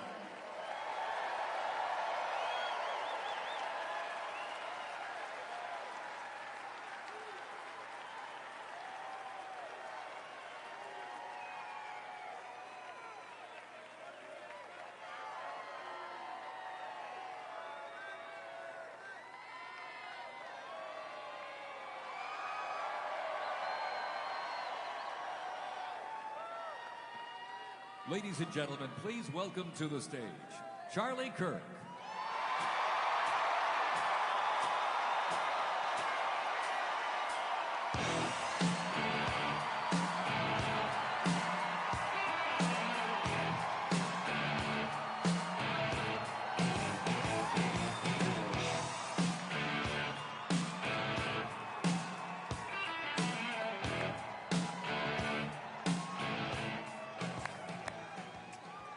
We did it, everybody.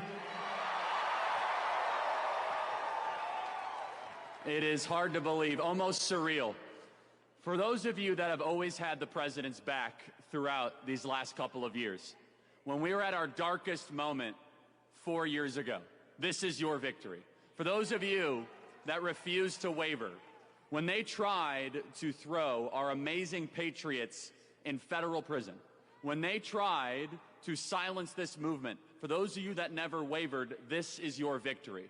For those of you that are sick and tired of seeing your beloved home be overrun by hordes of illegals, this is your victory. And no longer is this just a rally about what we say we're going to do when President Trump takes office. Now I can say what he's doing right now as we are here in this arena.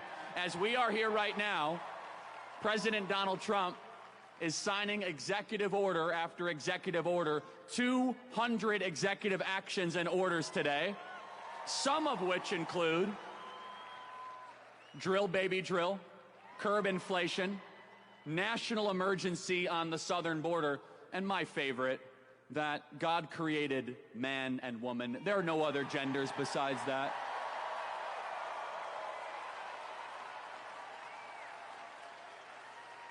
No more critical race theory or diversity, equity, inclusion in our military. Our taxpayer dollars will no longer fund our kids to hate our country. It is over as of today, thanks to President Trump.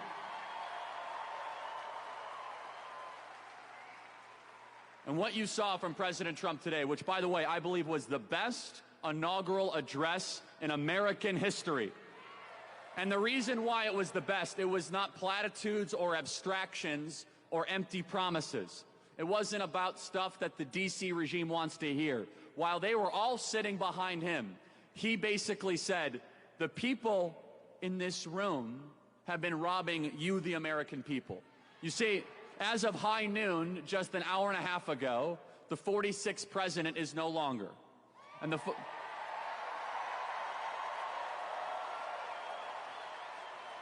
and you might think it was Joe Biden, but it really was a bunch of White House staffers that you've never heard of before. Their term is over. It will go 45 Trump, a bunch of White House staffers, 47 Trump. That is how the succession will go. And what we have seen these last couple of years was the intentional destruction and obliteration of our homeland. And in just one day, we're going to understand a very simple truth, that decline is a choice. That when your country is failing, it's because our leaders have decided to allow it to fail. And President Trump, I really believe, is on a mission from the Almighty to save this country in that millimeter miracle where he very well could have been not just shot, but unspeakable things could have happened in Butler, Pennsylvania. And the reason that they wanted to take out Donald Trump so bad, 700 years in federal prison, every possible way imaginable, is because he brings you guys into the room. Is because he brings you into the negotiation. You see, this was supposed to be a managed decline of the United States of America. And just understand what you are living through. You're living through a new American renaissance. And honestly, there were a lot of people that said there's no way they'll allow Donald Trump to be president again. They're going to steal it. They're going to use the machines. And I understand all that. They're going to try to take him out. But never underestimate the will of the American people and the sovereignty of God towards righteous and good purposes. Donald Trump is evidence that God is not done with the United States of America, that our best days are ahead of us.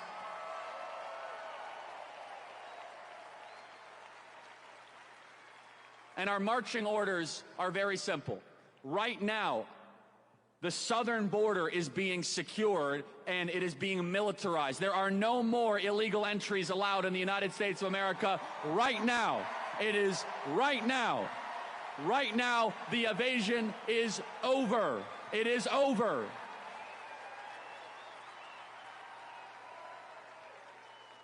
And we have to understand that it's going to be more than just executive actions. It's all of you continue to fight in your community. It's all of you continue to understand that this is going to be a bottom-up movement to reclaim our communities, to reclaim our school boards, to make sure our kids love America again. And for me personally, I have a lot of things that I could have done, but the most important thing that I can do and Turning Point can do is to go back on these campuses to make sure that Gen Z is the most conservative generation in American history. I'll say this in closing, everybody. In closing, Donald Trump won the White House largely because younger voters trusted Donald Trump with their vote. It was the largest swing of any demographic, a 35-point swing. For 12 years, I have been focusing on trying to get young people to believe in America, to believe in conservative principles. And I went to campus after campus, and you know, it was not easy work. It was very difficult. But to all the young people of America and Gen Z, I want you to know, President Trump is going to deliver for you so that you could be able to own a home, have big families, believe in this country, and the American dream that your parents once had, you will also be able to enjoy. And let us all together say, thank you, God. Thank you for giving us 45 and 47. Thank you for delivering this country from the most awful people imaginable. Our best days are ahead. Thank you, everybody. God bless you all.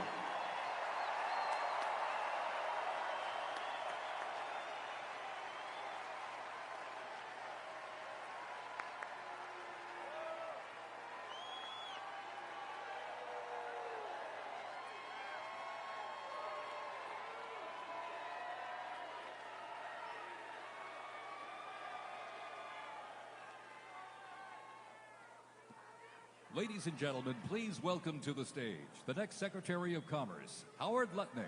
All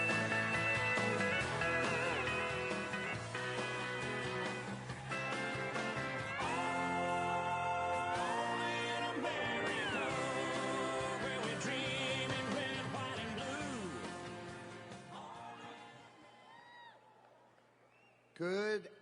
afternoon on the greatest inauguration day ever.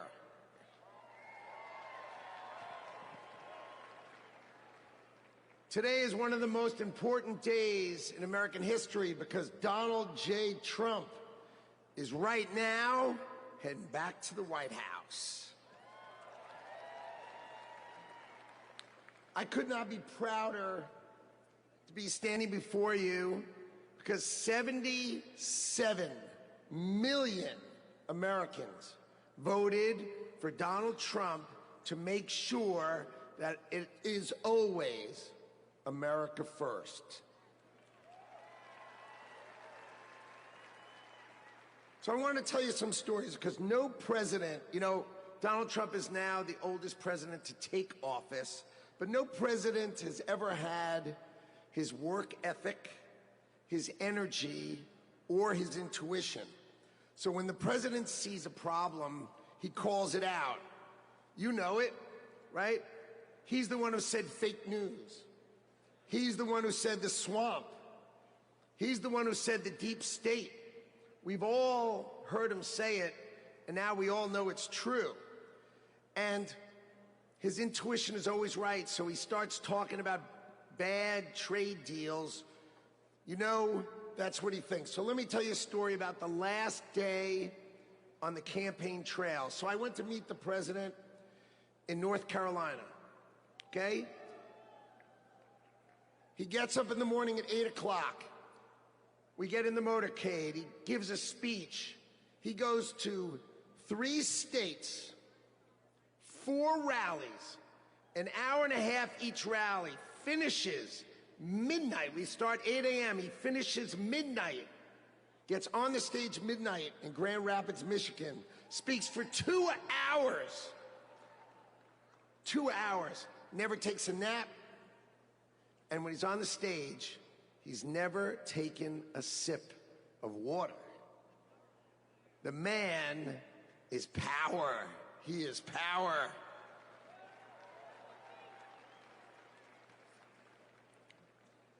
See, no other president will let the administration do it.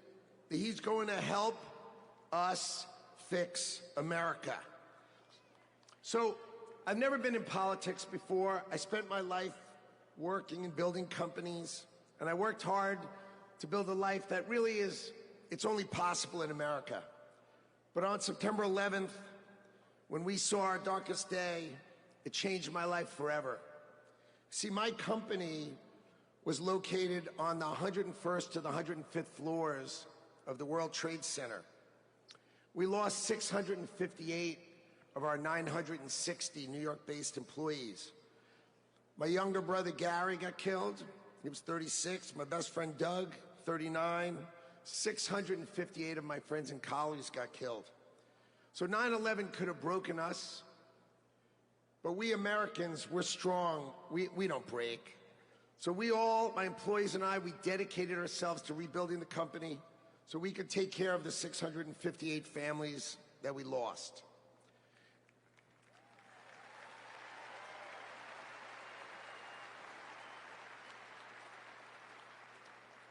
And I want you to know, we received thousands and thousands of cards and letters, and most importantly, we received all of your prayers, and that mattered to us and helped carry us through.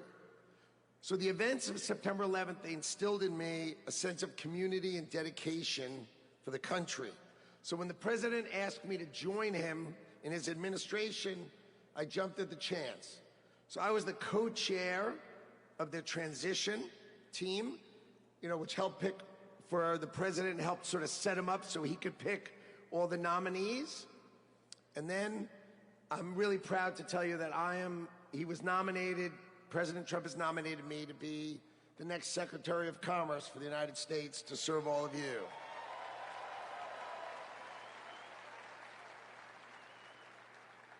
So let's talk about commerce. You see, we plan to end the decades of policies that threw American workers to the wolves. Factories were closed, jobs were lost, wages decreased. We left Americans out in the cold while country after country of this world took us to the cleaners and made money off of us. And that is going to end today.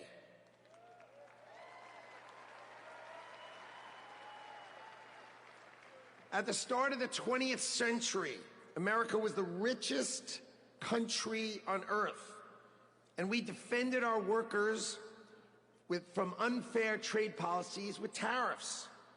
And we only made money. We had no income tax. All we did is charge other countries and foreign companies, if they wanted to sell to America, you had to pay for entry. Okay, so imagine this. The US government had no income tax. Americans got to keep all their hard-earned money, and foreigners paid the price. So now, what's happened? We have the Internal Revenue Service. That means charge us internally. Now imagine politicians who can't even balance their own checkbook, taking our money, and what do they do every year? Let's just take more, let's just take more, let's just take more. So this is how Donald Trump is going to end it and fix it.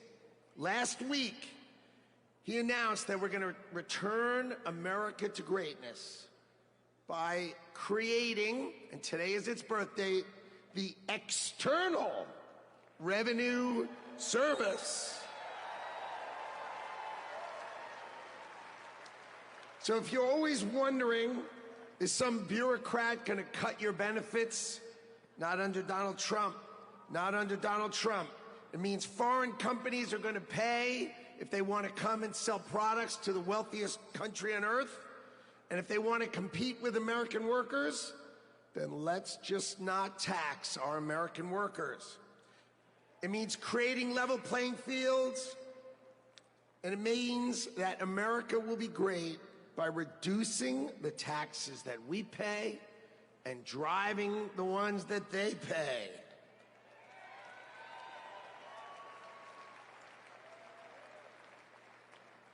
So what that means is the External Revenue Service will put up tariffs or walls that protect you. And that means if these companies don't want to pay, there's only one thing they can do. Build their factories in America, hire Americans with great high-paying jobs. Let's double the size of our unions in America, but not just by adding more and more great-paying jobs. That's our objective.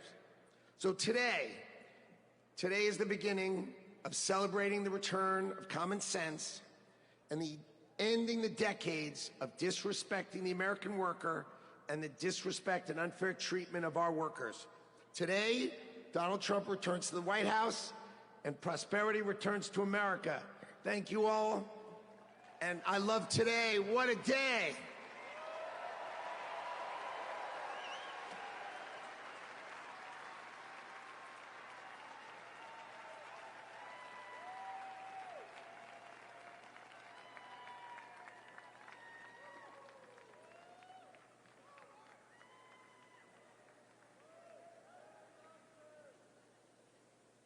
Ladies and gentlemen, please welcome to the stage Governor Glenn Youngkin.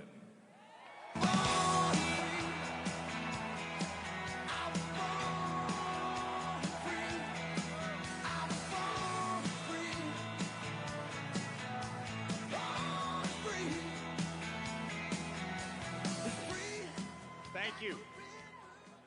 Well, come on now. Can't you feel it? The American spirit is alive and well.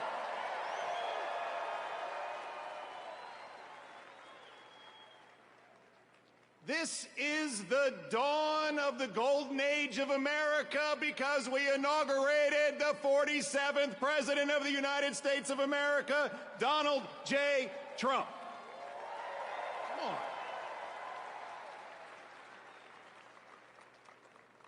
What a day to be in Washington, D.C. You know, I live right across the river in Virginia. And by the way, in Virginia, we know that taxes have to be low, jobs have to be plentiful, and it's your money, not the government's. But we also know that in Virginia and in America, freedom is not free. We know that our military heroes and their families sacrifice everything. We know that law enforcement stands in the breach. We must back the blue, and I want everybody here to give a rounding applause for the 25,000 military and police officers keeping us all safe today in Washington, D.C.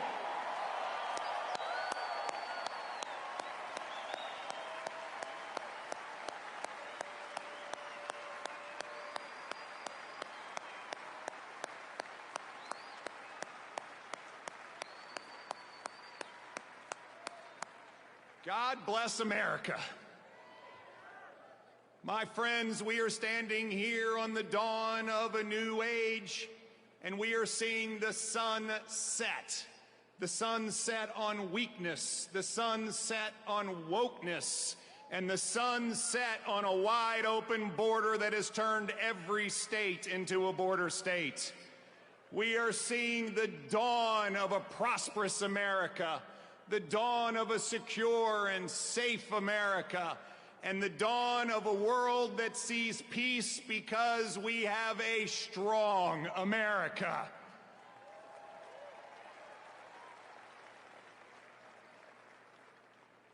Our new president, Donald J. Trump, has never, ever lost faith in America. They tried to take him down legally. They tried to put him in jail. They tried to even assassinate him. And he never gave up on America, and America, we will never give up on him.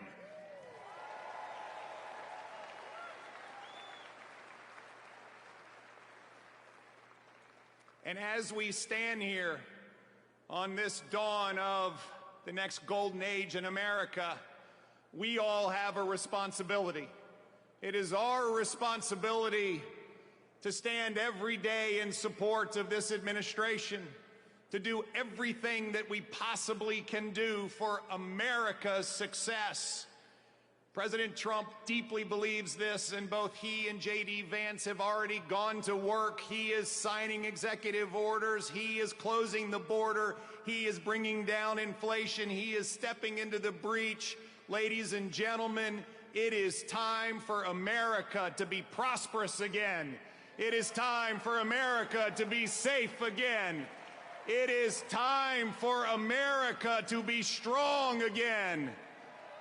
And it is time for America to be great again.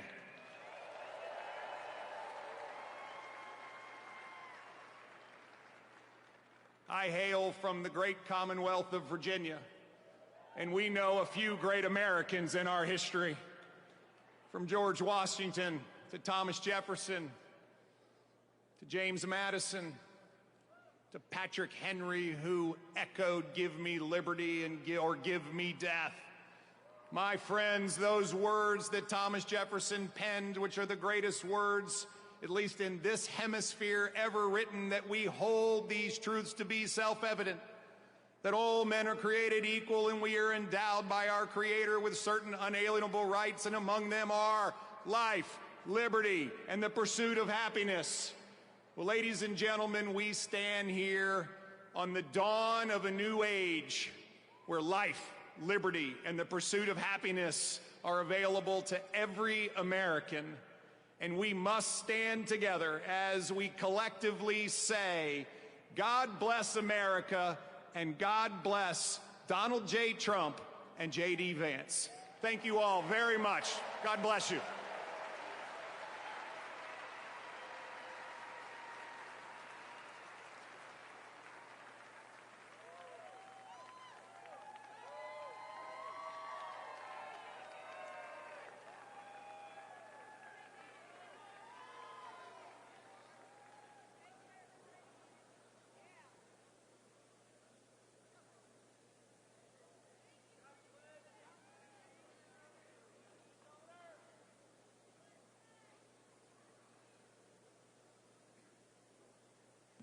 Ladies and gentlemen, please welcome to the stage, Mr. Elon Musk.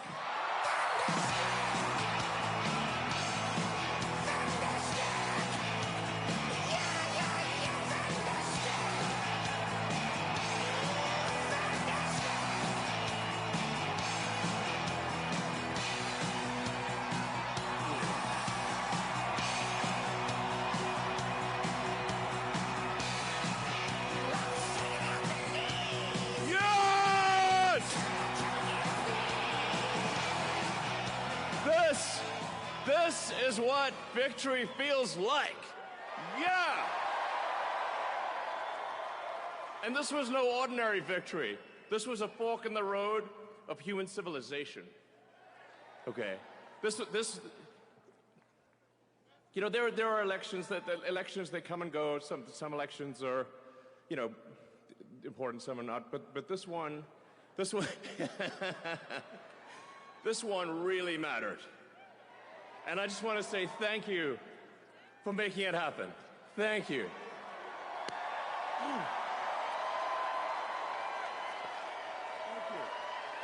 My heart goes out to you. It is thanks to you that the future of civilization is assured. Thanks to you. We're going to have safe cities, finally, safe cities. Secure borders, sensible spending, basic stuff. And we're going to take Doge to Mars.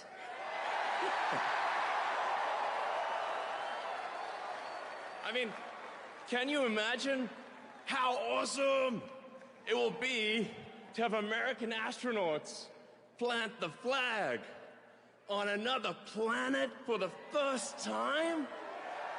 Bam! Bam! Yeah! How inspiring would that be? You know, there's always problems in life. You know, there's this problem, solve that problem. But you know, there need to be things that inspire you. There need to be things that make you glad to wake up in the morning and say, I'm looking forward to the future. Yeah. And I love you guys.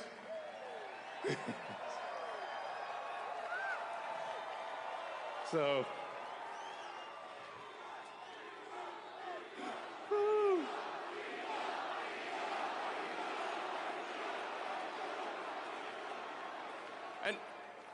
and let me tell you, I'm gonna work my ass off for you guys. So,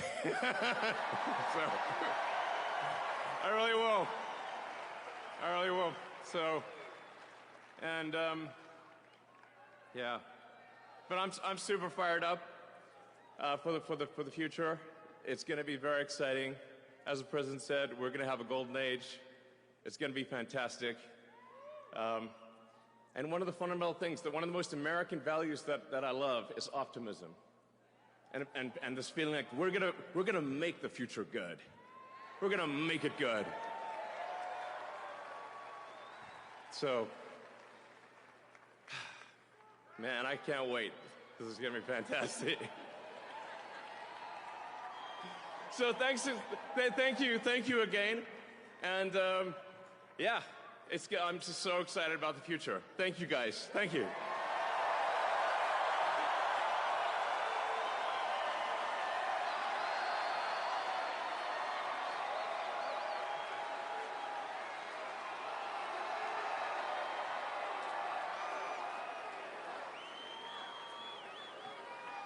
Ladies and gentlemen, please welcome to the stage, Kash Patel.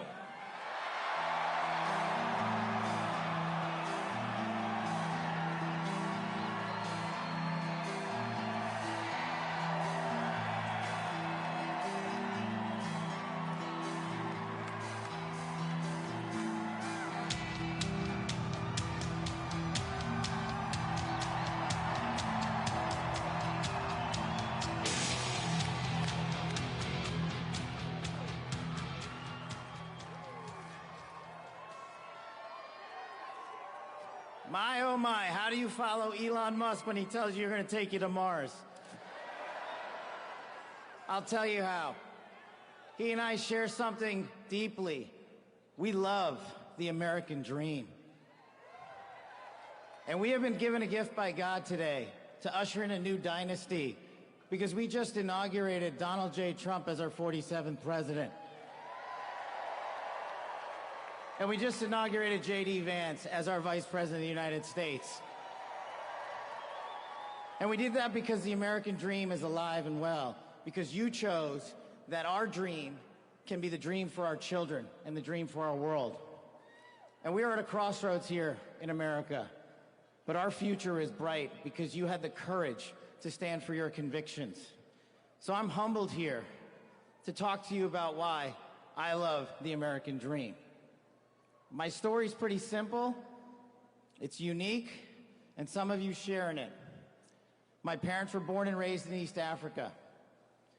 My father in the 1970s fled a genocidal dictatorship in Uganda, where he saw 300,000 of his countrymen murdered, where he saw what lawlessness would do if it was allowed to break through the system of constitutional justice. He fled, like so many others. He married my mother. They moved here. They waited in line. They stood in line because the American dream was worth standing in line for.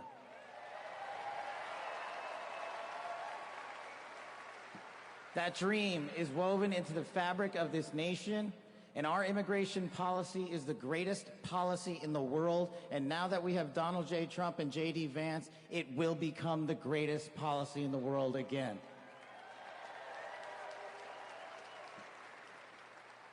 But dreams and hopes aren't enough, my friends. We got to get to work. And we got to accept the realities that too many of you know from your communities. President Trump launched in his first term priorities of national security, law enforcement, economy, and global diplomacy. But now we have to retread some of that. And I'd just like to go over a few of the things that our community has been living under these last few years. In the last calendar year alone, we had 100,000 drug overdoses. In the last calendar year alone, we had over 100,000 rapes. In the last calendar year alone, we had 17,000 homicides. That is unacceptable in 2025 in the United States of America. That is why we need constitutional law and order. When I read the statistic that for the age group of 18 to 45, the #1 cause of death is CCP fentanyl. We are not prioritized to go after the threats that face this country, and most of all, that face our future generations. But thank God, we will be starting right now.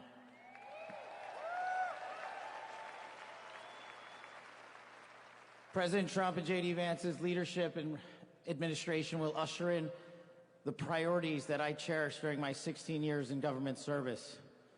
That we will always, always honor the men and women who wear the cloth of our nation and stand on that wall and tell you nothing's getting by them tonight. And so to them, thank you.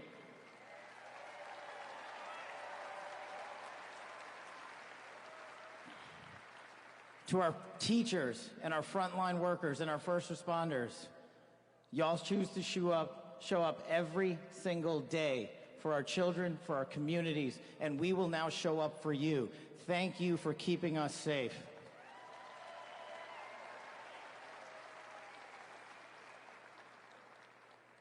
To the men and women in law enforcement, and maybe I'm biased on this one. Our police officers, our sheriffs, our federal agents are some of the greatest warriors that God has ever created.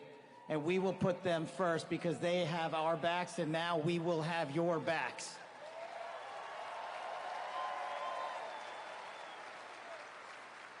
I am standing here because of the American dream. I am not standing here because of the color of my skin. I'm standing here because I earned my right on this stage, and you earned your right to be here with me.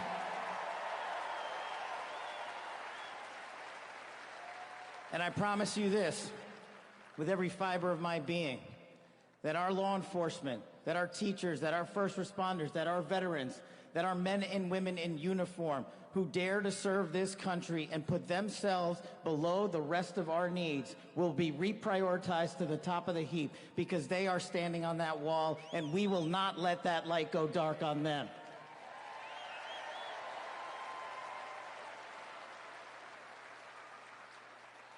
Whether I was a national security prosecutor, a public defender, President Trump's deputy director of national intelligence, his chief of staff at the Department of Defense, or so many other roles that I was humbled and privileged to serve when I swore an oath to that Constitution, which I hope to do so again one day soon. You have my word that you have ushered in a dynasty of change. You have ushered in a dynasty that will allow our children to live this American dream. My American dream. I am living the world's American dream. I am the son of lawful immigrants. We worked our tails off just like you all do, and I'm gonna make you a deal. I promise you I will never quit on your children. I will never quit on their children, because this American dream does not belong to me. It does not belong to them. This American dream belongs to the world.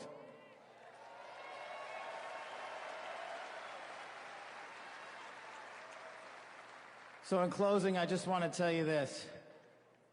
It's pretty cool to be speaking in Capital One Arena right before the boss.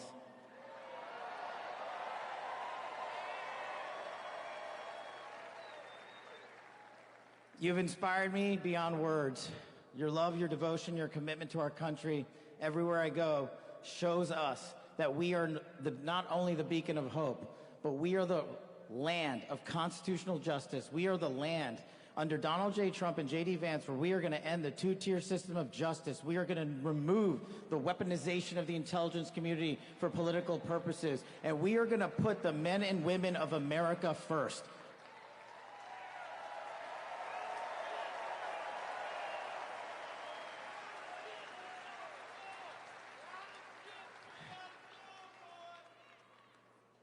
So listen, there's just one thing left to do. We all got work to do. We've got the greatest president and the greatest vice president in the history of the world. And so I just need you all to do a little bit more. Every time you see a law enforcement officer, every time you see a veteran, every time you see a teacher, shake their hand. Give them a little bit of your time, because they're giving us all of our time. And don't forget to enjoy the ride, ladies and gentlemen. God bless America. God bless these United States of America. God bless every one of you. I'm living the American dream. My name is Kash Patel, and I ain't going anywhere. Let's go to work.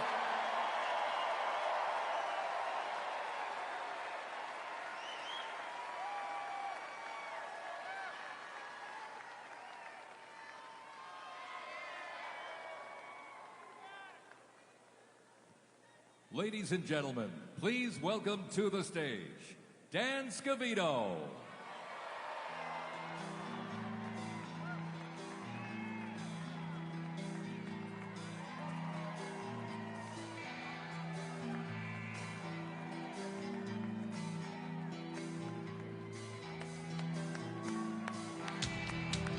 Let's go! Let's go!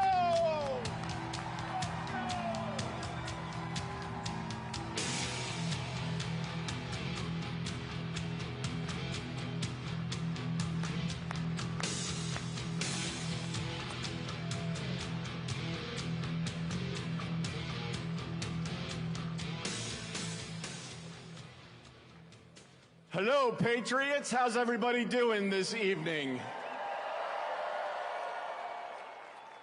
We're back!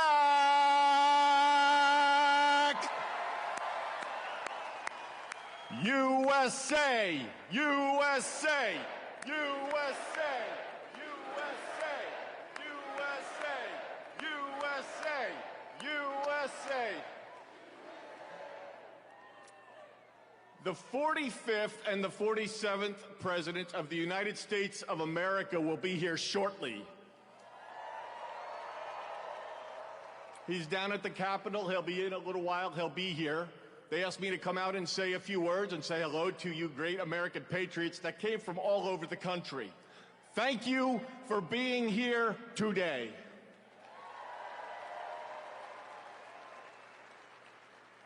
One thing I just noticed when we were leaving the Capitol after the swearing in, that really hit me hard after the journey we have been on over the last 9 years, especially over the last 4 years. It really hit me when they took the presidential seal right here and put it on front of the podium for when the president gets here. President Trump often says to us on Team Trump over the years, "You're so lucky that I took you on this journey." In the good times and the bad times, no matter what would be happening, we'd be sitting on Trump Force One, Air Force One, in the Oval Office, at Mar-a-Lago, no matter where it may be. Good times, bad times. You are so lucky I took you on this journey. And you know what, Mr. President? You are damn right. You took all of us on this journey.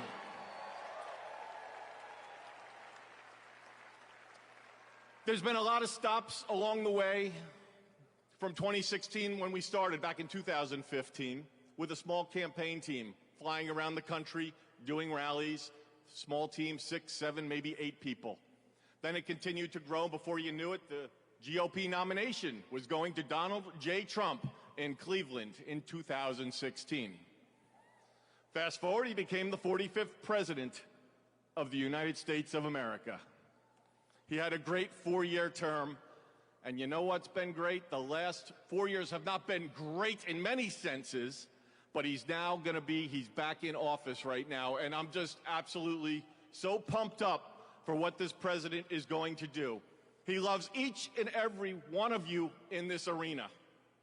The guy cares. He has a fighting spirit, as you saw in Butler, Pennsylvania, with the assassination attempt that came a few months ago. You could say that again. Fight, fight, fight. It's a moment that I will never forget, being there and in the hospital with him. I want to just give you a behind-the-scenes moment with the president and the heart that he has. We were in the hospital he had blood coming down his ear. He wanted to know how his staff was. Myself and Susie were with him, and Stephen Chung and Walt, and even the Secret Service. How are you guys doing? The guy just got shot in the damn head, and he's worried about us. Are you guys okay? He's on the phone with his family. Showed him a picture, the iconic photo of his fist raised in the air. Told him it was from Doug Mills from the New York Times, a great photographer. He looked at the picture. He's staring at the picture, one of the most historical photos of all time. There'll never be anything like it. He said, "Call Doug and see if he's doing okay." That's the attitude he had in that hospital.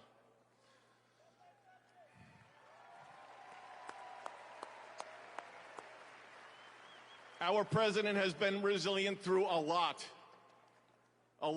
and I don't need to get into all of it because you're all familiar with it, and I'm convinced much of it that went on over the last 4 years is why he won the election in an electoral landslide.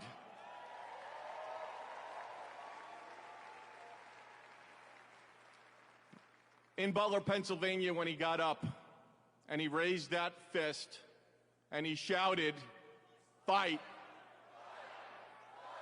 He will do that for every one of you, for the United States of America. He will always put America first, without question. He loves what he does. He's got a great administration and a great team behind him. What a journey. McDonald's, drive-through window, garbage trucks showing up at a rally, and him on the plane putting on his orange vest. Sir, are you going to take that off? I'm going to the rally in my orange vest. The guy is 1 in a trillion. There will never be anybody like this man again. Enjoy this moment. Enjoy this movement. And together, we will continue to fight, fight, fight, put America first, and make America great again. God bless everybody here. We love you. Thank you.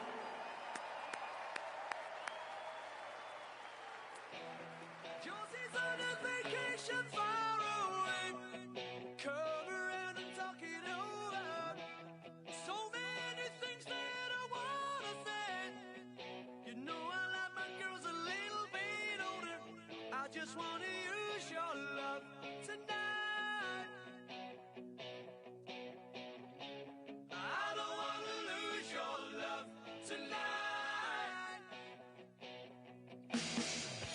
I ain't got many friends left to talk to. Nowhere to run when I'm in trouble.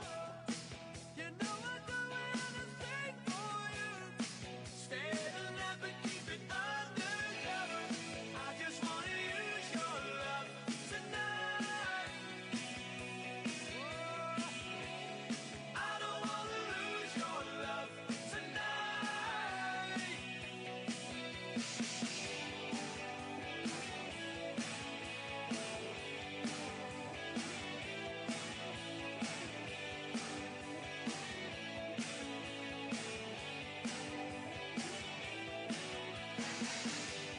Trying to stop my hands from shaking. Something in my mind's not making sense. It's been a while since we were all alone. Looking at the way I'm feeling. As you're leaving, please won't you close the door? And don't forget what I told you. Just 'cause you're right, that don't mean I'm wrong.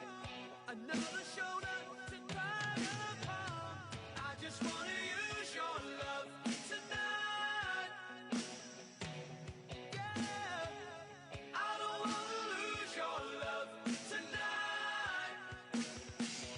Yeah, I just want to use your love tonight. I don't want to lose your love tonight. I just want to use your love tonight.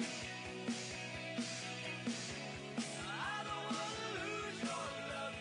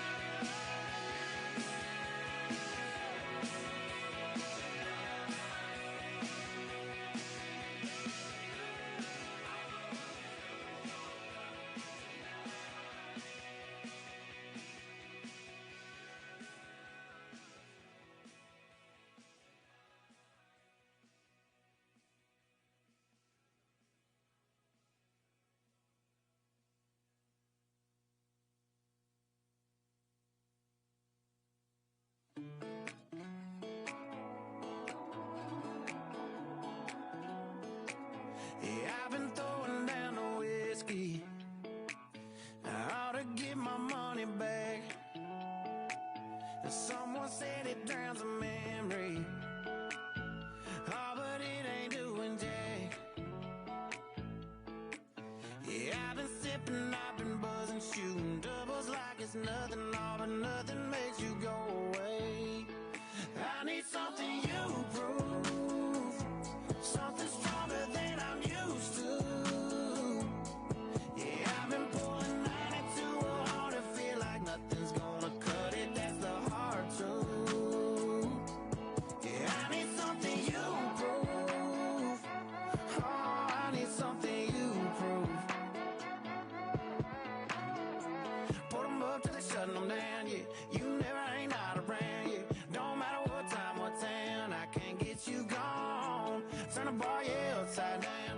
Just looking for something that does it. I give 'em all my money, ain't nobody selling nothing. You prove something stronger than I'm used to. Yeah, I've been pulling 92 hard to feel like nothing's gonna cut it. That's the hard truth. Yeah, I need something you prove. Oh, I need something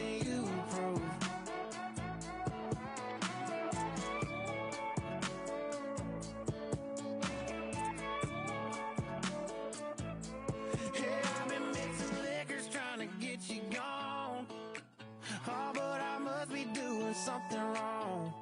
'Cause I've been working hard to fade your memory, baby, but the only thing faded is me. I need something you prove, something stronger than I'm used to. Yeah, I've been pulling 92 hard, I feel like nothing's gonna cut it, that's a hard truth. I need something you prove, oh, I need something you prove.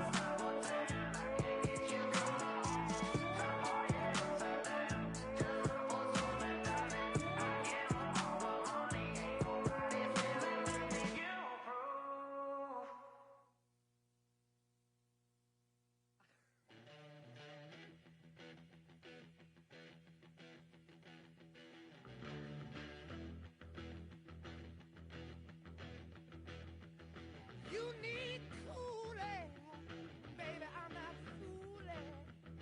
I'm gonna send you back to schooling, way down inside.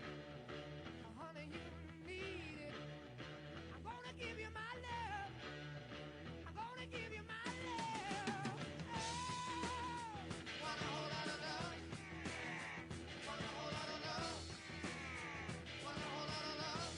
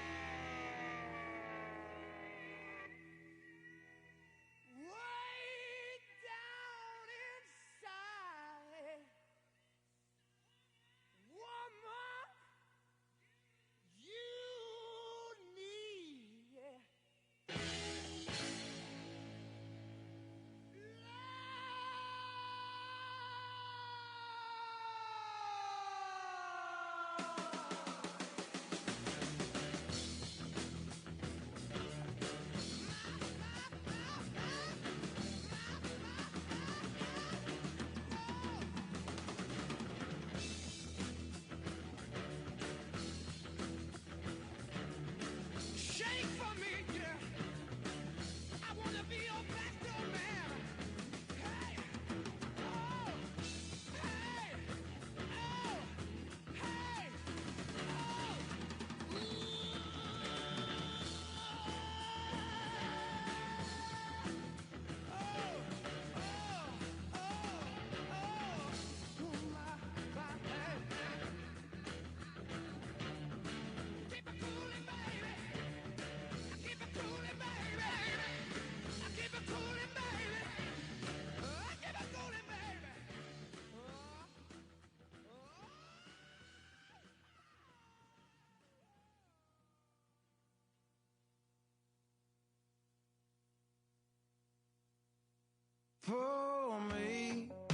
pour me another drink. 'Cause I don't wanna feel a thing no more, hell no. I just wanna sip it till the pain wears off. Pour me another round. Line 'em up and knock 'em down. Two more, let's go. 'Cause I ain't never heard like this before. Don't wanna think about her or wear a ring without her. Don't wanna hit the karaoke bar, can't sing without her. So make them drinks strong, 'cause brother, she's gone. And if I'm ever gonna move on, I'ma need some whiskey glasses. 'Cause I don't wanna see the truth. She's probably making out on the couch right now with someone new. Yeah, I'ma need some whiskey glasses if I'm gonna make it through. If I'ma be single, I'ma need a double shot of that heartbreak proof. And see the world through whiskey glasses. Sip around the truth. See the world through whiskey glasses. I need a better deal, or I'm drinking you. Last call, I swear this'll be my last call. Now I ain't drunk, darling, no more at 3 a.m. Mr. Bartender, hit me again. Don't wanna think about her or wear a ring without her. Don't wanna hit the karaoke bar, can't sing without her. So make them drinks strong, 'cause brother, she's gone. And if I'm ever gonna move on, I'ma need some whiskey glasses. 'Cause I don't wanna see the truth. She's probably making out on the couch right now with someone new. Yeah, I'ma need some whiskey glasses if I'm gonna make it through. If I'ma be single, I'ma need a double shot of that heartbreak proof. And see the world through whiskey glasses. Oh, see the world through whiskey glasses. Yeah. Line 'em up, line 'em up, line 'em up, line 'em up. Knock 'em back, knock 'em back, knock 'em back, knock 'em back. Fill 'em up, fill 'em up, fill 'em up, fill 'em up. 'Cause if she ain't ever coming back, line 'em up, line 'em up, line 'em up, line 'em up. Knock 'em back, knock 'em back, knock 'em back, knock 'em back. Fill 'em up, fill 'em up, fill 'em up, fill 'em up. 'Cause if she ain't ever coming back, I'ma need some whiskey glasses. 'Cause I don't wanna see the truth. She's probably making out on the couch right now with someone new. Yeah, I'ma need some whiskey glasses if I'm gonna make it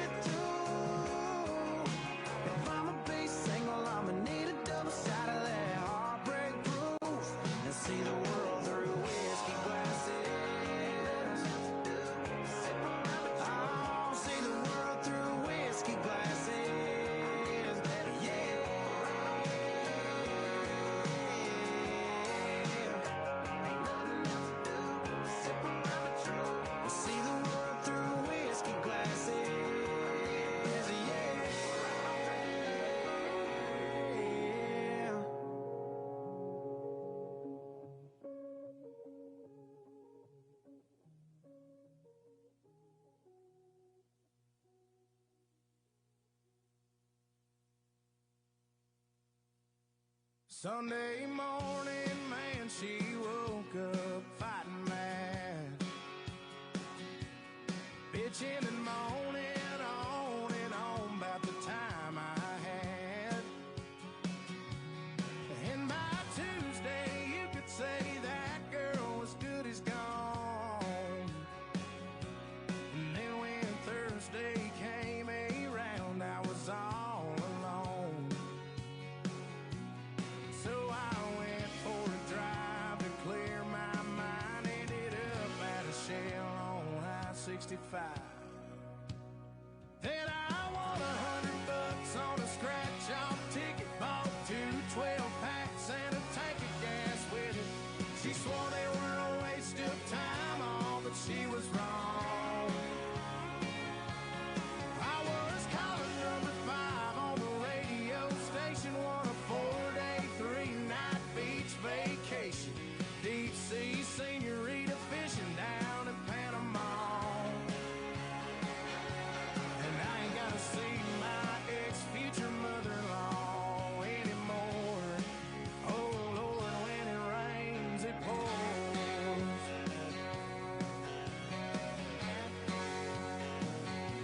Now she was sure real quick to up and apologize when she heard about my newfound luck on that FM dial.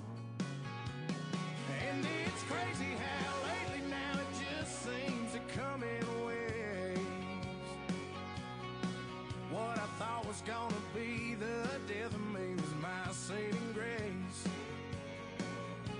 It's got me thinking that her leaving is the only logical reason that I got the last spot in the Hooters parking lot, and the waitress left her number on my check with a heart. She picked up on the first ring when I gave her a call. And I only spent $5 at the Moose Club raffle, won a used four-wheeler and 3 free passes for me and 2 of my buddies to play around a golf. And I ain't gotta see my ex-future mother-in-law anymore. Oh Lord, when it rains, it pours. When it rains, it pours. I've been on one hell of a redneck road for 3 weeks now. And it all started on the day that she walked out. Then I won $100 on a scratch-off ticket. Bought 2 12-packs and a tank of gas with it. She swore they were a waste of time, all, but she was wrong. And I was calling number 5 on the radio station, won a 4-day, 3-night beach vacation. Deep sea senorita fishing down in Panama. And I ain't gotta see my ex-future mother-in-law anymore. Oh Lord, when it rains, it pours. When it rains, it pours.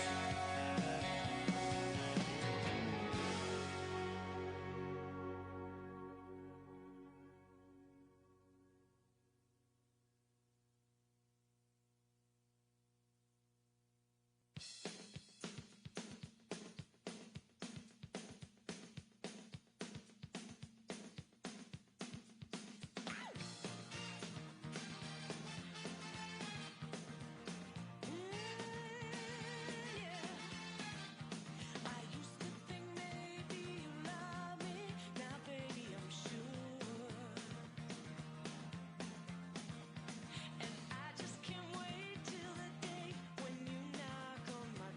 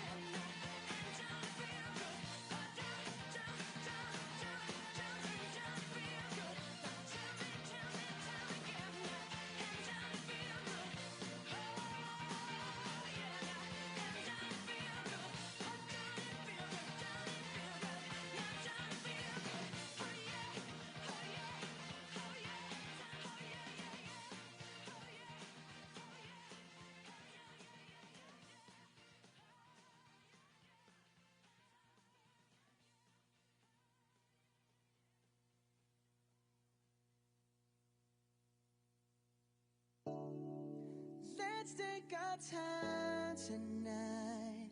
Girl, above us all the stars are watching. There's no place I'd rather be in this world. Your eyes are where I'm lost in. Underneath the chandelier, we're dancing all alone. There's no reason to hide what we're feeling inside right now. So baby, let's just turn down the lights and close the door. Ooh, I love that dress, but you won't need it anymore. No, you won't need it no more. Let's just kiss till we're naked, baby. Versace on the floor. Ooh, take it off for me, for me, for me, for me now, girl. Versace on the floor. Ooh, take it off for me, for me, for me, for me now, girl. I'll unzip the bag and watch it fall while I kiss your neck and shoulders. No, don't be afraid to show it all. I'll be right here ready to hold ya. Girl, you know you're perfect from your head down to your heels. Don't be confused by my smile, 'cause I ain't never been more for real, for real. So just turn down the lights and close the door. Ooh, I love that dress, but you won't need it anymore. No, you won't need it no more. Let's just kiss till we're naked, baby. Versace on the floor. Ooh, take it off for me, for me, for me, for me now, girl. Versace on the floor.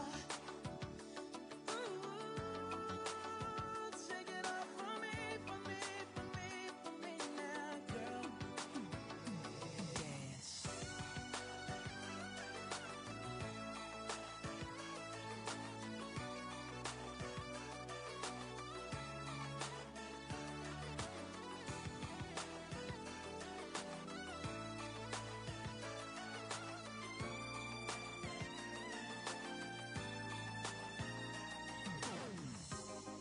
It's warming up. Can you feel it?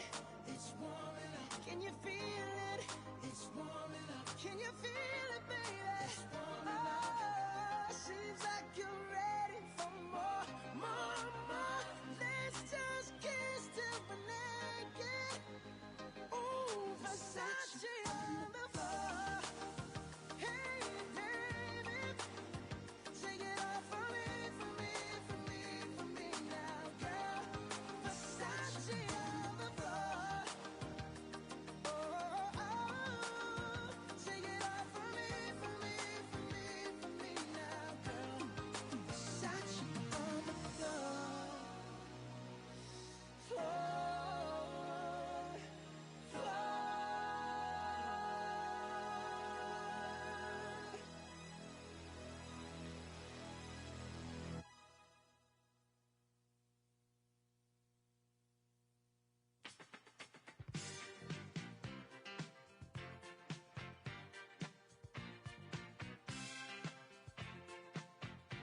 I said upside down, you're turning me. You're giving love instinctively. Round and round, you're turning me. Upside down, boy, you turn me inside out and round. Upside down, boy, you turn me inside out and round. Instinctively, you give to me the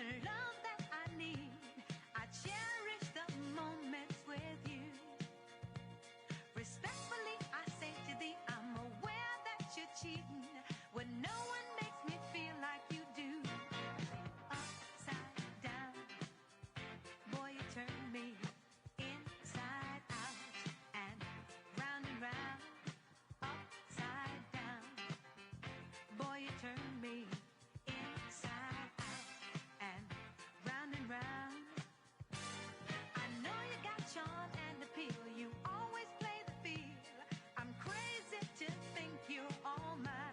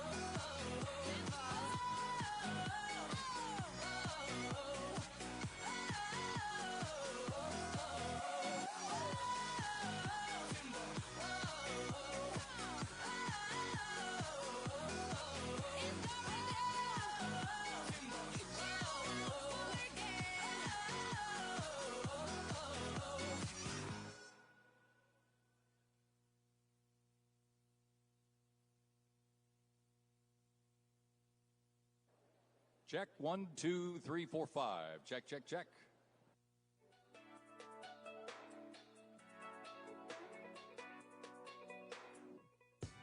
I know we hurt you, maybe scared of love, too scared to love. He didn't deserve you, 'cause your precious heart is a precious heart. He didn't know what he had, thank God. Oh, and it's gonna take just a little time, but you're gonna see that I was born to love you. What if I fall? I won't let you fall. What if I cry? I'll never make you cry. And if I get scared, I'll hold you tighter. When they try to get to you, baby, I'll be the fighter. What if I fall? I won't let you fall. What if I cry? I promise I'll never make you cry. And if I get scared, I'll hold you tighter. When they try to get to you, baby, I'll be the fighter. Look in the mirror, you're beautiful, so beautiful. I'm here to remind you, you're my only one. Let me be the one to heal all the pain that it put you through, with love like you never knew. Just let me show you. What if I fall? I won't let you fall. What if I cry? I'll never make you cry. And if I get scared, I'll hold you tighter. When they try to get to you, baby, I'll be the fighter. What if I fall? I won't let you fall. What if I cry? I promise I'll never make you cry. And if I get scared, I'll hold you tighter. When they try to get to you, baby, I'll be the fighter. I wanna believe that you got me, baby. I swear I do, from now into the next life. I wanna love, wanna give you all my heart. What if I fall? I won't let you fall. What if I cry? I'll never make you cry. And if I get scared, I'll hold you tighter. When they try to get to you, baby, I'll be the fighter. What if I fall? I won't let you fall. What if I cry? I promise I'll never make you cry. And if I get scared, I'll hold you tighter. When they try to get to you, baby, I'll be the fighter. What if I fall? What if I cry? And if I get scared, I'll hold you tighter. When they try to get to you,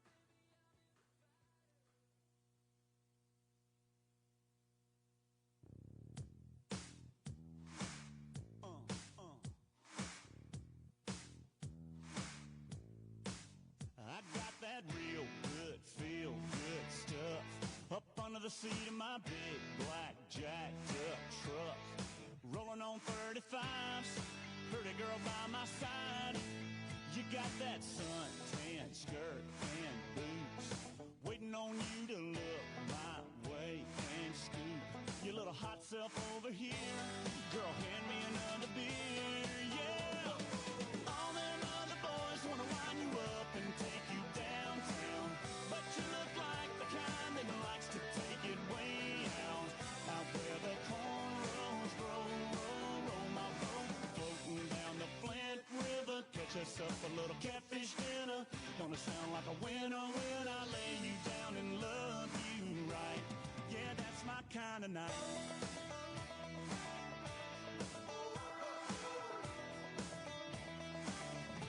Might sit down on my diamond plate tailgate, put in my country ride, hip-hop mixtape. Little Conway, little T-Pain, might just make it rain. You can hang your T-shirt on a limb. Hit that bank and we can ease on in. Soak us up a little moonlight. You know I know what you like, yeah. All them other boys wanna wind you up and take you downtown, but you look like the kind that likes to take it way out.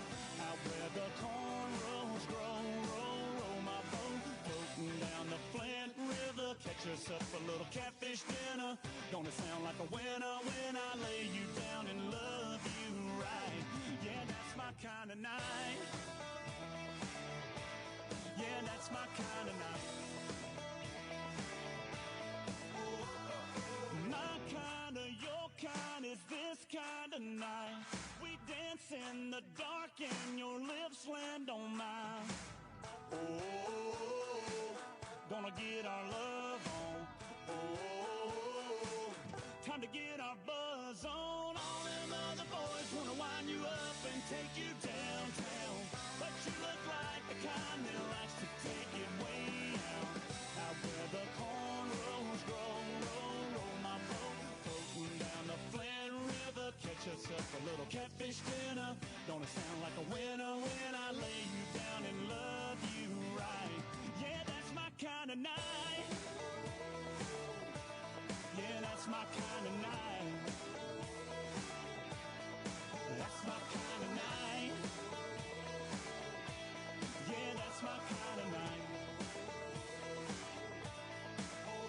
Come on. 1, 2, 3.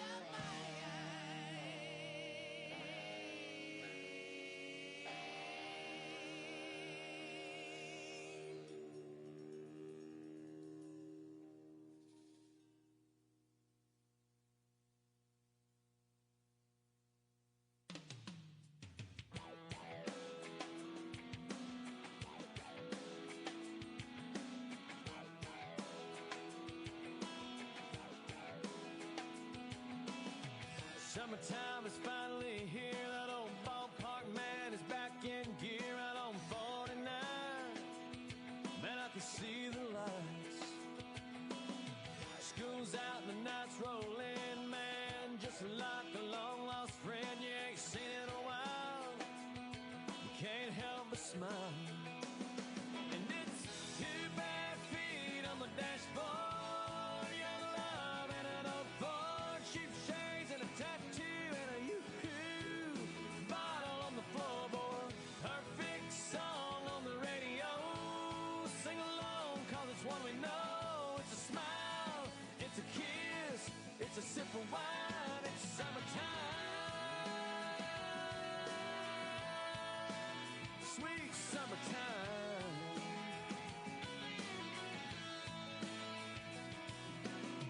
Temperature says 93 down at the deposit and guarantee, but that swimming hole, it's nice and cold. Bikini bottoms underneath, but the boys' hearts still skip a beat when them girls shimmy off them old cut-offs. And it's 2 bare feet on the dashboard. Young love and an old Ford. Cheap shades and a tattoo and a yoo-hoo bottle on the floorboard. Perfect song on the radio. Sing along, cause it's one we know. It's a smile, it's a kiss, it's a sip of wine. It's summertime, sweet summertime.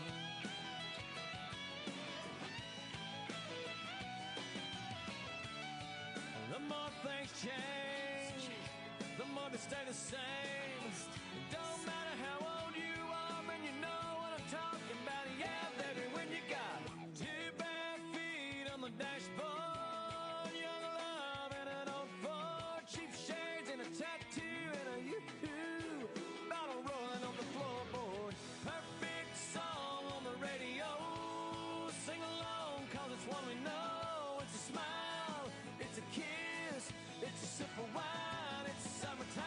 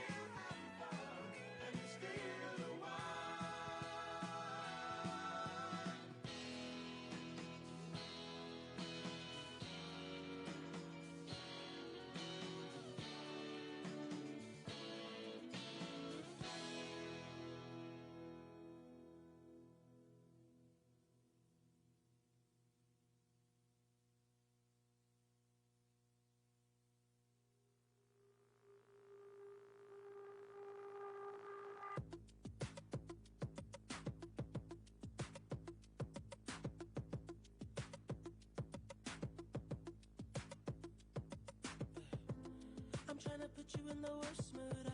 P1 cleaner than your church shoes. Really point to just to hurt you. All red lamb just to tease you. None of these toys on lease to. Made your whole year in a week too. Yeah, main bitch out of your league too. Side bitch out of your league too. House so empty, need a centerpiece. 20 racks of table come from ebony. Cut that ever into skinny pieces. Then she clean up with her face, but I love my baby. You talking money, need a hearing aid. You talking about me, I don't see a shade. Switch on my side, I take any lane. Switch on my core if I kill any pain. Look what you done. I'm a motherfucking star boy. Look what you done. I'm a motherfucking star boy. Every day a nigga try to test me, yeah. Every day a nigga try to end me, yeah. Pull off in that roadster SV, yeah. Pockets overweight, getting hefty, yeah. Coming for the king, that's a far cry. I come alive in the fall time. The competition, I don't really listen. I'm in the blue moon, song, bumping new edition. House so empty, need a centerpiece. 20 racks of table come from ebony. Cut that ever into skinny pieces. Then she clean up with her face, but I love my baby. You talking money, need a hearing aid. You talking about me, I don't see a shade. Switch on my side, I take any lane. Switch on my core if I kill any pain. Look what you done. I'm a motherfucking star boy. Look what you done. I'm a motherfucking star boy. Let a nigga bracket, legend of the fall, took the year like a bandit. Bought mama a crib and a brand new wagon. Now she hit the grocery shop looking lavish. Star Trek roof in the Wraith the Con. Girls get loose when they hear the song. 100 on the dash, get me close to God. We don't pray for love, we just pray for cause. House so empty, need a centerpiece. 20 racks of table come from ebony. Cut that ever into skinny pieces. Then she clean up with her face, man, I love my baby. You talking money, need a hearing aid. You talking about me, I don't see a shade. Switch on my side, I take any lane. Switch on my core if I kill any pain. Look what you done. I'm a motherfucking star boy. Look what you done. I'm a motherfucking star boy. Look what you done. I'm a motherfucking star boy. Look what you done. I'm a motherfucking star boy.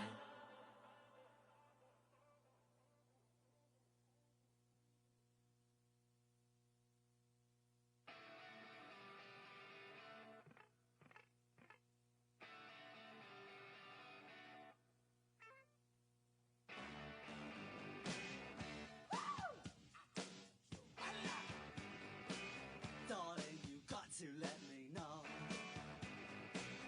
Should I stay or should I go?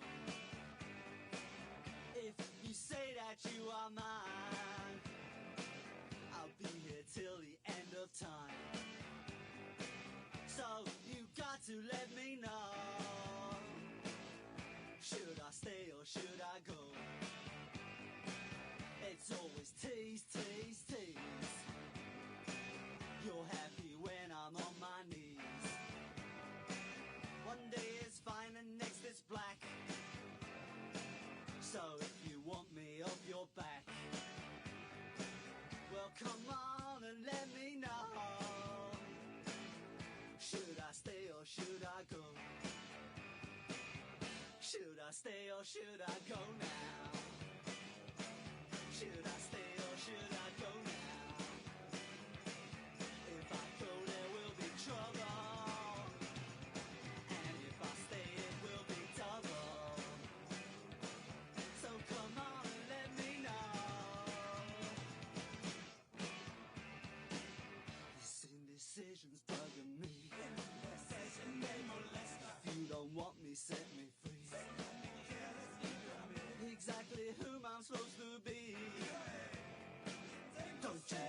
clothes even fit me. Come on and let me know. Should I cool it or should I blow?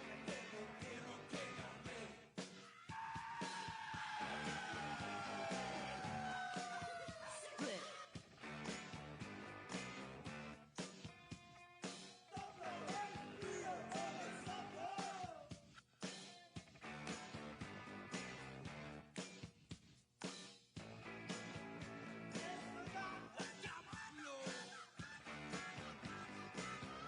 Should I stay or should I go now? Should I stay or should I go now? If I go there will be trouble, and if I stay it will be double. So you gotta let me know. Should I cool it or should I blow? Should I stay or should I go now? If I go there will be trouble, and if I stay it will be double. So you gotta let me know. Should I stay or should I go?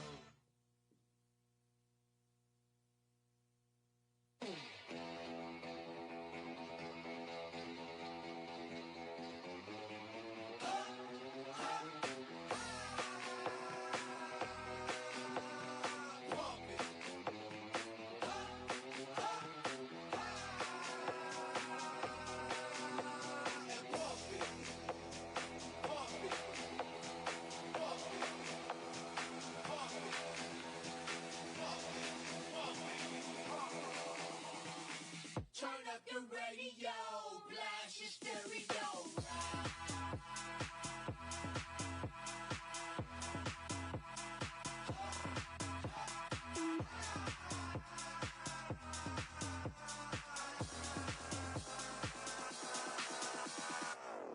You wanna hate on us? You need to ease on us. I know why they hating on us. Cause y'all so fabulous. I'ma be real on us. Nobody got nothing on us. Girls be all on us from London back down to the U.S. We rockin' this contagious. Monkey business outrageous. Just confess your girl admits that we the shit. F-R-E-S-H, we fresh. G-E-F, that's right, we different. We definite. B-E-P, we reppin' it. So, turn me up. Turn me up. Turn me up.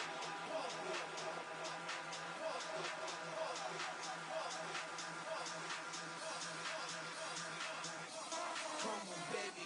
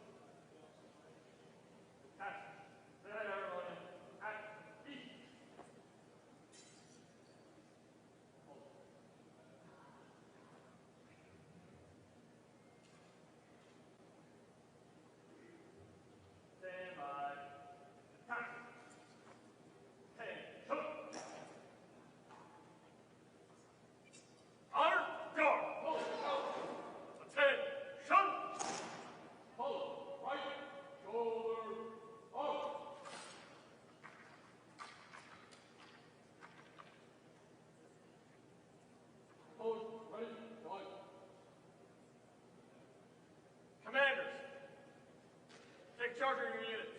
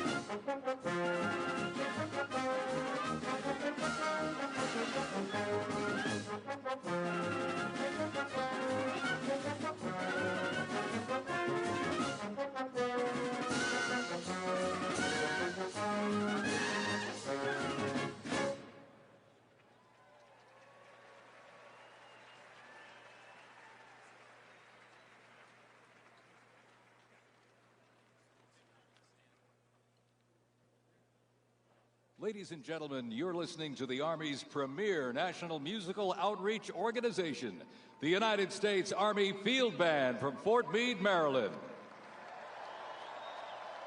They are led by Commander and Conductor Lieutenant Colonel Domingo S. Robinson. The U.S. Army Field Band develops positive connections on behalf of the Army, the Department of Defense, and the United States through live music, multimedia performances, television productions, and emergent technologies, traveling thousands of miles annually across our nation and around the world, and appearing regularly on major television and streaming events. The Field Band proudly honors our soldiers and veterans while strengthening ties with communities worldwide.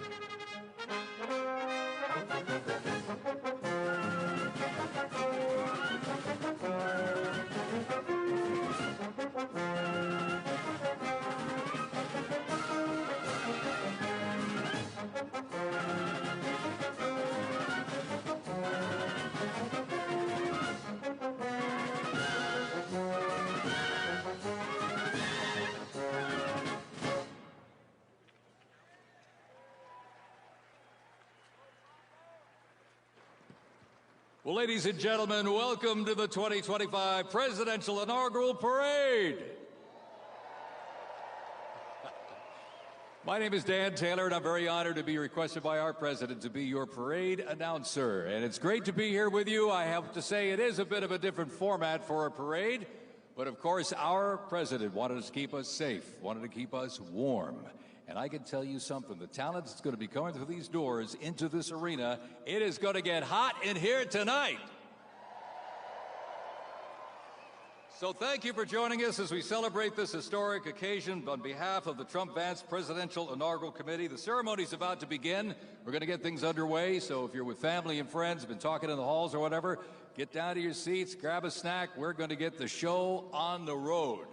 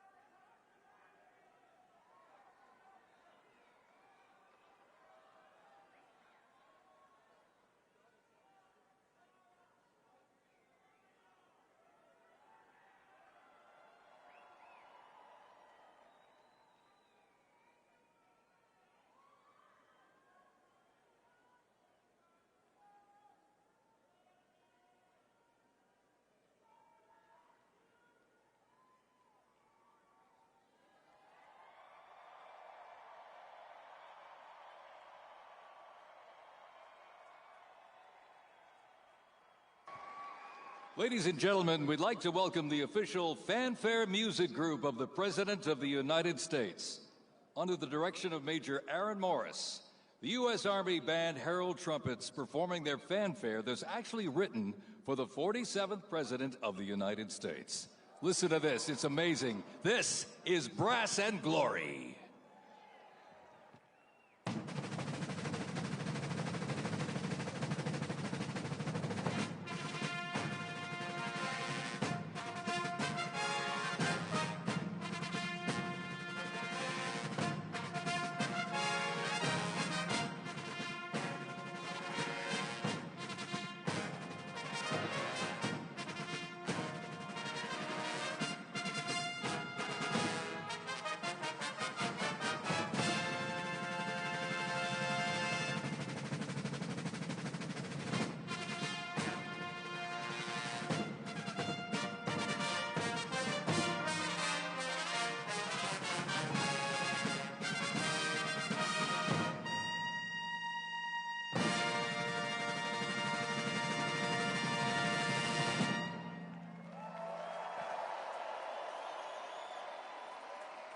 The official fanfare music group of the President of the United States under the direction of Major Aaron Morris. Let's hear it for them, folks.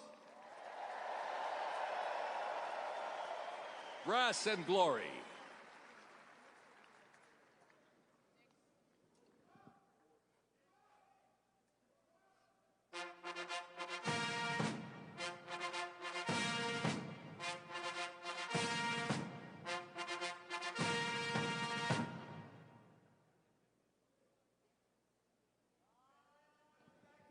Ladies and gentlemen, please welcome the 50th Vice President of the United States of America, Vice President J.D. Vance, accompanied by the Second Lady, Mrs. Usha Vance.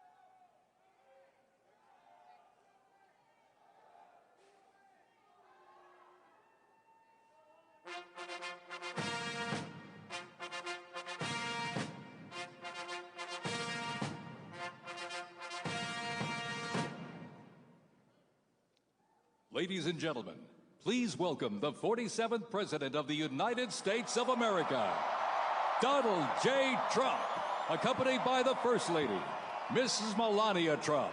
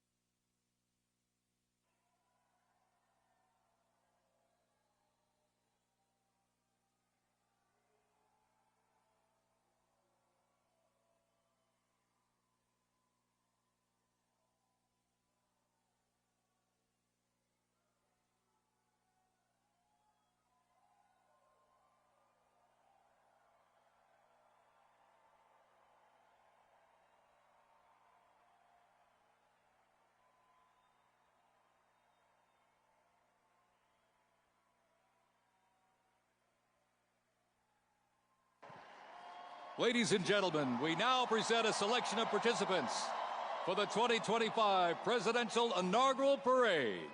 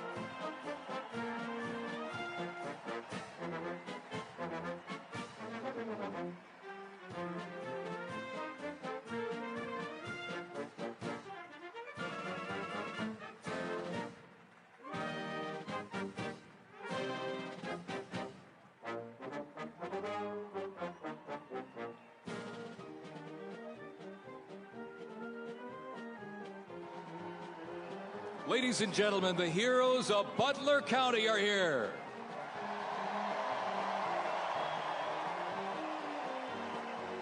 And they are here to pay homage to the life, selfless community service, and sacrifice of Corey Comparatori.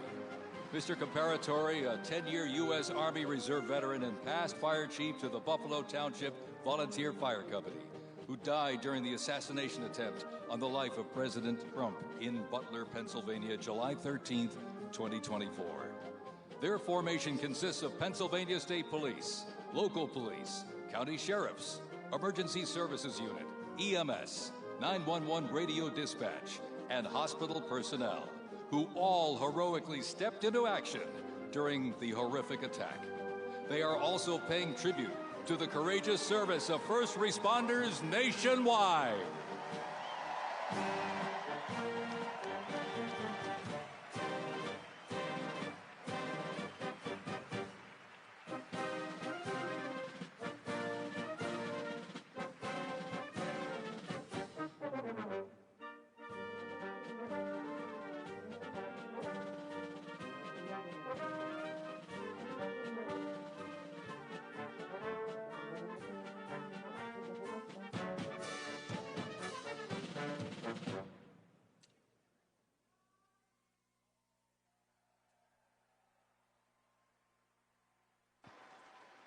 Ladies and gentlemen, at this very special event, let us now take a moment of silence in honor of Corey Comparatori.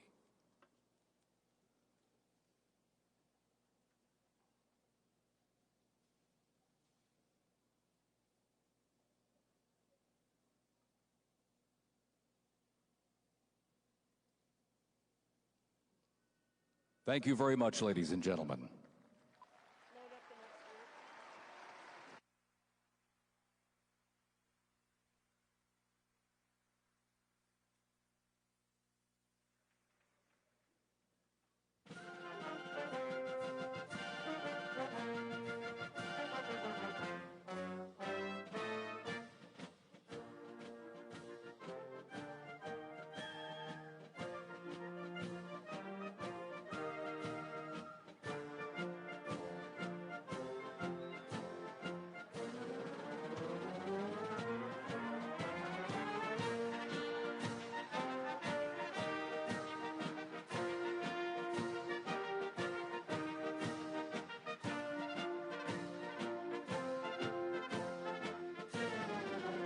We now present to you the New York Military Academy from Cornwall-on-Hudson, New York.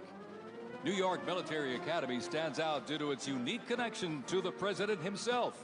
President Trump is a 1964 graduate and has been enshrined as one of our alumni of distinction. This historic academy has been named a Junior Reserve Officer Training Corps, that's JROTC, and are marching with their cadet dress uniforms. Look at these, all modeled after post-World War I General Blackjack Pershing's gray uniform.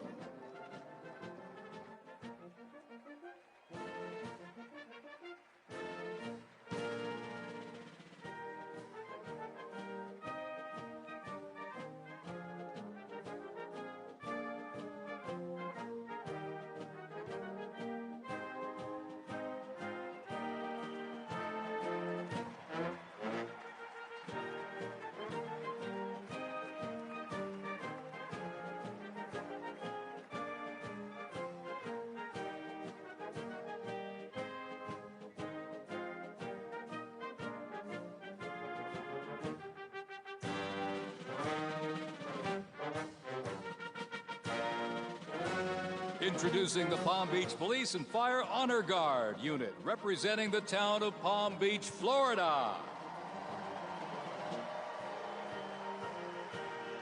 This group consists of police officers and firefighters from the town of Palm Beach, home to some of the most prestigious people in the world, including President Donald J. Trump.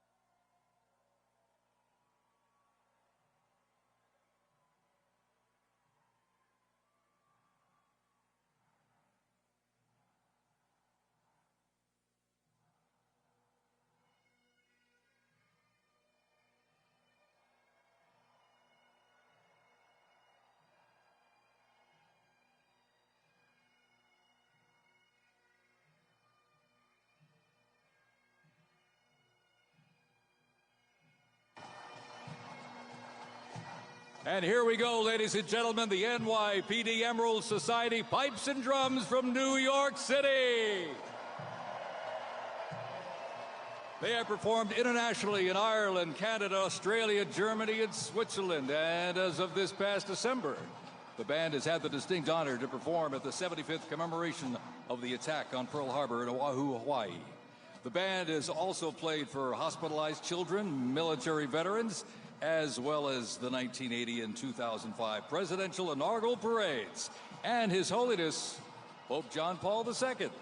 The NYPD Emerald Society Pipes and Drums formed way back in 1960, and you know they are the oldest, largest police pipe band in the United States, comprised of all active and retired police officers of various ranks and assignments. Listen to those bagpipes. Let's hear it for them, folks.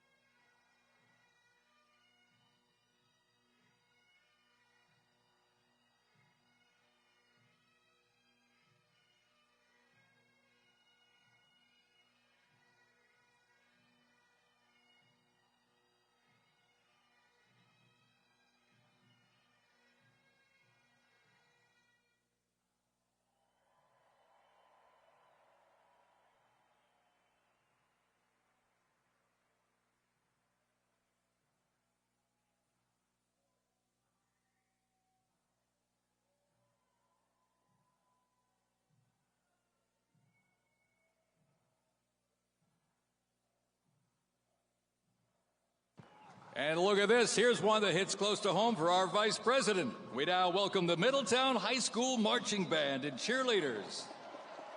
They're traveling all the way from Middletown, Ohio to proudly represent their school, our nation, and outstanding alumni, including our new Vice President of the United States, J.D. Vance.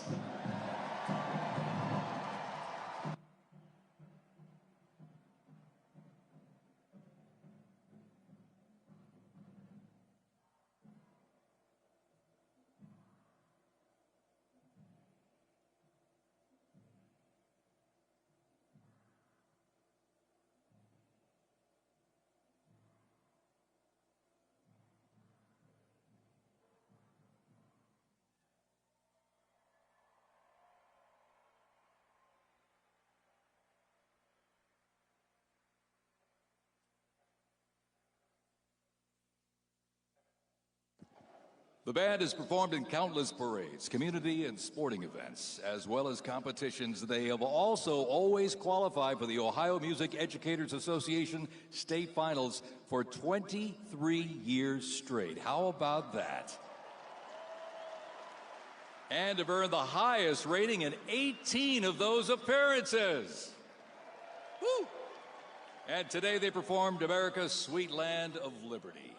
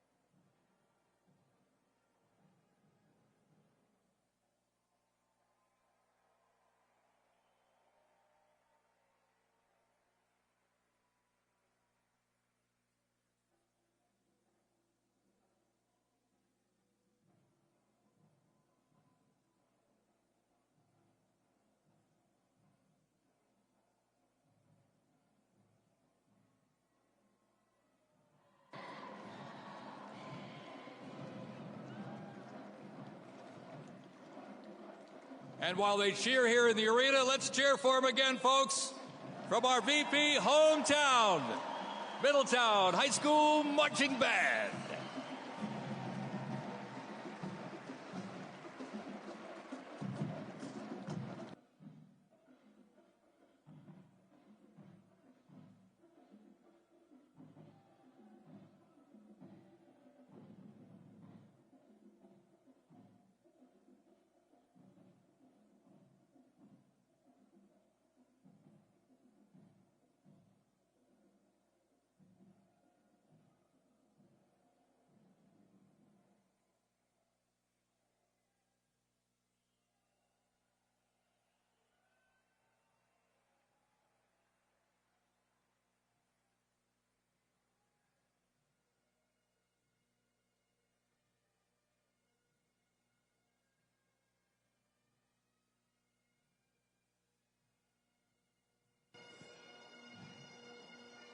Ladies and gentlemen, entering the arena right now, traveling from Boca Raton, Florida, the Florida firefighters, pipes and drums.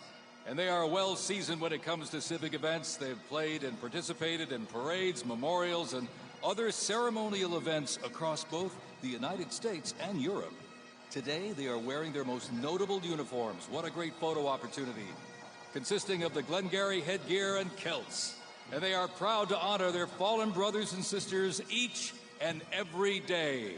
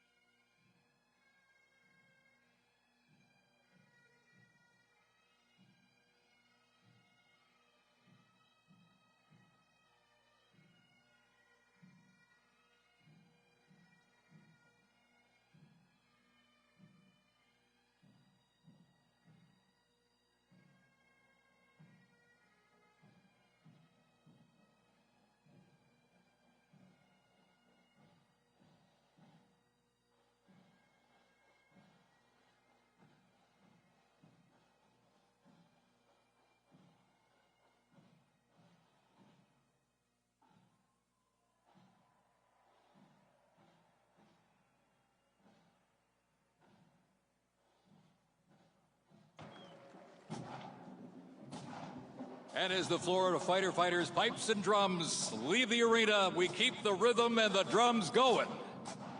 Please welcome the Stewart's Creek High School Marching Band. Traveling all the way from Smyrna, Tennessee, they are proud to represent the volunteer state in the 2025 Presidential Inaugural Parade.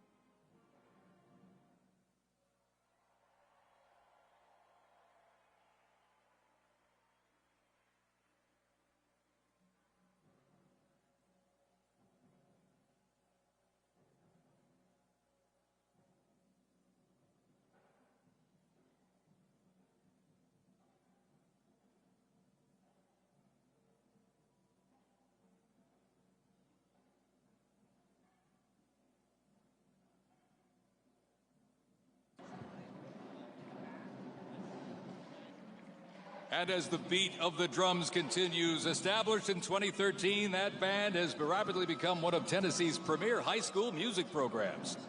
This band has participated in numerous civic events that honor significant moments in our nation's history, like the 75th anniversary of the attack on Pearl Harbor, Captain Jeff Cuss, United States Marine Corps Memorial Dedication, Chicago Thanksgiving Day Parade, and a Lincoln Memorial performance as well. The Stewart's Creek High School Marching Band, everybody. Make them feel welcome here in D.C.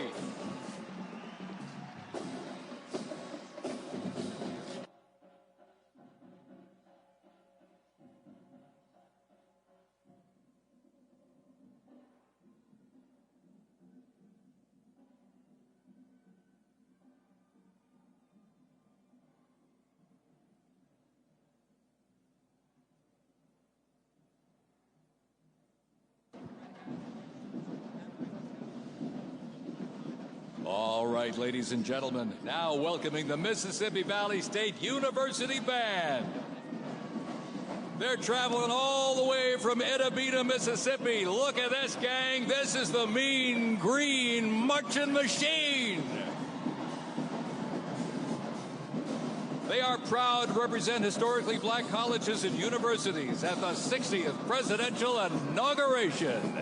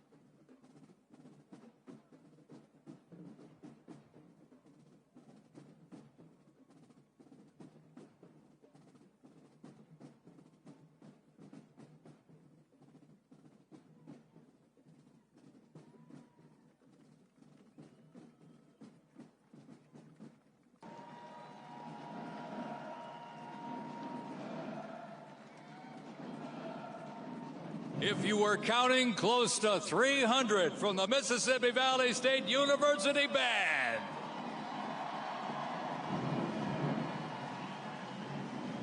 You know, since its founding, the band has consistently played a significant role at their university and across the United States. They have performed for athletic events, Mardi Gras parades, Rose Bowl parades, and many, many more. The Mississippi Valley State University Band takes great pride in presenting culturally diverse presentations for students, faculty, and the surrounding Mississippi communities. Take a look at that brass out there. Woo! That's just part of the big green marching machine. The Mean Green Marching Machine from Itta, Mississippi, ladies and gentlemen.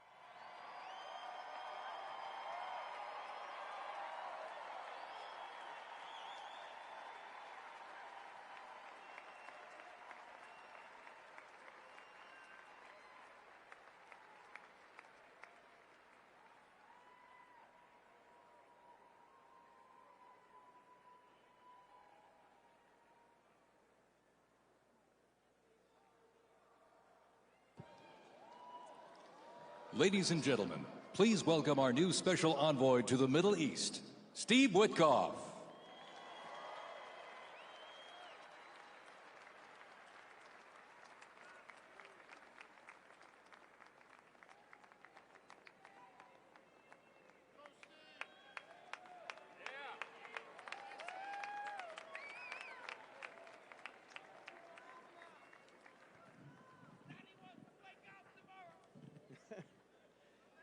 Good evening, everybody. I was appointed by President Trump to be the special envoy for peace in the Middle East.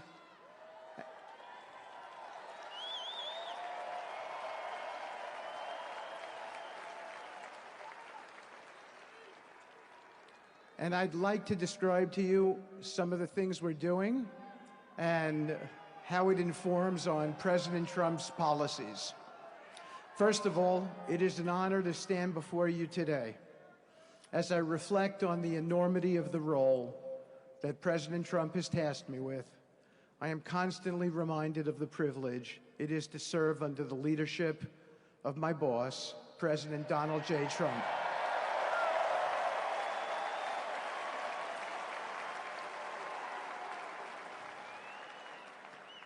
His presidency has provided a clear, bold vision for the Middle East, and it is this vision that guides every step I take in the mission.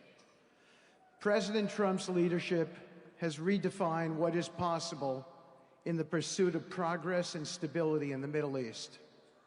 His decisive, pragmatic approach ensures that even the most entrenched conflicts are met with fresh perspectives and innovative strategies. His policies have already delivered remarkable successes, such as yesterday's release of hostages in Gaza.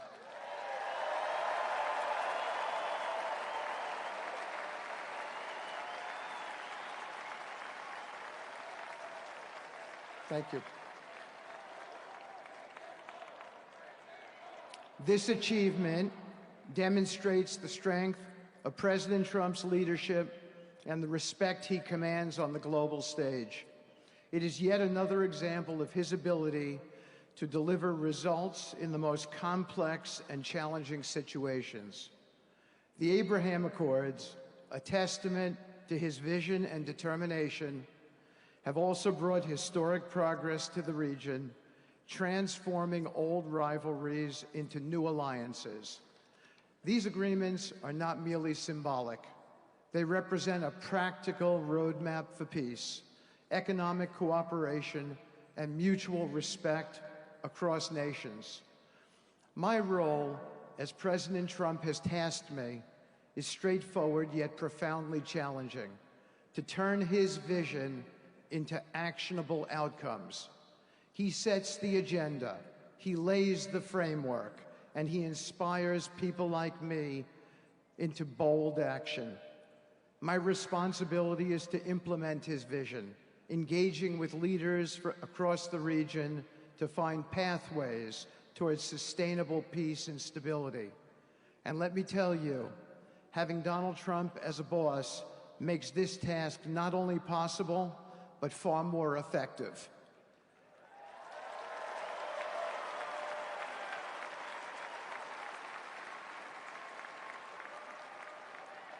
President Trump's reputation as a leader who delivers results resonates far beyond Washington. Leaders in the Middle East know he means what he says. His ability to cut through bureaucratic gridlock and focus on tangible results is the game changer.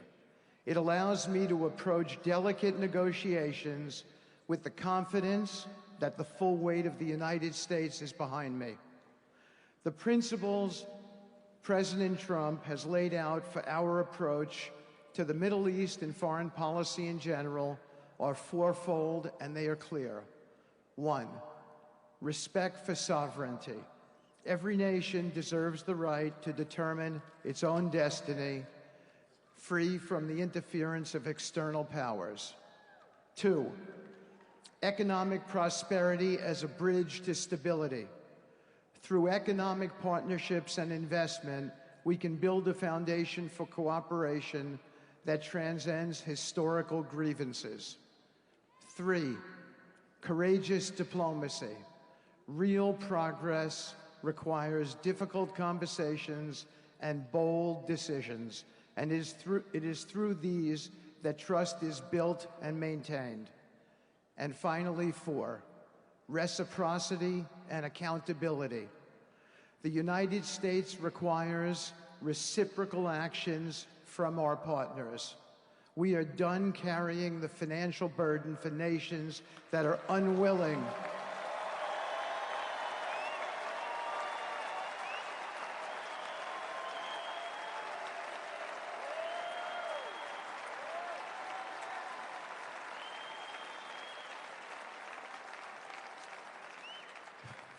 We are done carrying the financial burden for nations that are unwilling to fund their own progress.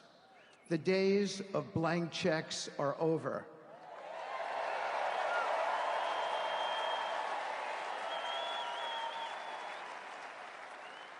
Partnerships under President Trump's leadership must be equitable, and contributions must reflect shared commitments to our goals.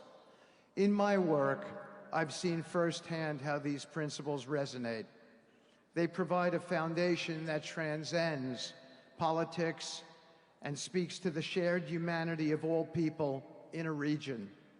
Leaders across the Middle East recognize that this Trump administration is serious about results, not symbolic gestures, but real, meaningful progress that improves lives. Thank you.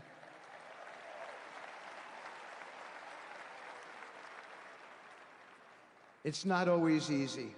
There are moments of deep challenge and frustration. Decades of mistrust cannot be undone overnight. Yet I take comfort in knowing that I am not in this alone. President Trump's clarity of vision ensures that I never have to question what success looks like. His leadership provides the confidence and direction necessary to navigate these complexities. As we move forward, my commitment is to continue the work of advancing President Trump's vision for the Middle East. Whether through expanding the Abraham Peace Accords, fostering economic development, or facilitating dialogue between long-standing adversaries, my focus remains on actionable results.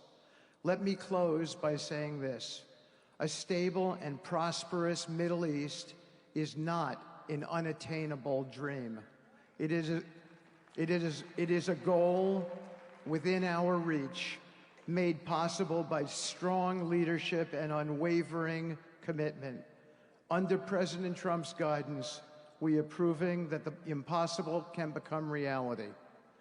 Thank you, but I have one more thing to say. We have some special people for me to introduce you to tonight. President Trump has been talking to them as well. They are the families of hostages from Israel who have been in Gaza for the last year and a half. There are many of them here today. Several of the families have lost children and loved ones, and they're here because they're part of an effort to retrieve their bodies so they can be buried in a proper way. Several have children who are still in captivity. There is an American family here whose loved one is scheduled to come out in 14 days, and they're going to be meeting the president tonight. So let's give them all some love and a big hand. Come on up.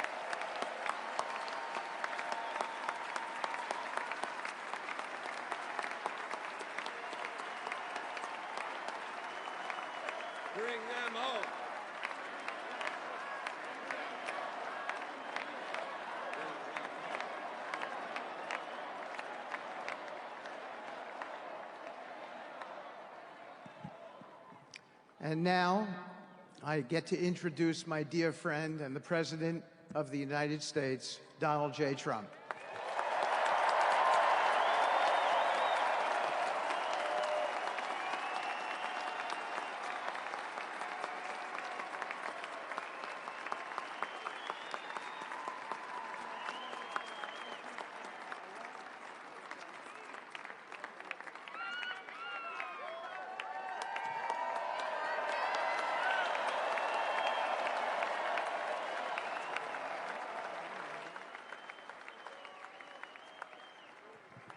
Thank you very much, everybody. Appreciate it. Thank you.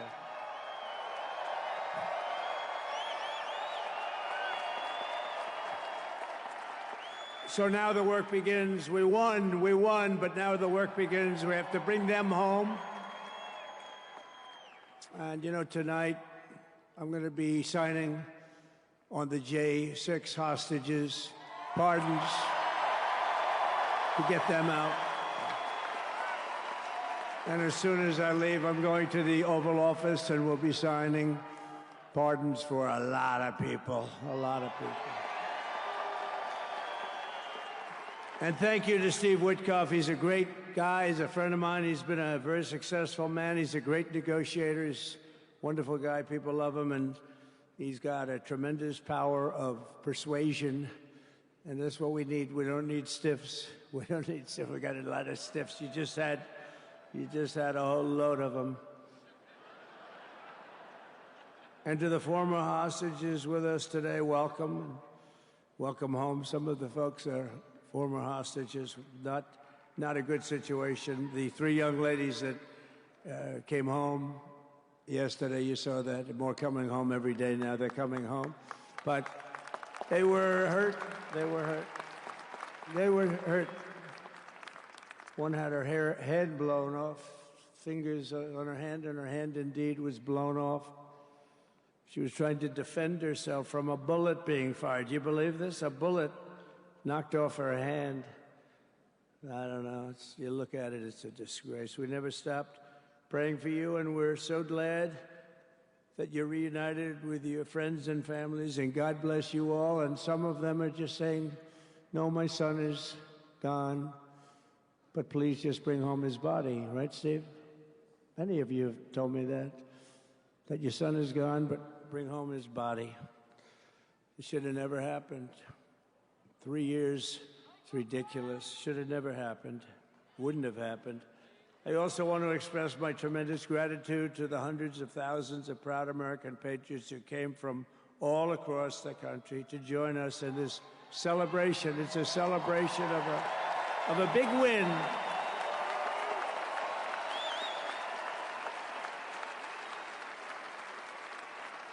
And you're witnessing the dawn of the golden age of America. That's what it's going to be. We're bringing it back. We're going to bring it back fast. We're going to bring it back fast. Let us also thank the incredible service members, National Guardsmen, police, Secret Service, and law enforcement personnel who are keeping us all safe, even though they are great people. New York's finest. I grew up with New York's finest, and we got to give them their authority back. You won't have any crime. There'll be no crime. You give them little authority back. The whole way they run things in this country now, it's disgraceful. But it's going to change rapidly. We're going to make our cities safe again, too. Even though we're indoors, we've had a magnificent inaugural parade. And let's give a big round of applause. They were great. To all of the incredible performers and hardworking men and women who made it possible. Those people, really talented, amazing people. I also want to thank my wonderful family for being here, especially my beautiful wife, our First Lady, Melania.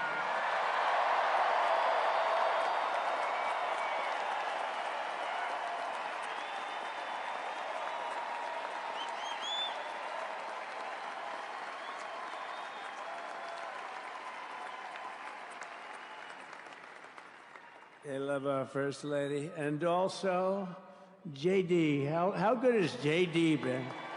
And his beautiful wife, Usha. How good is J.B.? J.D. has been great. He's another good negotiator, Steve. He's a great negotiator, too. We need negotiators in this country. But so many of the people on the stage behind, not only family members, as an example, Lara Trump, the wife of Eric. She was the head of the Republican Party, along with my friend Michael. Stand up, the two of you. What a job. What a job they did.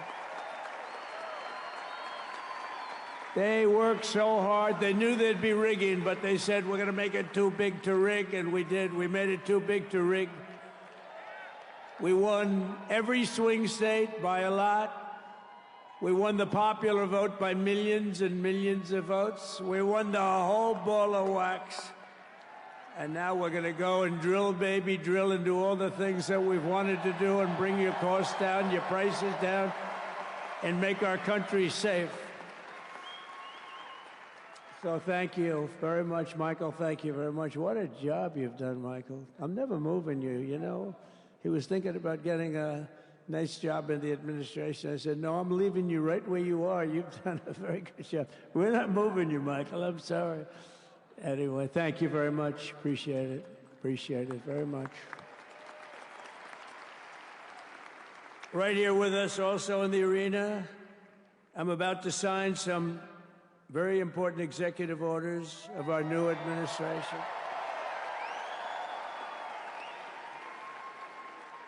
Hey, Don, will you stand up, please? Don is another one. How about Don? This guy.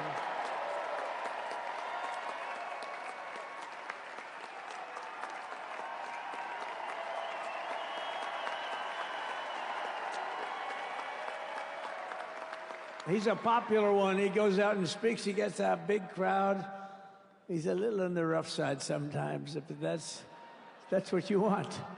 He's done a fantastic job, and he loves our country. Thanks, Don. Great job. You've done a great job. And Ivanka.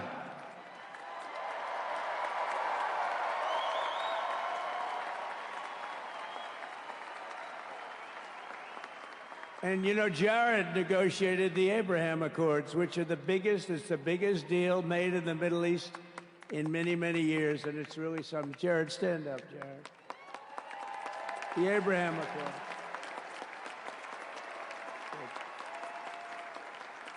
And Tiffany's going to have a little baby. And Michael.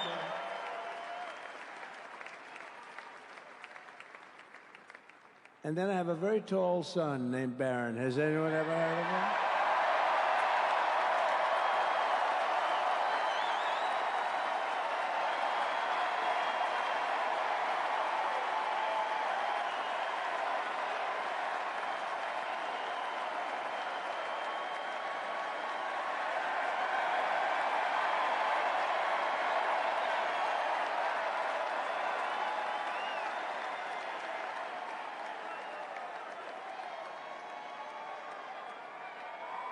Thank you.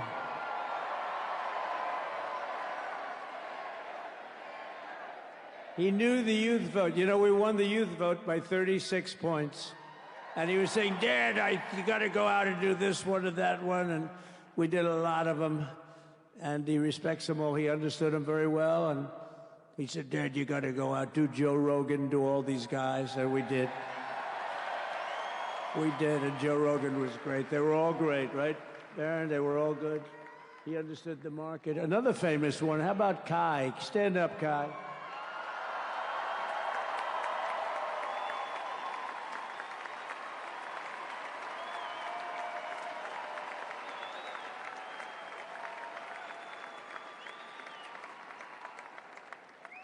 Is that Byron Donalds back there?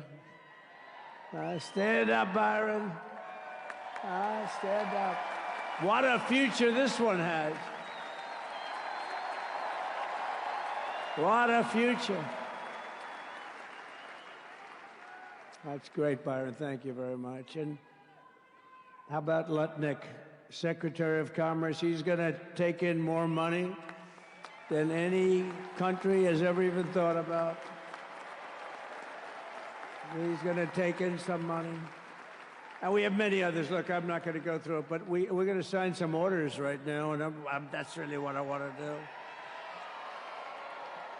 So we're going to sign executive orders. First, I'll revoke nearly 80 destructive and radical executive actions of the previous administration, one of the worst administrations in history. Maybe not one of them, the worst. Anybody that would allow millions of people to pour through our borders from jails, prisons, mental institutions, insane asylums, gang members to be taken off the streets of Venezuela and deposited in our country, and many, not just Venezuela. You know, crime in Venezuela is down 74% because they took their criminals and gave them to us through an open border policy of the previous administration.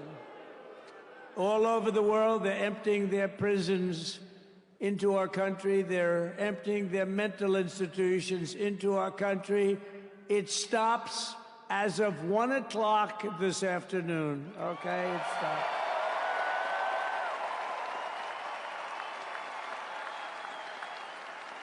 So I'm revoking nearly 80 destructive, radical executive actions of the previous administration. They'll all be null and void within about, 5 minutes? Is that them over there? 5 minutes? And next, to gain immediate control of the vast federal, out-of-control bureaucracy, I will implement an immediate regulation freeze, which will stop Biden bureaucrats from continuing to regulate. Most of those bureaucrats are being fired. They're gone.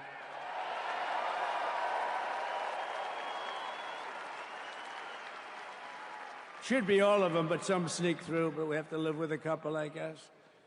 I'll also issue a temporary hiring freeze to ensure that we're only hiring competent people who are faithful to the American public. And we will pause the hiring of any new IRS agents. We will also require that federal workers must return to the office in person. And we're going to take the 88,000 people that they hired to go after you with guns. By the way, they're allowed to use guns and harass you like they were so many other people. Remember this? Okay, remember? Do you remember a little statement about tips? Does anybody remember that little statement? I think we won Nevada because of that statement. But they went out and harassed you over the tips. In other words, we are restoring control of our government to the people. We're going to take those 88,000.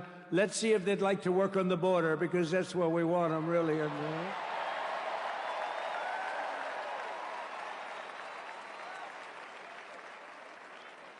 So we're going to have no tax on tips, right? No tax on tips.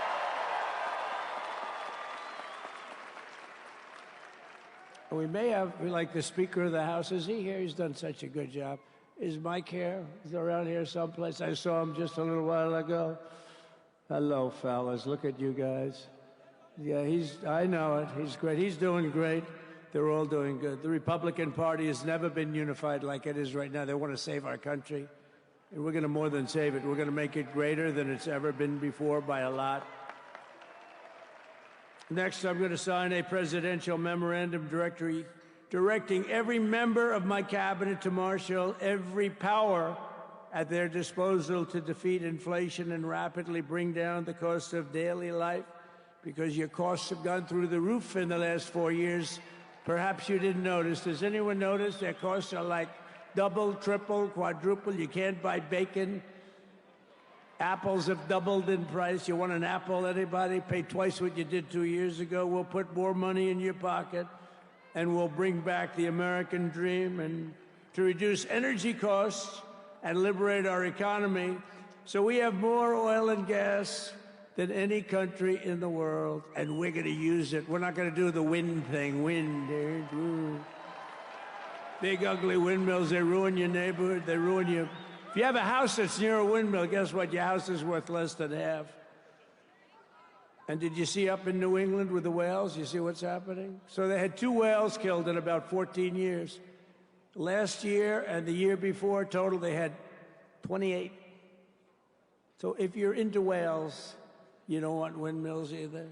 And they're the most expensive form of energy that you can have by far. And they're all made in China, by the way, practically all of them. And they kill your birds and they ruin your beautiful landscapes. But other than that, I think they're quite good, right? Now, remember when we used to joke and kid when we were kidding, but we don't kid anymore? They want to watch the debates on television. They want to watch your favorite president on television. But the wind isn't blowing, so we can't watch television that night, Gladys. Remember? Gladys, I'm sorry, the wind is just not blowing. We're not watching Trump tonight. But I'm immediately withdrawing from the unfair, one-sided Paris Climate Accord ripoff. The United States will not sabotage our own industries while China pollutes with impunity. You know, China, I mean, look, they use a lot of dirty energy, but they produce a lot of energy. And when that stuff goes up in the air, you know, it doesn't stay there. It's not like you got a wall. We love walls, don't we?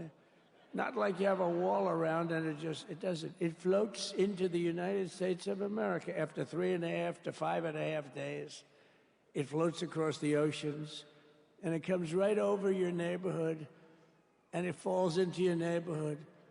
So they all say, we have to fight for cleaner air, but the other dirty air is dropping all over us. So what the hell are they talking about? Unless everybody does it, it just doesn't work. You know, we had the cleanest air and the cleanest water that this country's ever had under the Trump administration, and we didn't do anything to stop jobs and stop production. Believe me, you're going to see a lot of companies come pouring back because tariffs.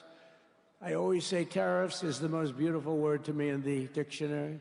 Then I was reprimanded by the fake news. They said, what about love, religion, and God? I said, I agree. Let's put God number one. Let's put religion number two. Love, I don't know. We got to put that number 3, I guess, right? And then it's tariff. Because tariffs are going to make us rich as hell. It's going to bring our country's businesses back that left us. And I'll also sign an executive order to immediately end federal government censorship of the American people. In America, we believe in free speech, and we're bringing it back starting today to stop the weaponization. Oh, do I know about that? These creeps. Deranged Jack Smith. You ever hear of him? Deranged. He's a deranged prosecutor. He's sick. They suck him on me. He's now been reduced to getting on an airplane, going back to The Hague or wherever the hell he came from. We got to get rid of that guy. Hey, was he one of the many people that got a pardon today? Did they pardon Jack Smith? You know, did you know that Biden, while I was making my speech, pardoned his whole family?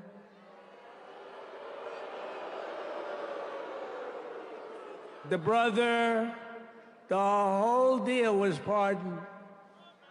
Can you imagine that? While I was making my speech. Did everybody hear my speech? Did you like my speech?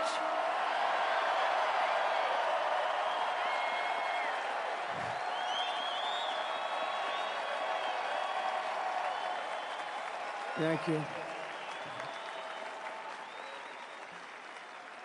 I mean, the only thing wrong with it is I had a lot of tough things to say, and I have some great people that work for me. Sir, this is such a great speech. It's so unifying. Don't talk about Biden with his pardons of his family. We want a unified country. They said, don't talk about the J6 hostages that you're going to be releasing today. Sir, don't put that in your speech, please. I said, but I want to put it in my speech. I said, sir, it won't be unified like it is. It's so beautiful the way it is. And it is getting great reviews. You know, if I put things like that in, I'll get terrible reviews. One little paragraph that's a little bit wrong, the fake news goes crazy, right?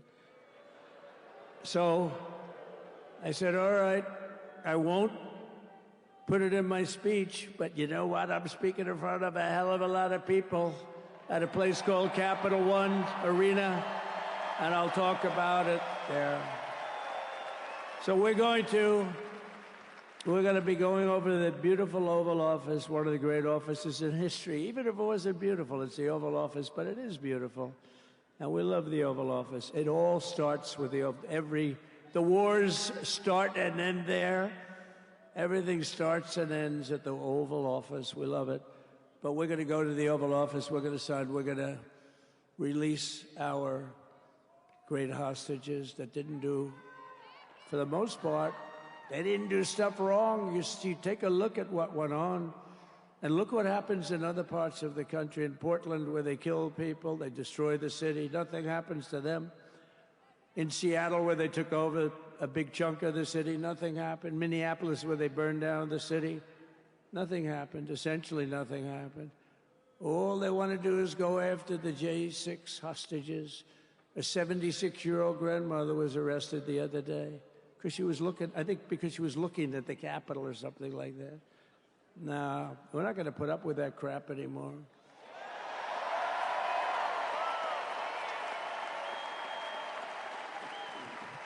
And to stop the weaponization of law enforcement, I've been investigated more than any human being in the world.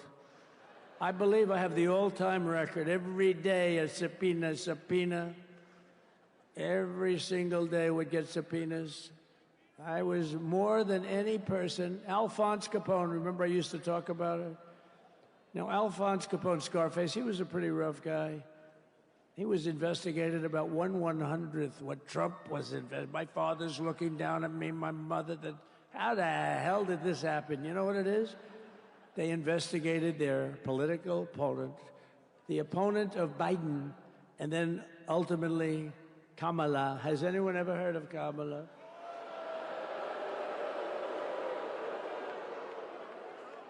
We had to beat two opponents, you know? We had to beat Biden, then we beat him.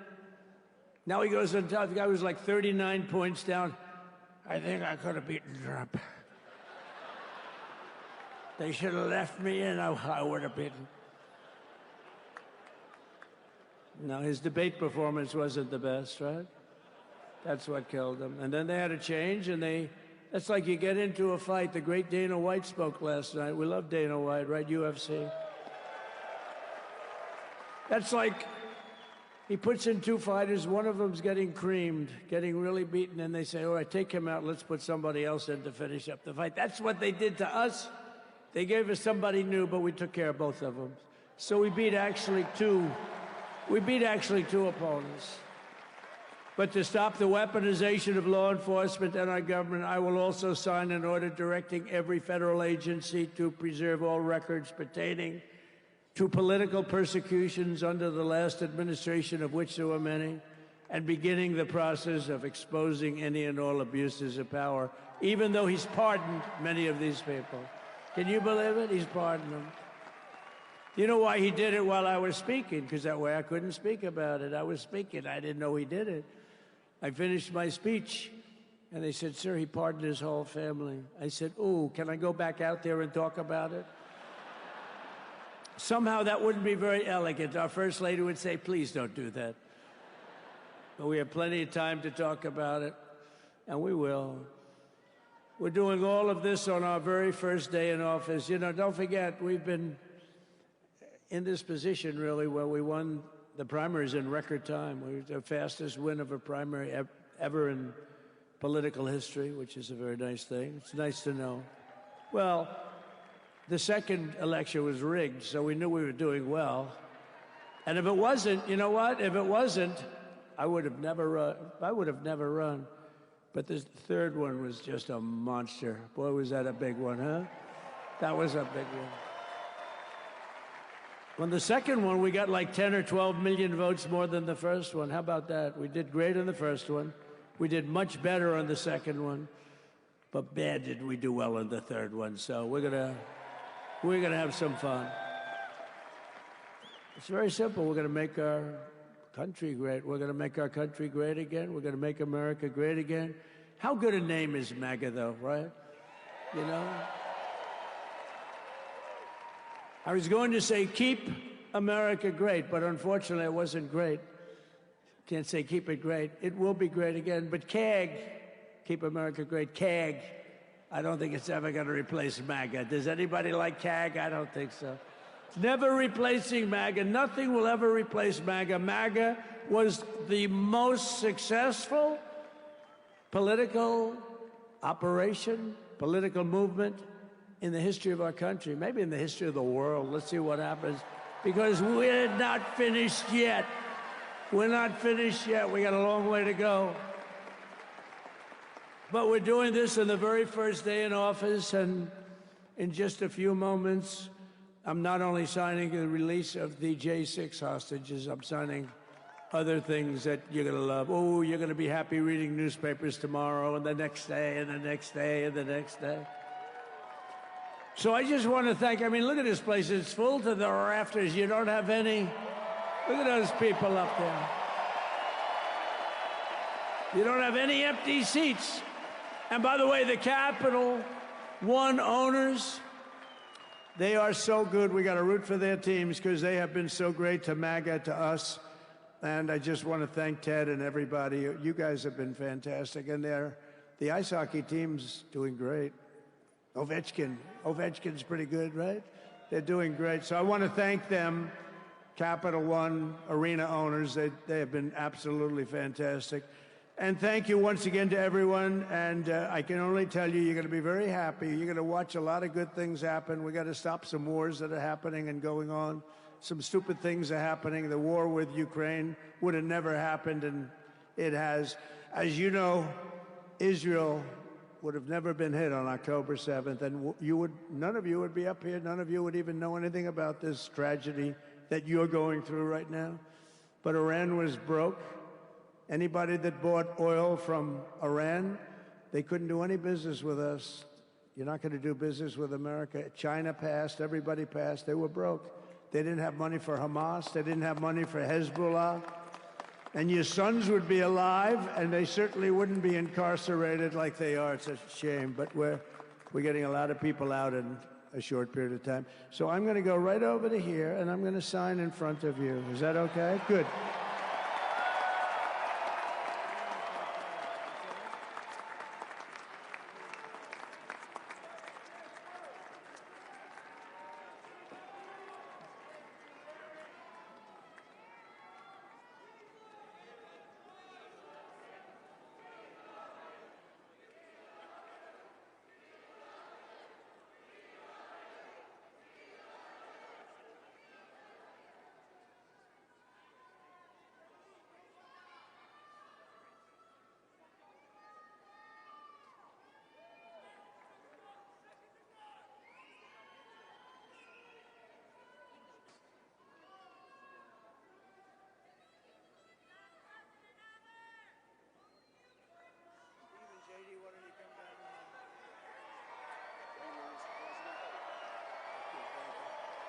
Do you have that other one to sign?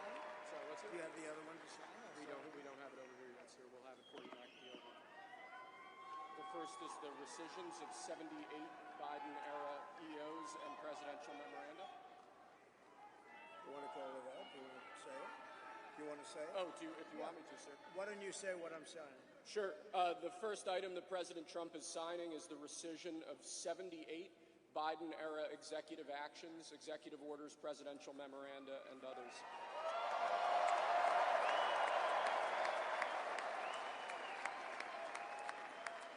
Thank you, sir.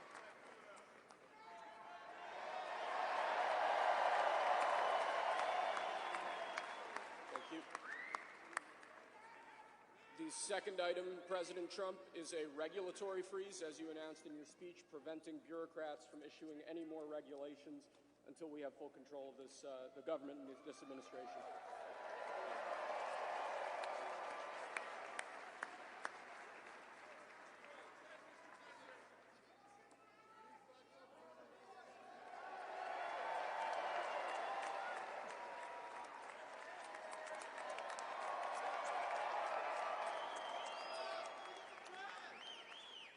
Sir?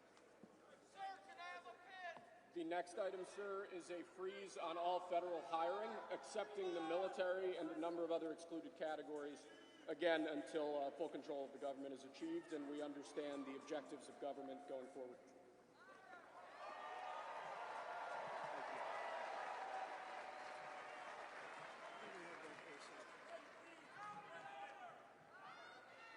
Could you imagine Biden doing this? I don't think so.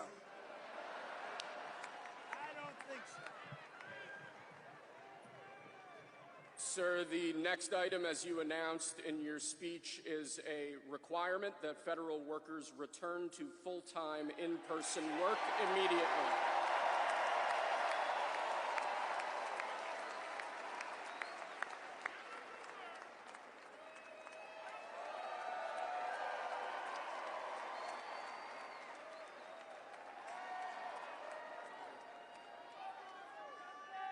Thank you, sir.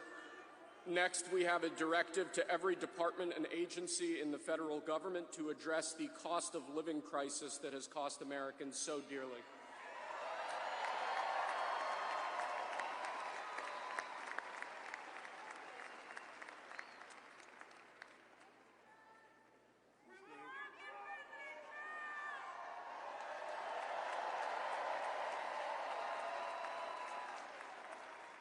Thank you, sir. The next item here is the withdrawal from the Paris Climate Treaty.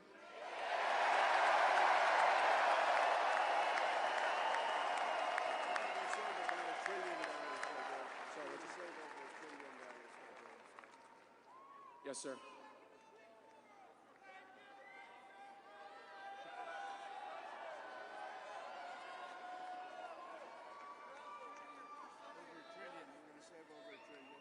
We're going to save over $1 trillion by withdrawing from that treaty.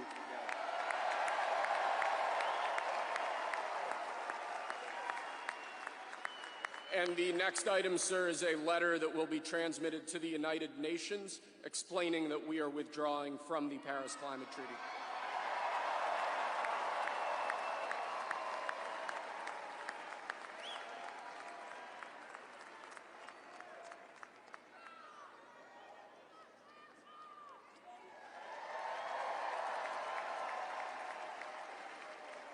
Thank you, sir. This next item is a directive to the federal government ordering the restoration of freedom of speech and preventing government censorship of free speech going forward.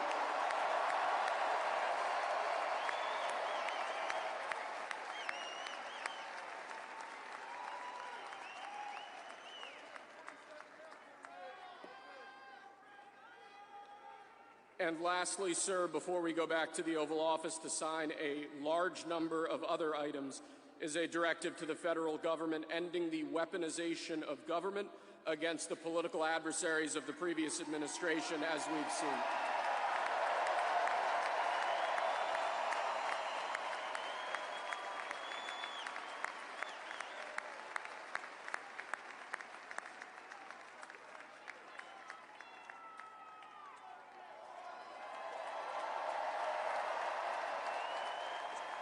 Thank you very much, sir. Appreciate it.